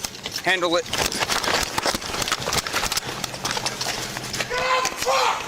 I'll be honest, I'm probably shooting that truck. He's already shot at us 3 different times. Like, all right, that car moves at all, it probably gets shot at. Shoot it. I was gonna say, hey, you guys, hold the phone. What are we doing here? We're gonna approach this just to get shot? I think not, sir. Now, cadence of fire is important because even though you are shooting, and I think you can justify the use of force here, you want your rounds to land where you're aiming them, right? Take a good stance, aim the gun, try to put all those bullets where you think that person's sitting in that vehicle, right? So cadence of fire should be like at least half-second splits, maybe quarter-second splits. These are unmagnified optics, so you're not going to get like a perfect sight picture. So what that means is bang, bang, and this is your optic moving a little bit, going back to rest. And just be diligent about it. Don't just dump rounds in that random direction because that's useless. Aim high and to the right. No, stop. Is that what no, you'll naturally? You're not wrong, and I hate that you're not wrong.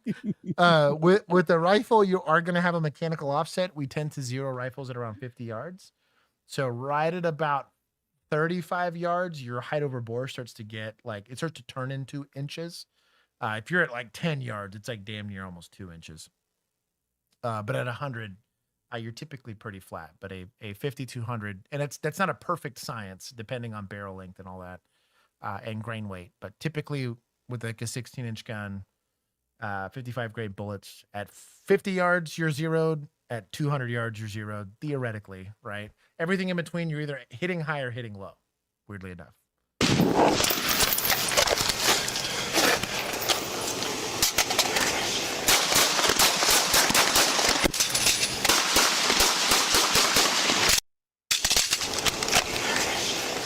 Let's see.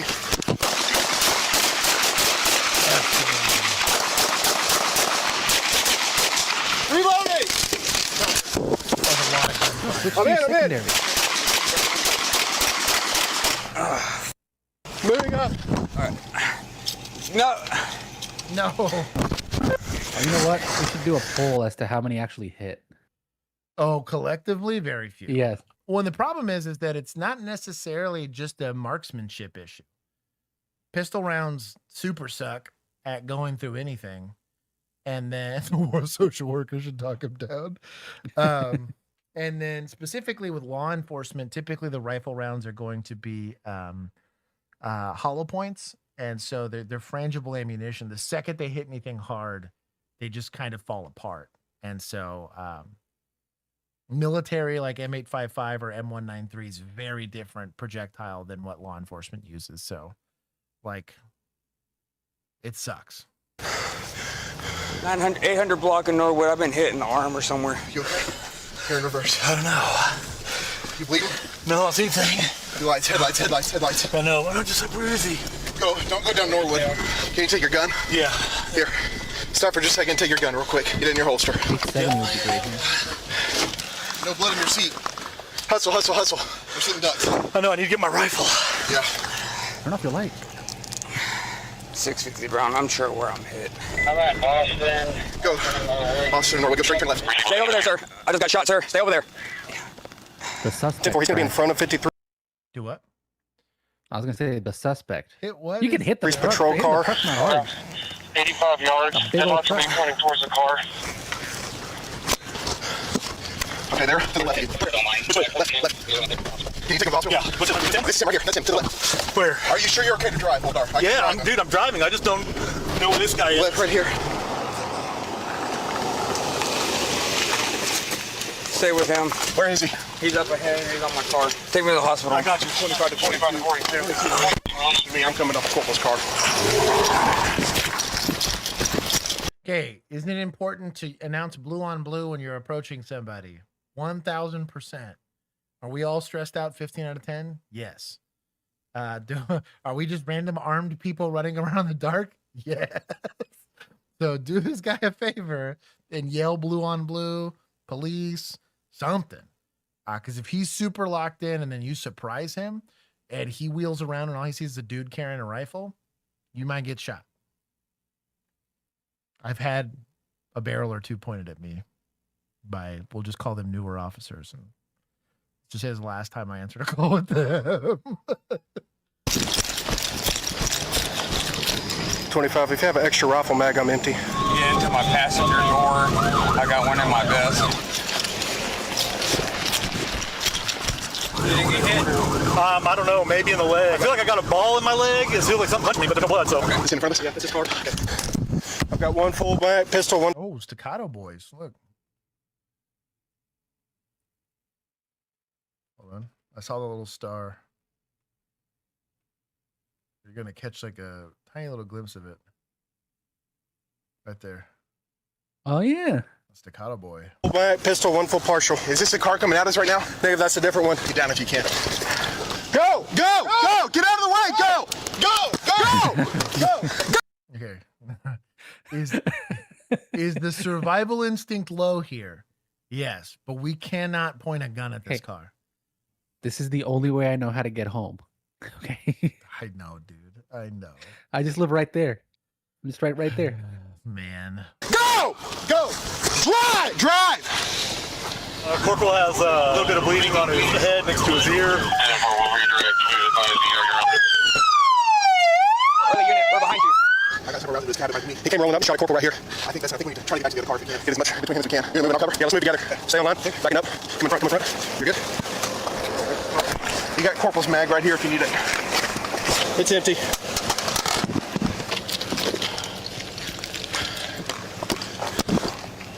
He's in the driver's side, so I can only see the far side. On your side, where's County? Sir, Chief, go help them, please. Where's County? In Norwood. Where is this actual? Norwood. At Norwood and Austin. They're calling us at Melwood. No, Norwood. Why don't you check yourself right quick? I'll cover. And once you're done, I'll check myself. Tell me, I think I'm okay. Me neither. I'm gonna check myself right quick. Blood. No blood. No blood. I'm back out. Vine Street. Come down Vine Street. See if we can get eyes on people. I'm gonna move up to my bag. I'm gonna get my spare pistol bag. Okay, I'm gonna get my rifle back online. 10-4, 6-1 early unit. He's behind you. Turn the other way. You gotta watch my fire here. Come westbound on Norwood. This is his car in front of the two police cars. They're looking at it. They need to hit it or something, man. 25 other units. We're behind the second police car. Backup just rolled on through. Hey, what's going on, guys? Hey, y'all want to? Get behind my car and I'll creep up. Respect. Let's go. Guys like, hey, whatever. He shoots at me. He shoots at me. You guys just better murder that guy. He's like, I at least still got a windshield and windows. Y'all don't. That's what a crazy time, dude. That is wild. He's like, oh, come up on my, like no gun out, no nothing. Just come up on my car. We'll go get him. Let's hold on before we do that. That is some county attitude right there. That is crazy work. He said he'll creep up, but we need to hold on for just a second below before we do that, man. We have a way to get eyes on him, binoculars or anything? So what's going to happen is they're just getting this shield and they're going to approach. He had a full automatic weapon. If they start shooting, don't shoot. He's got a shield back here if you want to hold it. You want to hold my rifle? Yeah. That's all your rifle. 10-4, chop. Here comes County, another unit. We got another County unit coming up. Are they not making an approach? Yeah, me neither. This is the twins. He's in his car still. Hey, Bess, just like my brother was saying, I got no comms, so I'm going to be with you, okay? Gotcha. Hey, which car is his? The truck with the headlights on? Copy. Moving. You got shield? I have shield. Okay. I got long gun.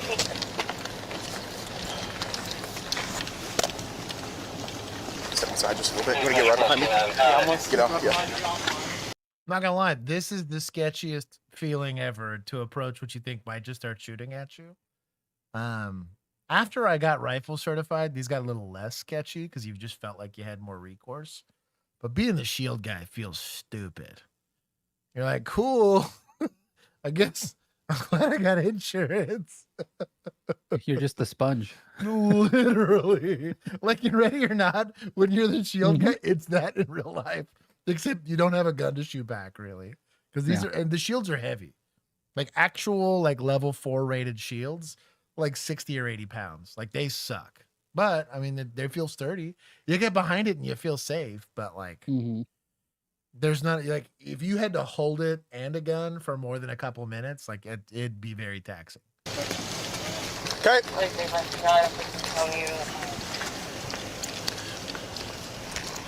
What a want to make little robots that carry them for you.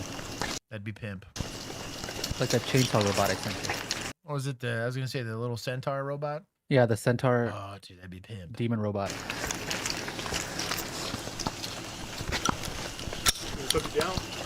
Who's in the car? Hey, who's in the car? It's County. It's County. Blue. Blue. Blue. We need the subject. There you go. Down. This old timer. So me official had a question. Said, would it be easy for a bad guy to say blue, blue, blue and sneak up on you? Oh, sure. Yeah, absolutely. Like, it makes sense, you know, like where being in full uniform matters. I tell you what, a jump out boy yells blue, blue, blue. He's still getting a gun pointed at him. I'm like, you're in some slides, some shorts, and a vest. Like, you might die, friend. Like, oh, he got tagged. Left shoulder twice. Should we secure these weapons? They're loaded and chambered. Hold out for now. We got him secured. He's down. Check here real quick. I hadn't been checked thoroughly. Just by myself in the dark. Okay, I don't see anything. I think you're good, bud. According to investigators, the suspect and his wife, who had been married for 21 years, had been arguing prior to the incident. She later assisted in locating him by using the Life 360 app to track his whereabouts. During the confrontation, Corporal Chris Salazar was shot twice, suffering gunshot wounds to his left ear and left shoulder. He was transported to a nearby hospital. Bro, he missed death by inches. Where he was assessed on arrival and later reported to be in stable condition. The suspect, identified as Holly Oliver, 59, was shot multiple times, sustaining wounds to the upper chest, neck, upper right arm, and back near the right shoulder blade. Officers and deputies rendered aid at the scene, applying chest seals and performing CPR. Let's be honest, it's probably 5. So 5 out of the like 45. 160 shots fired. Well, but that was including the suspect. So the suspect did some mag dumping. I think the suspect's probably responsible for like 60 of them, which makes sense if you think about magazines. So out of the 60 rounds, they hit him 5 times, is my guess. And then also you got to take into account like deflection and all. I'll say a third got deflected, and then what's left, which is 2/3 of the 60. So 40 out of 40 rounds, 5 hits is what I would give it. Which, I mean, was good enough for government work. Before he was transported to a hospital, where he was later pronounced dead at 1:07 a.m. Authorities recovered 3 firearms from the vehicle: an AR-15 rifle, a 9mm pistol caliber carbine, and a 9mm handgun. Investigators also recovered .223, .556, and 9mm shell casings, suggesting multiple firearms were discharged. Shell casings, projectiles, and EMS shears were also found in a nearby yard, while children in the area later discovered damaged rounds and spent casings. That's crazy. I guess PD, you get points. I guess for surviving the gunfight. That's a pretty heinous call. A lot of shooting that happened. There's some weird tactics every once in a while. County, for being heroes here. That's wild. I don't agree with it, but they did something. We're going to take some points from suspects for scumbagging it. But that is the reality of policing in America, because that can happen to you. That can be a call and a short straw that you draw. Not that I'm planning anything nefarious. What? Hold on. Because she asked the blue, blue, blue question. Oh, gotcha. Me official. You voted for being 4 to 8 sus? hits. You win. Oh, nice. So you did a poll. Very nice. I did, yeah. Yeah, but so the blue on blue call would be easy to spoof. I'm honestly, not to give anybody ideas, but like my biggest fear, especially now that I'm going back into law enforcement, is we have New Year's, which is typically when people do the terrorism, kind of things and stuff like that. They start staging specifically to aim for law enforcement first, because then you get access to radios, then you get access to stuff like that. And I'm like, they're going to go after the people again, small agencies where they're not as organized. You get access to like an armory, a patrol car. Oh, and then we don't know because the person who it belonged to isn't answering the radio or whatever. And then we don't know which unit it is, and their dispatch doesn't know what they're doing. And it would get sketchy very quickly, very, very quickly. But that's why it helps to work with the same people all the time. It kind of minimizes that. Also, good communication. Talk about being backstops, making arrest plans and stuff like that, is that nobody's surprised by what you're doing. If you get surprised by an action, I'm now asking that officer to make a use of force decision in the moment. And it's a life or death decision in some of these situations. And I don't want to have to decide whether... I talk about this with concealed carriers all the time. They're like, well, I don't know why the cops aren't, trying to figure out if you're the bad guy or not when you look just like everybody. Well, I don't have a suspect description outside of guys shooting, that's not a cop. It's a hard set of circumstances. I don't envy, I'm going to do it for free, but I don't envy the people that don't have the kind of reps that I've been blessed to have, both IRL in the streets and then also at a semi-professional to professional level in a training environment. Most of these guys don't get that. They're lucky to go qualify with a pistol every once in a while. It's hard.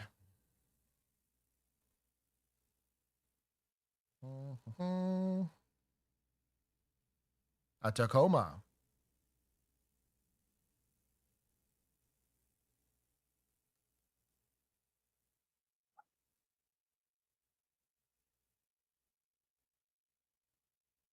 Just slow rolled the guy.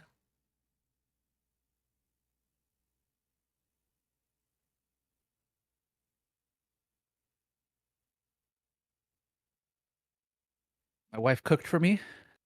Oh, nice. Jalapeno Cheetos. Hey, let's go.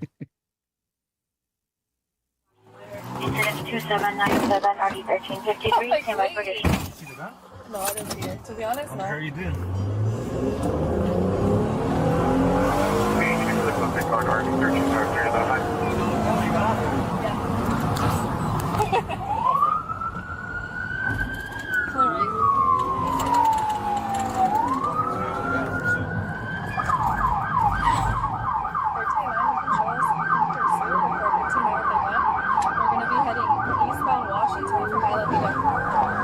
How did they know he had a gun?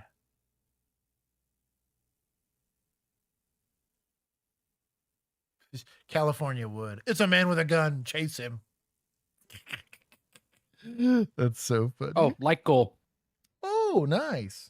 They're hassling me now. Like goal. By 2 likes, they made like goal. Hey, I respect the game. If you guys somehow magically hit 150, I'll double it. Okay, so a man with a gun and a Tacoma. Is lapped. This is just Texas. Everyone's got guns. Garnett.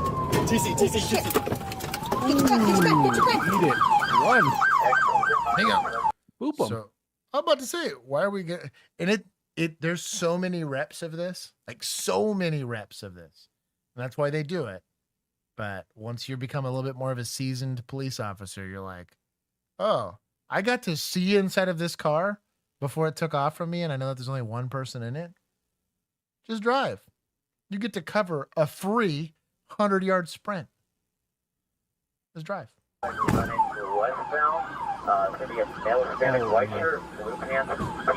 Oh, good on them for clearing the car. Oh, look at that. Senior officer for sure.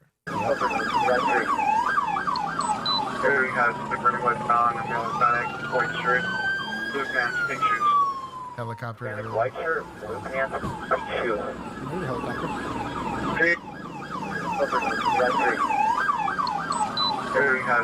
How dumb do they feel? Bro, Thea here too went off running. What are you doing, baby girl?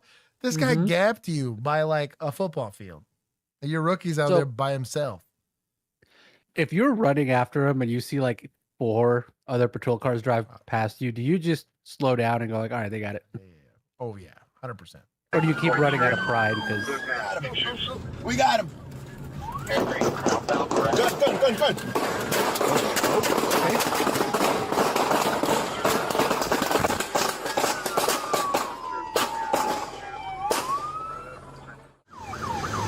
Everything has stick running list, non-numerous static. What's your foot and pictures? Right. Keep on. Every countdown, right up to 10. Moving right there. Oh damn. Never mind. Yeah, this guy's scumbag.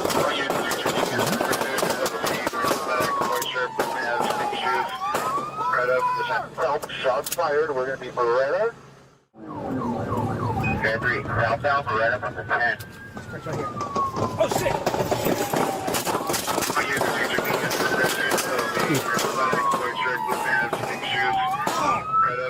I'll be honest, the shots that hit these windshield didn't go anywhere. They went zip. You'd be shocked, dude. It's wild how much windshields deflect bullets. Shots fired. We're going to be Beretta. TC. This kid's got wheels. He's honestly lucky he didn't catch him, or he's a smart cop and he's like, we know this guy's got a gun. Let me ease up and not close the distance, because distance is my friend in a gunfight. Right? Get on the ground right now. I'm gonna get you. Hey, don't reach. What are you running with your gun, or are you just running? I know this guy's got a gun. Yeah, I'm pulling my gun out. Don't reach. Stop reaching. Gun. This draw was fast. Oh, left-handed draw? Oh no! But Glocks are perfect. Stand by. I want to see. There was no way he was out of ammo. Hold on. Stop reaching. Gun.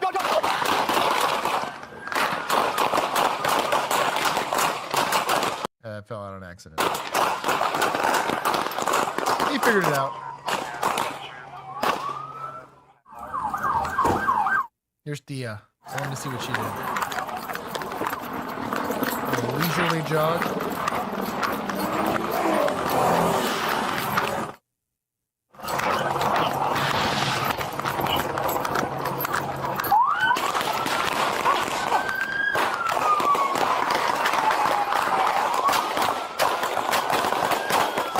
Yo, I made fun of Thea here, and this is sketchy because there's probably another officer here. Yeah, that just opened his car door. However, I want to talk about when her first shot cracked off, and this is real common with people who don't shoot a lot. The first round, they don't flinch at all because it's like they forget what shooting a gun is like. So your first round's like perfect, exactly where you want it, and the rest of them miss because you realize, oh, guns recoil and make loud noises. The second she shot, there was an immediate effect on target. This is kind of wild. I want you to see this.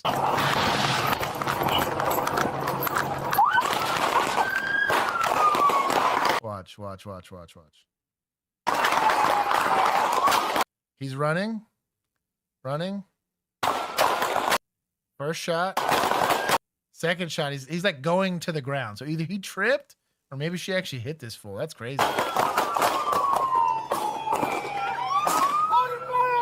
Yeah, this guy's got a little closer to Jesus after this. Yeah. He's gonna watch his body cam and be pissed. 15 out of 10.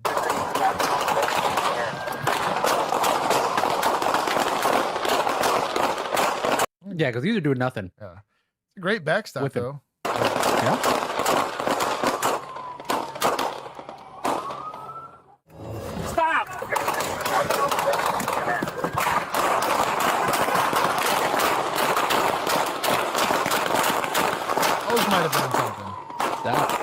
This guy might have hit something. It's crazy they're running this slick. No optic, no light. LAPD be wild, yo. Who's that guy? Gun.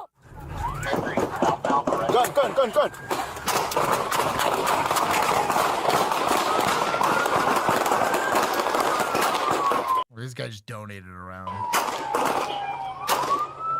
I do like his shot cadence though. That's sight confirmation. Listen to this shot cadence. Gun.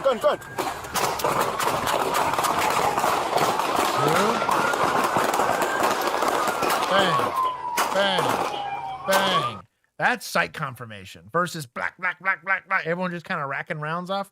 There's no way, especially with iron sights, that you're actually target focus, front sight, rear sight. There's no way you did all that in less than a quarter of a second. But that, I believe, those were 0.5s or 0.6s, which is about half a second or a little more than half a second. That's plenty of time to target, front sight, rear sight, boom. Like, that's even back. Let's go get this guy. He's in it to win it.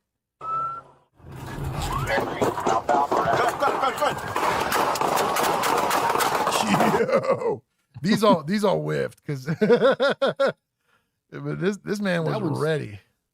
I think he was shooting into houses. Yo, that's a wild work.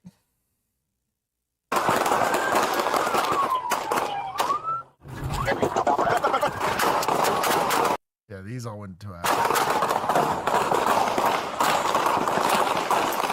Oh, he might have hit him too. Slowed down his shot cadence a lot. I think some of those hit him. That's crazy.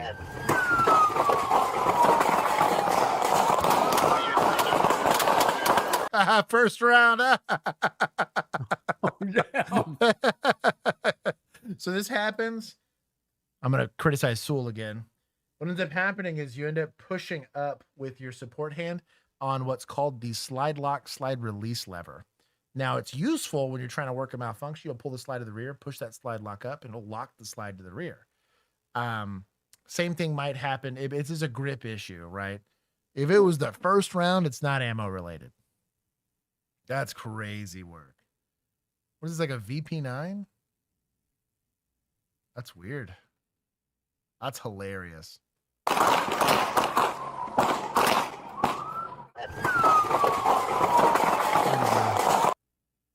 we're building grip. Building grip. What's an MMP? Building grip. Building grip. Let's see it. This left thumb's going to stay high. Yeah. He's not even really gripping it yet. Mm-mm. He kind of snuck his hand on there. Very first round. What a bad time. Bro, I would have nightmares for the rest of my life. Yeah, that's an MMP. That's hilarious. Jeez. God, dude, nightmares. Nightmare fuel. This man almost died.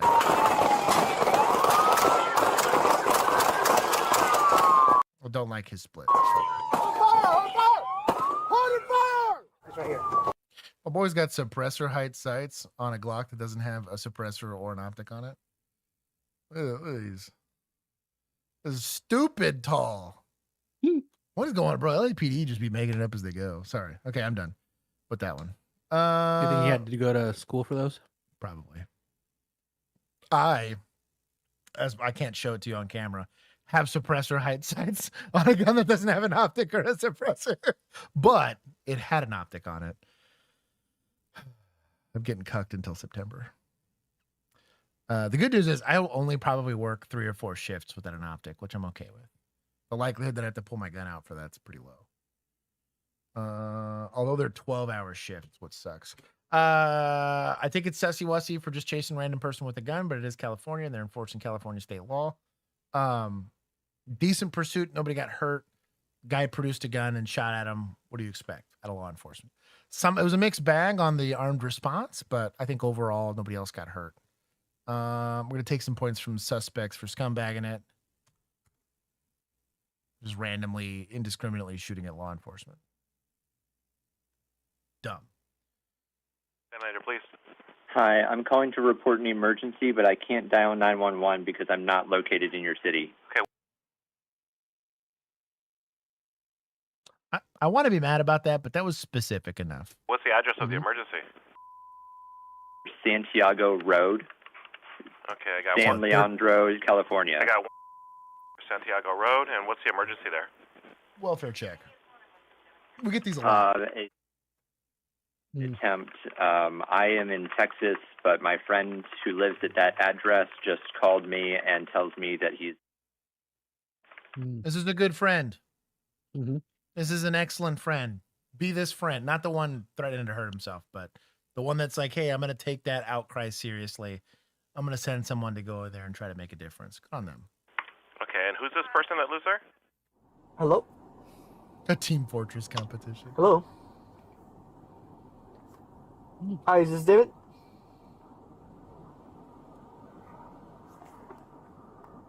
Hello?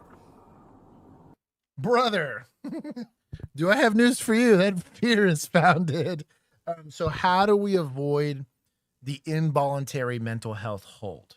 Right now, the reason why people don't like doing this is it's basically jail, right? Mm-hmm. Which makes sense, right? That's annoying. It's involuntary, which also kind of sucks, right? And oftentimes you can be there for more than 48 hours sometimes, depending on the circumstances or whatever. Also, potentially job implication issues. If you have like a security clearance, you just can't call into work, right? And or you're like a pilot. Want to buy a gun? Yeah, there's a lot of things that you can't do if you have one of these on your record, right? So what I used to do is called a safety plan. It's the only way I'm going to get away from this, right? Normally, 15 times out of 10, I'm going to take them on the involuntary no matter what. If I get my hands on you, sorry, dog, you're going to the hospital, right? But there are circumstances where I can put you in the care and custody of someone who you have voluntarily. Now, part of that's like going to be a psychiatrist at a hospital. No. So the way I do this is I'm going to say, I'm not going to put you in handcuffs. I'm not going to do any of that stuff, but I want to see that you fully get in that car. You guys are going to pick a place to go, but he's getting treatment. I say he because it's mostly men. Let's be honest. Women tend to get attention and tend to also go get help way before men do. And so men let it spiral and get way out of control. There's also less help. There's a lot more social shame in men getting help for this kind of stuff. Also a lot of evidence that male brain chemistry is really bad at dealing with long-term stress versus female brain chemistry in general. And a lot of this has to deal with like their hormone kind of like waves and also like the actual way that your brain connects. That women actually kind of tank this way better than men do, which is ironic if you think about it. I don't remember what the study was, but it was people that were coming from like war-torn countries and like how like your behavior once you got to a safe place, like for women got way better, but for men kind of stays shitty depending on how well they do. Women are like, oh, I'm safe, and tend to just conform. Well, dudes start feeling it once they get there. Right, exactly. That's when they start realizing, oh, right. oh no, I'm safe. So but anyways, there's a couple of different ways that you could do this in a way that's more sensitive to that. But the main thing is treatment. So my safety plan is I'm going to release you to your friends and family who have agreed to disarm you and keep you from stabbing yourself or whatever, and have told me, and I'm going to there's still a report that comes out of this. Showed up, friends and family were there. They told him they were going to take him to a facility of his choice. This is the facility they said they were going to take him to it. I'm going to put the onus on that family to go do it. Thus, I'm going to take my hands off and say that I'm going to go do it, right? If I have to show up again to that same place, too fucking bad they're going, right? It's happened to me before. But generally, even when there's friends and family there, and I felt bad, but this is what I would tell them. So if you've been here the whole time, why am I here? If you had a handle on the situation, why am I here? Because if you did, and it's not that they don't care. And I remember because people would yell at me for that. Well, you're saying I don't give a shit? And I was like, no. You don't have the skills or the capability to make them get better, right? That's where the state has imbued me with the authority to do it. He can't tell me no. So it's complicated. You need to know how to articulate it. I think you also need to know how to do it. And this is where IPC skills kind of come into play. Do it in a manner that's not humiliating, and do it in a manner that makes the interaction as positive as humanly possible, so that if that person's feeling some kind of way again and law enforcement has to interact with them again, it doesn't turn into a suicide by cop, or worse. You know, they feel betrayed by the people that they reached out to that gave you the information. Like, don't do that. There was times where I lied. And I was like, yeah, somebody absolutely called in and gave him a third party. And I was like, I just happened to be swinging by here and I saw you. I've said the dumbest things to people, but I can't be there for them. They need to have advocates that they trust. And the state's not that, unfortunately. So anyways, I have a soapbox specifically for mental health calls. This is one of the 3 major reasons I wanted to get back into law enforcement. I am quite especially gifted specifically here. Educated's probably a bit. Who is speaking? Hi, this is actually a police officer with the San Andreas Police. We're with by your house. I don't know why your wife didn't mention that, but we just want to make sure you're okay. That's really it. You're not in any trouble. Your wife's not in any trouble. Your kid's not in any trouble. But we're just here. Just want to talk to you real quick about how everything's been going. Have a script before you make contact with the person who's in a mental health crisis. You good? Everything. How was your weekend? Crazy weather we're having, huh? I'll give you guys a free one, right? I'll give you guys a free one. So what you ask him is, have you seen the Odyssey? Right. Then when he goes, nothing. No, I haven't. Yeah. Then you say, you ought to see these nuts, and you hang up. Could be effective. You'd be surprised. Mm-hmm. Jimothy videos would fix everything. Breaks the OODA loop. So the easy script here. So your law enforcement that's getting involved here, right? Like, hey, so and so, I'd be saying the sheriff's office. You can say police department. Cowboys? How about them Cowboys?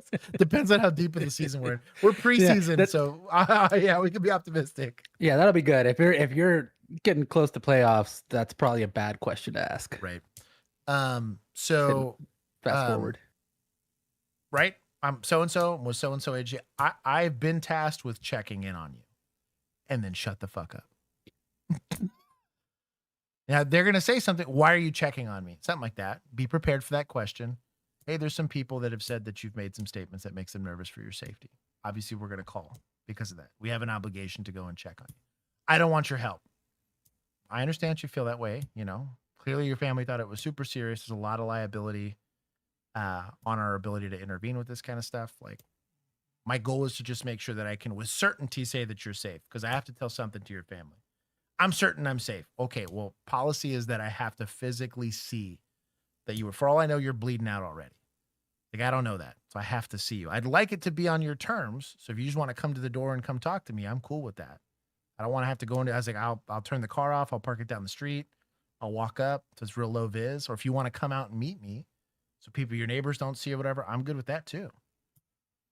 I'm slowly goose stepping them into like, I'm going to get in, I'm going to find you and go put hands on you, right? The things you're looking for specifically for a Baker Act or a notification of emergency detention, you need a plan. You need the means to execute that plan, and they need to have wanted to harm themselves in some way, shape, or form. A third-party statement is not enough oftentimes. So I wouldn't just rely on that, because guess what happens? Swatting happens. And these kind of things can be done in an attempt to try to push somebody, right? Think about that conversation a few times in your head in your free time, so that the first time you're having that conversation, it's not on call, on the scene with an individual that needs law enforcement intervention. That's a bad time to find out. Knowing their name could be helpful. You should be able to get that beforehand. Sometimes he's just find you, and you have to figure that out. But then have fallbacks like the Cowboys and all that stuff. The only thing I'll push back on with what Frag said is, if possible, have a female officer make contact.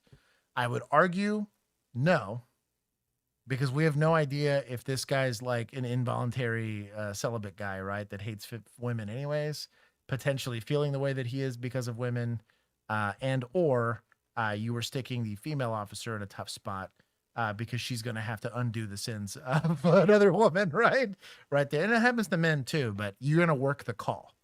Whoever's tasked and who's the better talker. I've also met women who are terrible at this. So one of my FTOs literally said, well, I'm going to make you do this because I'm going to fuck it up and he's going to kill himself. I was like, okay. That's really it.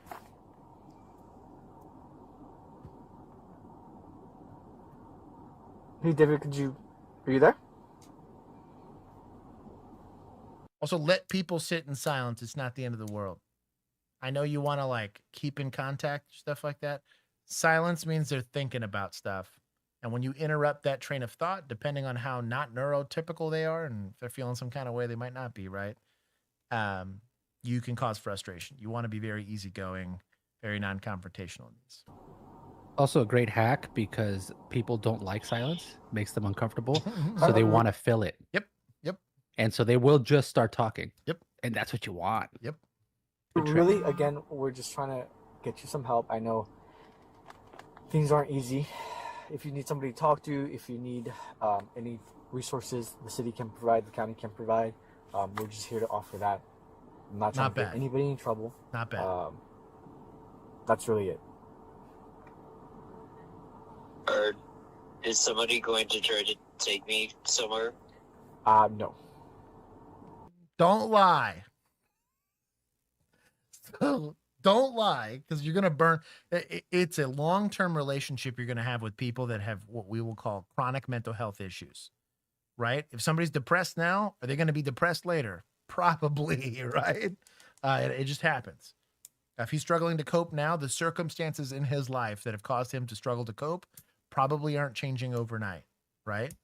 Well, if this guy, gets saved and baptized and whatever and figures out coping mechanisms magically, it ain't happening.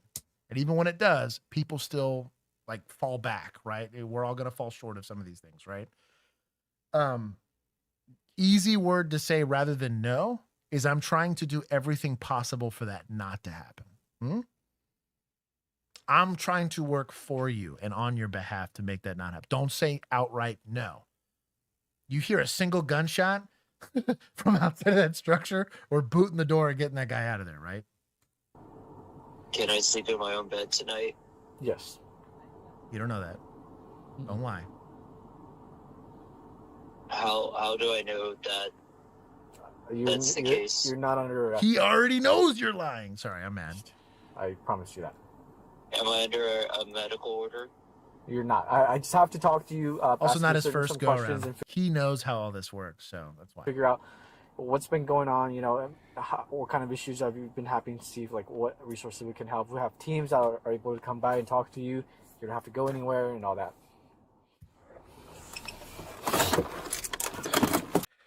Something to say here is that, and this is true, is that I have to develop a safety plan to make sure that I can ensure your safety.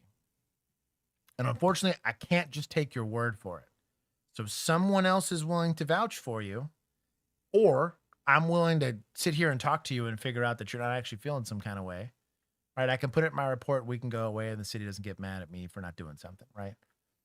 But a safety plan has to be put in place to make sure that you're good. I would love to have you sleep in your bed tonight and not be stuck on a medical hold. But if you're by yourself alone with your thoughts, right, that has caused everyone else to be nervous, that's not a safety plan.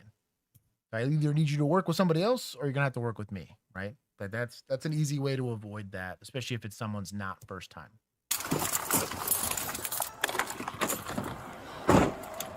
Hello.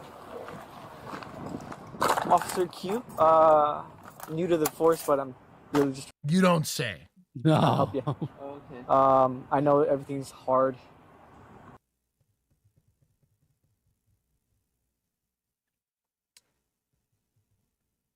So when you're young, it is a young person's default to believe they understand how other people feel. The older you get, the more you start to realize how much everyone's a bit of an individual and how different life experience can be from one person to the next. The easiest example I'll give is siblings. You will see two people that have the identical parents, identical household, identical, at least similar genetics, right? And yet, given all the same opportunities, the same household, the same whatever, will have very different trajectories in life. And that can be friends, that could be teachers, that could be the teachers in the year that they got them, right? You got a teacher that the year they found out they got cheated on and they gained a bunch of weight and I don't know, watched the wrong Netflix series. You have a very different learning experience, right? Your classmates are different.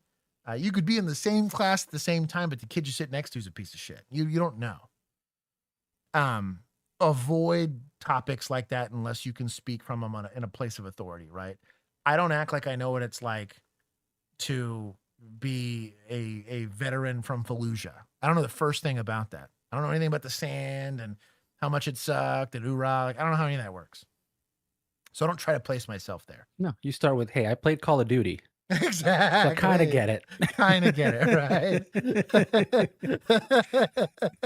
So were you as bummed out as me about the Captain Price's betrayal or whatever? Free openers here. If you're young kids, you want to write this down, right? Hey, Officer Q, right? I'm Officer Q. Mm-hmm. I'm here to check on you. Again, we get to fall back on the safety plan side of it. I'm only here to do a safety plan. I'm not trying to hem you up. I'm not trying to hem me up, but I'm going to have a lot of questions, right? The only reason I'm asking these questions is so that I can get everyone to chill the hell out. You want them to chill out. I want them to chill out. You don't want to get in trouble. I don't want to get in trouble. We're placing ourselves in the scenario together because we are. We're locked in this phone booth of mental health issues together, but I don't know shit about you, right? Mm-hmm. Don't act like you do. Yeah. There's also this kind of like a pop culture understanding of psychology, and this comes a lot from movies and stuff where you kind of, it makes you believe that you can, that there's like a solution that if you just talk them through it, you'll come to, and that's not really not how this works. Thing. It's nothing's gonna make it's this like guy feel better de-escalation. today. Right. There's not a password combination key of words that is going to suddenly fix depression, right? So it's like you have an objective here. Let's get to that objective, and don't BS them about it. Yeah, exactly. Because also most likely almost everybody in their life has been trying to BS them about it because they don't know what to do. Yep. But they're trying to help. Yeah. So now, if you're lucky, and you know exactly what this person's going through, and you can speak to that. I've had the person say, "You don't know what it's like, to feel suicidal or to feel whatever, like right, or something like that." There's some people who can talk from a place, but parents, right? If you're both parents, you can talk about that, right? If you're both whatever, I've been broken up with, I've been dumped, right? like there's stuff like that you absolutely can relate to. Just do not gamble with that ever. Period. That's all I'm saying. And what I'm trying to get you to avoid is holes that you're going to put yourself in or another officer in that has to come and do this, because this is going to be a long-term relationship. Especially if you're new. Yeah.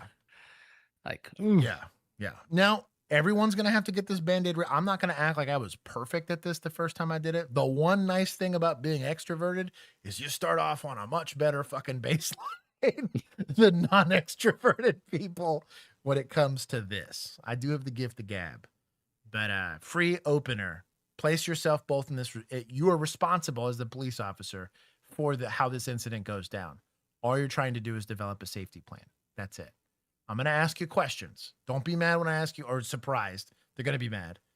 But don't be surprised that I have to ask you questions. That is my job. I cannot leave here without asking you these questions and finding a safe resolution to the whole thing. Period. That's not lying, right? I'm not making any promises that I'm not going to break this window open and pull you out of it, right? But I'm also going to lock in. Also, are you hungry? Are you thirsty? Do you want to smoke? Can I do so? Easy, again, uncrustable. Great idea. Because you're probably going to be here for a second. It's going to take you a minimum of 3 to 5 minutes to even begin to build rapport with somebody. Right now, your consequences. So, anyways. Just here to talk to you again. I know, don't feel alarmed. Do you have any weapons or anything? Any guns, knives, or anything? No. You sure? Yeah. Okay. I know you have some. You registered some in the past, but I just want to make sure you don't have any. Can you see your hands real quick? Oh yeah. Okay. Good. Good. Yeah. My cell phone's in my lap. Okay, you're good. Again, we're just here to talk, right? We're just here to talk. Okay. There's a couple of us because everything we go to, there's more because of what's been going on everywhere. But something else. So it's not a traffic stop, right? This is a detention of sorts. The flashlight can also be very distancing. I understand it from a safety standpoint because I'm not about to take his word that this mofo is not armed, but another officer can have that flashlight on, right? Not you. And he can have it on him from the passenger side of this vehicle, and he's the deadly force guy. Gun comes out, I'm just going to run. I'm going to run towards the back of this car. He can mag dump it. This has to be practiced and understood, so you're not going to do it in the moment there. But all you would do is walk up and say, hey, I'm going to need you to be my lethal cover, and I need you to look to make sure he's not armed. I'm trying to build some rapport here. Can you do that for me? Sure. Cool. Do you trust that officer to do it? Maybe. But this can be very distancing. Yes, my love. I'd take one. Cheese toast sounds magical. Okay. So the only reason why we're here, complete honesty, is your friend called us saying, hey, Oof. Okay, do not Throw under the bus. don't do that. So so your friend snitched. Right. So the trust is hard to come by, right? And we are not going to be the long-term safety plan for this person. Friends and family or neighbors or whatever, whoever's going to be a vested party in this is going to be. Be the bad guy. That's your job. I almost never, unless it was mom. If it was mom of the fucking mom, because then I could make mom the bad guy and build some rapport. Typically, I didn't like doing that unless I felt like I really had to. Again, these are all social gambles. But the people that are already advocating for them, do not make them the bad guy. Because in a few weeks, you're going to be picking his body up off of his basement, in his apartment, or in this car. That's all I'm saying. I've worked a couple of successful suicides. It sucks. Doesn't seem normal. He said he sounded real depressed, and then doesn't matter what she said. Doesn't matter what she said. Doesn't matter what she said. Shut the fuck up. I'm really not feeling safe. Why? I don't know. I'm worried you guys are gonna take me to the hospital. Why would you say that? Because I told my friend I was feeling down. You can say that. You can tell your friend that you're feeling down. I do have to legally clear. Okay, hold on. 16. I just want to see how long this took. We're 10 minutes later. Wow. Okay. Tell your friend a couple hours. I can see he's built some great rapport here. Right. Legally clear you out by the mental health folks. Again, you might be out in like 3 hours. I have seen people who go there and be out within a couple hours, which probably is what you're gonna do. Sometimes Has that ever happened? 3 hours for a mental health hold? So, lock in, boys and girls. You ready? If your mental health hold took 3 hours, you did not have an emergency detention. You had a civil rights violation. I'm glad they keep sending this rookie out to every one of these calls. Jeez. So we lost 10 minutes worth of this discussion, right? What's got to happen in that discussion? These are complicated calls. This is one of the hardest things you're going to have to navigate in law enforcement, because it is the thickest gray area you're going to deal with, right? You feeling down is perfectly normal. I feel down all the time. I felt down when I got this call dispatched to me because I've worked successful suicides. And this is bumming me out. I got a little bit of that P, S, and the T, right? Get the D later. Exactly. That's PTS. Sorry. I was like, wait a minute, dyslexia. But feeling down and feeling unsafe are different. Feeling unsafe because there's police around and I'm an armed agent of the state, that makes sense. That's a perfectly rational reason to not feel safe. Feeling unsafe because you're in a dark parking lot in the middle of the night, perfectly fine. That's not unreasonable or rational. If you feel unsafe because there's a demon in your backseat that you think is going to eat your face off, that's something we should discuss, right? I don't see said demon. Maybe you're feeling a little bit of that psychosis, and I want to make sure that you're safe. You know, if you're feeling a little unsafe because you don't think you're going to survive tonight, why? Well, I'm going to hurt myself. Well, how? Well, I'm going to jump off the Empire State Building. Pretty far from that. I'm going to drive into a pole. Well, okay, well, he's in a car. You know what I mean? He said he's going to drive himself into a pole. Well, I don't want that. I have the means.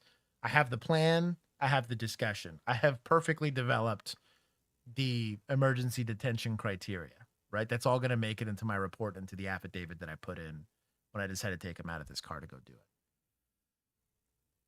The goal through de-escalation would be to talk him into trusting the process and trusting me to do it. This is kind of where the safety plan comes into place. Can I take you somewhere? Can I whatever? He's like, well, I got to check you real quick or whatever. By the time I take him out of the car, I'm like, well, it sucks to suck. You're going to JPS. But you know what I mean? I can't wait an hour to go do it. They can pick you up from there. I've done voluntaries. Do you want to volunteer? I will take you, not in the handcuffs. I got to frisk you for weapons, but I won't take you in handcuffs because it's a voluntary. But if you want to go and do it, cool. I'd rather, because then I'm not having to, then you can leave whenever you want and get the treat. That can happen in 2 to 3 hours. 100%. You got insurance? Even better. You know what I mean? That's all I'm getting at. 2 to 3 hours on an involuntary hold should not be happening ever. Up here, like the maximum scale, I do have to put in handcuffs. I'm not gonna put you in handcuffs or nothing. You can bring your phone, you can bring your keys. I can park your car nicely here so it won't get towed. And you maybe come out here 3 hours. Like, you come back 3 hours later, pick up your car, go home. They'll give you a ride too. They will give you a ride. They give you like a cab voucher. And I'm not gonna tell your wife anything. Or if you want me to talk to your wife about it, something like that, I can. But if you don't want me to talk to her, I don't have to. Right? It's your family. It's your own business, your own plan, your own future. I want to respect you on that. But for tonight, you do have to go with me to the. I'm not even gonna. Do you see how he keeps filling that silence? Now, it's stressful. Don't get me wrong. Like, I get that it's stressful, but he's continuing to fill. You're not getting any feedback outside of silence on this guy, which is a bad sign. He isn't even looking at you. Do you think he's taking in what you're saying? Or even considering what you're saying? Fuck no. This man's like, well, if I drive away now, maybe he shoots me. If I reach for my waistband in the right way and say I have a gun and do one of these, he might fix my problem for me. You start picking up on that. Go with it. You're just gonna go with them, and hey, I mean this with all sincerity. He's talking. Shut the fuck up. Here. What was that, sorry? I'm putting my butt. I'm telling you what I'm doing. Yeah, 100%. I really have a lot of respect for police. I do. I even thought fleetingly before I turned 40 that maybe I had more to learn, but listen, guys, I'm sorry. I'm really sorry. Don't be sorry. Okay. What does sorry mean? Not don't be sorry. He's allowed to be sorry. But what does sorry mean? And before you fill that gap with, oh, what does that mean? It's okay. You know, it's going to get better, whatever. We just start considering, right? He put his phone down. He took his glasses off in full. I wanted to do this. I wish I could have done that. This is all language of someone who has made a plan. Yes. Mm-hmm. Let's put our thinking hats on, right? These are plans. Plans get executed. Now, are we going to violently intervene in this guy's plan? No. So ultimately, this guy does have some level, but if we can prevent it, we should. I think morally we should if we can, and we have the skills to go do it. I don't think Mr. Q here, whatever his name is probably the guy, but hey, if you want to go be a hero, here's the time. But there ain't much we can do. He's in a car. By this point in this call, because now it's been what, like 12 minutes? Yeah. Should a back have arrived? Oh yeah. I don't know that I would have even made contact with him without a back. Yeah. Because of how these can go down. Right? Yeah. Pin his car in. If you really think, oh, he's about to spool up and do it, which we got some clues that he's about to spool up and do it. Now it's an arrest. Or at the very least, we're minimizing risk. Right? Because he hasn't technically committed a crime, but he is under an arrest for for an emergency detention, of which I can forcibly enforce. Anyways. Sorry, no, you're not. You're gonna be okay. Poach. This isn't a negative record or anything on you. So yeah. So. Reach around, bro. Keep your hands on your lap. Oh, there's the back. Just step out the car real quick. I know you're grabbing a Zin bottle, but just step out the car, please. Okay. Where it make? Hey, stop reaching. Shots fired. What do we expect was going to happen? Stop moving or you get shot again! Stop moving! Hey, over here behind. Gio, hyper crossfire. Gee. Yikes. Please. This isn't a negative record or anything on you. So yeah. We're reaching around, bro. Keep your hands on your lap. Put your hands up on the steering wheel. So I want to know, so we've been on scene with this guy for right around 12 minutes, right? And this guy's been talking to him and things have been going very slowly, right? The second this officer got involved, and I'm assuming it's because they think that we're going to go and arrest the guy or whatever. The second he approached, and he treated this like you would a traffic stop for safety and whatever, his demeanor very quickly changed. And we went from no rapport to negative rapport very, very quickly. Just step out the car real quick. I know you're grabbing a Zin bottle, but just step out the car, please. Hey, stop. Dude, this guy was the backstop. That's rough. Ooh. 0 arrest plan. 2-3. I think there's still an officer there. Shots fired. Start med, code 3 med. Hey, over here behind cover. Push to me. Bro, they're behind cover. What are you talking about, dog? Yeah. Push to me, come to cover over here. Push to me, come to cover. Dude, there was a Oh my God, there was. What the hell? I thought there was, and I hate being right all the time. Yeah, this guy was here the whole time. Yep. Hold on. You're grabbing a Zim bottle, but just stop out the car. Hey, stop reaching. This guy never left here. This guy took all those around. Hey, shout out to cars being good bullet stoppers. This guy was not behind an engine block or a wheel well. Didn't get hit at all. My theory stands. What car did that work, or if some ribs did that work, but... Stop moving or you get shot again! Stop moving! Hey, over here behind cover. This isn't a... Shots fired. 2-3. He's got a handgun inside the vehicle. We are facing southbound. Any responding units need to come down fairway to Marina. Hey, stop moving! This isn't a negative record or anything on you. So, yeah. Oh, that's a terrible spot to be in. Put your hands up on the steering wheel. Just step out the car. I know you're grabbing a Zim bottle, but just step out the car, please. That hesitation right there when he's reaching is so telling. So personally, this is where that use of force should have happened. The arrest plan should have been, I'm not going to be here. We're all going to stay behind the car because we don't want to be in front of it. How are we doing in front of the car? What if he turns the thing on and tries to drive off, right? This guy's an idiot, in my opinion. Arrest plan should have been everyone stays on this side of the car. We got to fire and line it. But if it's going to go down, this officer has a way better view of his hands, right? And can click, if he has a concern, can click on that flashlight and get eyeballs on it. He can even cheat his gun out of his holster, right? And have it already out and hanging out by his side. And we're not offending anybody because nobody can see it. And if it gets sketchy, he just drops the flashlight and goes to work, right? He can go to work with, and I'll just know he's going to yell gun, gun, gun. I'm just going to run. Screw that. We're done de-escalating at that point. We are now in a standoff with somebody. I back off. He gets into a shooting, and he gets a really good angle on this guy. Hey, stop. He didn't even shoot, I don't think. 2-3. Shots fired. But also, start med, code 3. Yeah. Everybody just pointing at everybody. Yeah. Code 3 med. Bro, this guy's just chilling. This, honestly, closer to Jesus now. That's crazy work. Hey, over here behind cover. Push to me, come to cover over here. He had a better angle on it. This guy here, like this officer that we're seeing here, Officer Martinez, way better angle on it. This whole thing is stupid. Push to me, come to cover. You guys are dumb. This isn't a negative record. Oh, this guy was here the whole time. Did he shoot back? Stop. No. 2-3. Shots fired. Start med, code 3. Dude, a round went through here. Oh, God, dude. I hate being right. Code 3 med. Hey, over here. We are facing southbound. Any responding units need to come down fairway to Marina. Hey, stop moving! This guy didn't shoot at all. Shout out to him. Come to cover. Okay, well, what happened? Let me see your hand. We good. Hey, where's Q? Where's Q? Hey, bro, let me see your hand. Hey, let me see your hand. That's oh no, is he gonna finish it off? Oh. Hey, stay behind me, bro. Don't get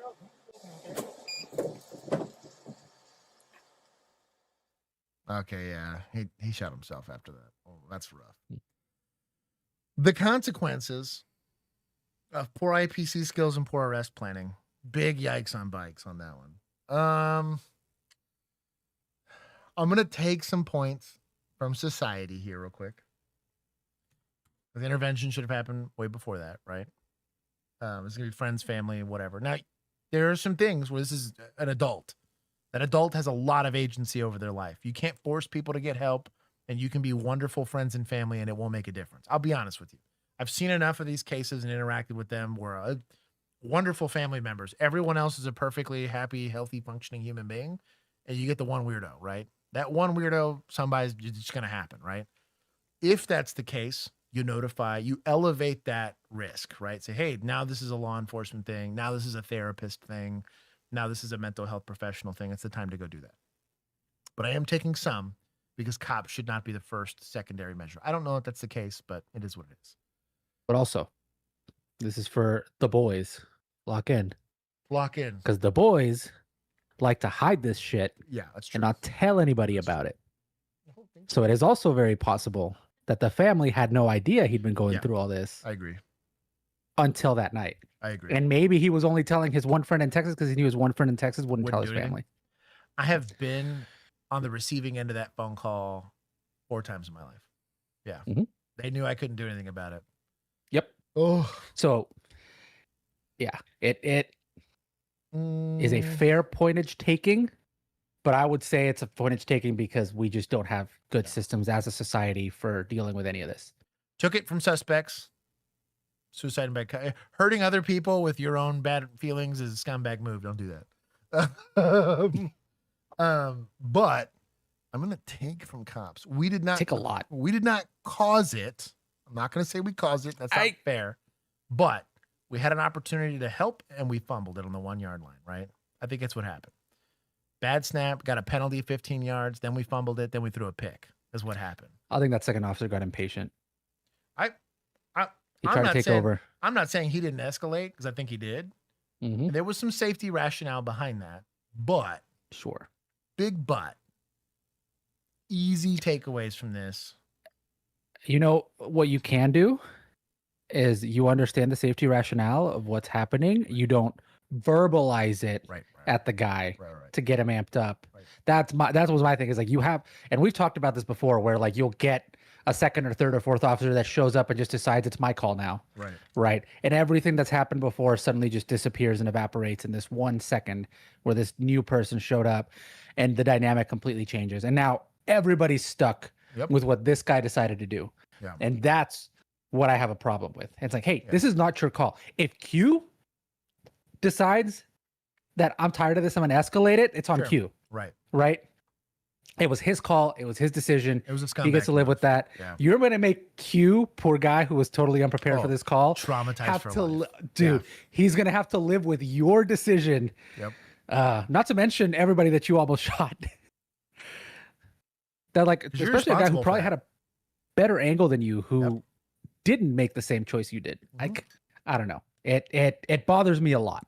It bothers me a lot to have, because we've seen it now and a couple of streams back to back where you just get an additional officer that shows up and drastically changes what was happening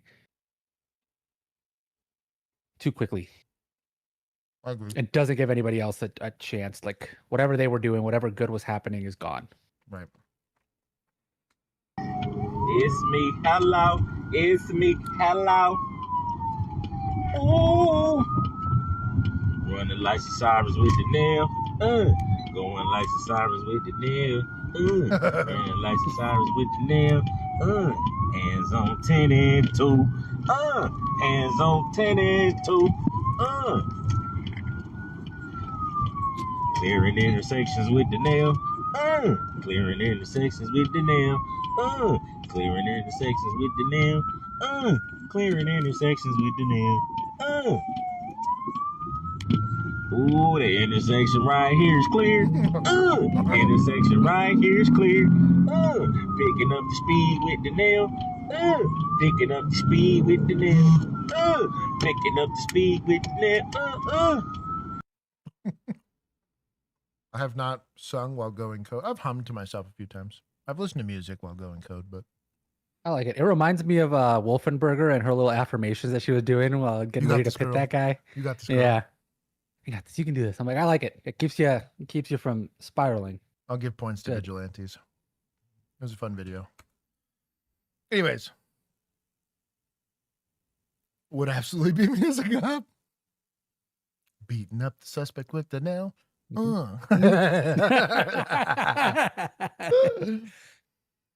Anyways, training matters. I think experience matters. There's not a lot of good SOPs and law enforcement's too dynamic of a job to develop like a perfect playbook for everything. But there is things that can be almost automatic no's. And like That's also one of those things that really it should, like, the safety aspect of it, sure, should be law enforcement, but the probably conversational aspect shouldn't be. We don't have a better option. Right. But the arrest plan part of it wasn't executed at all. Probably would have led to that one being fucky. Conversations, like talking, that's really a recruiting issue, in my opinion. This is really where mental health peace officers, which are like self-segregating, are great to have. Or I really think a crisis intervention team would make more sense where you have the person that has the gift of gab that may or may not be a cop that can help with it. And the cop can just be a knuckle dragger at that point, right? But it's complicated.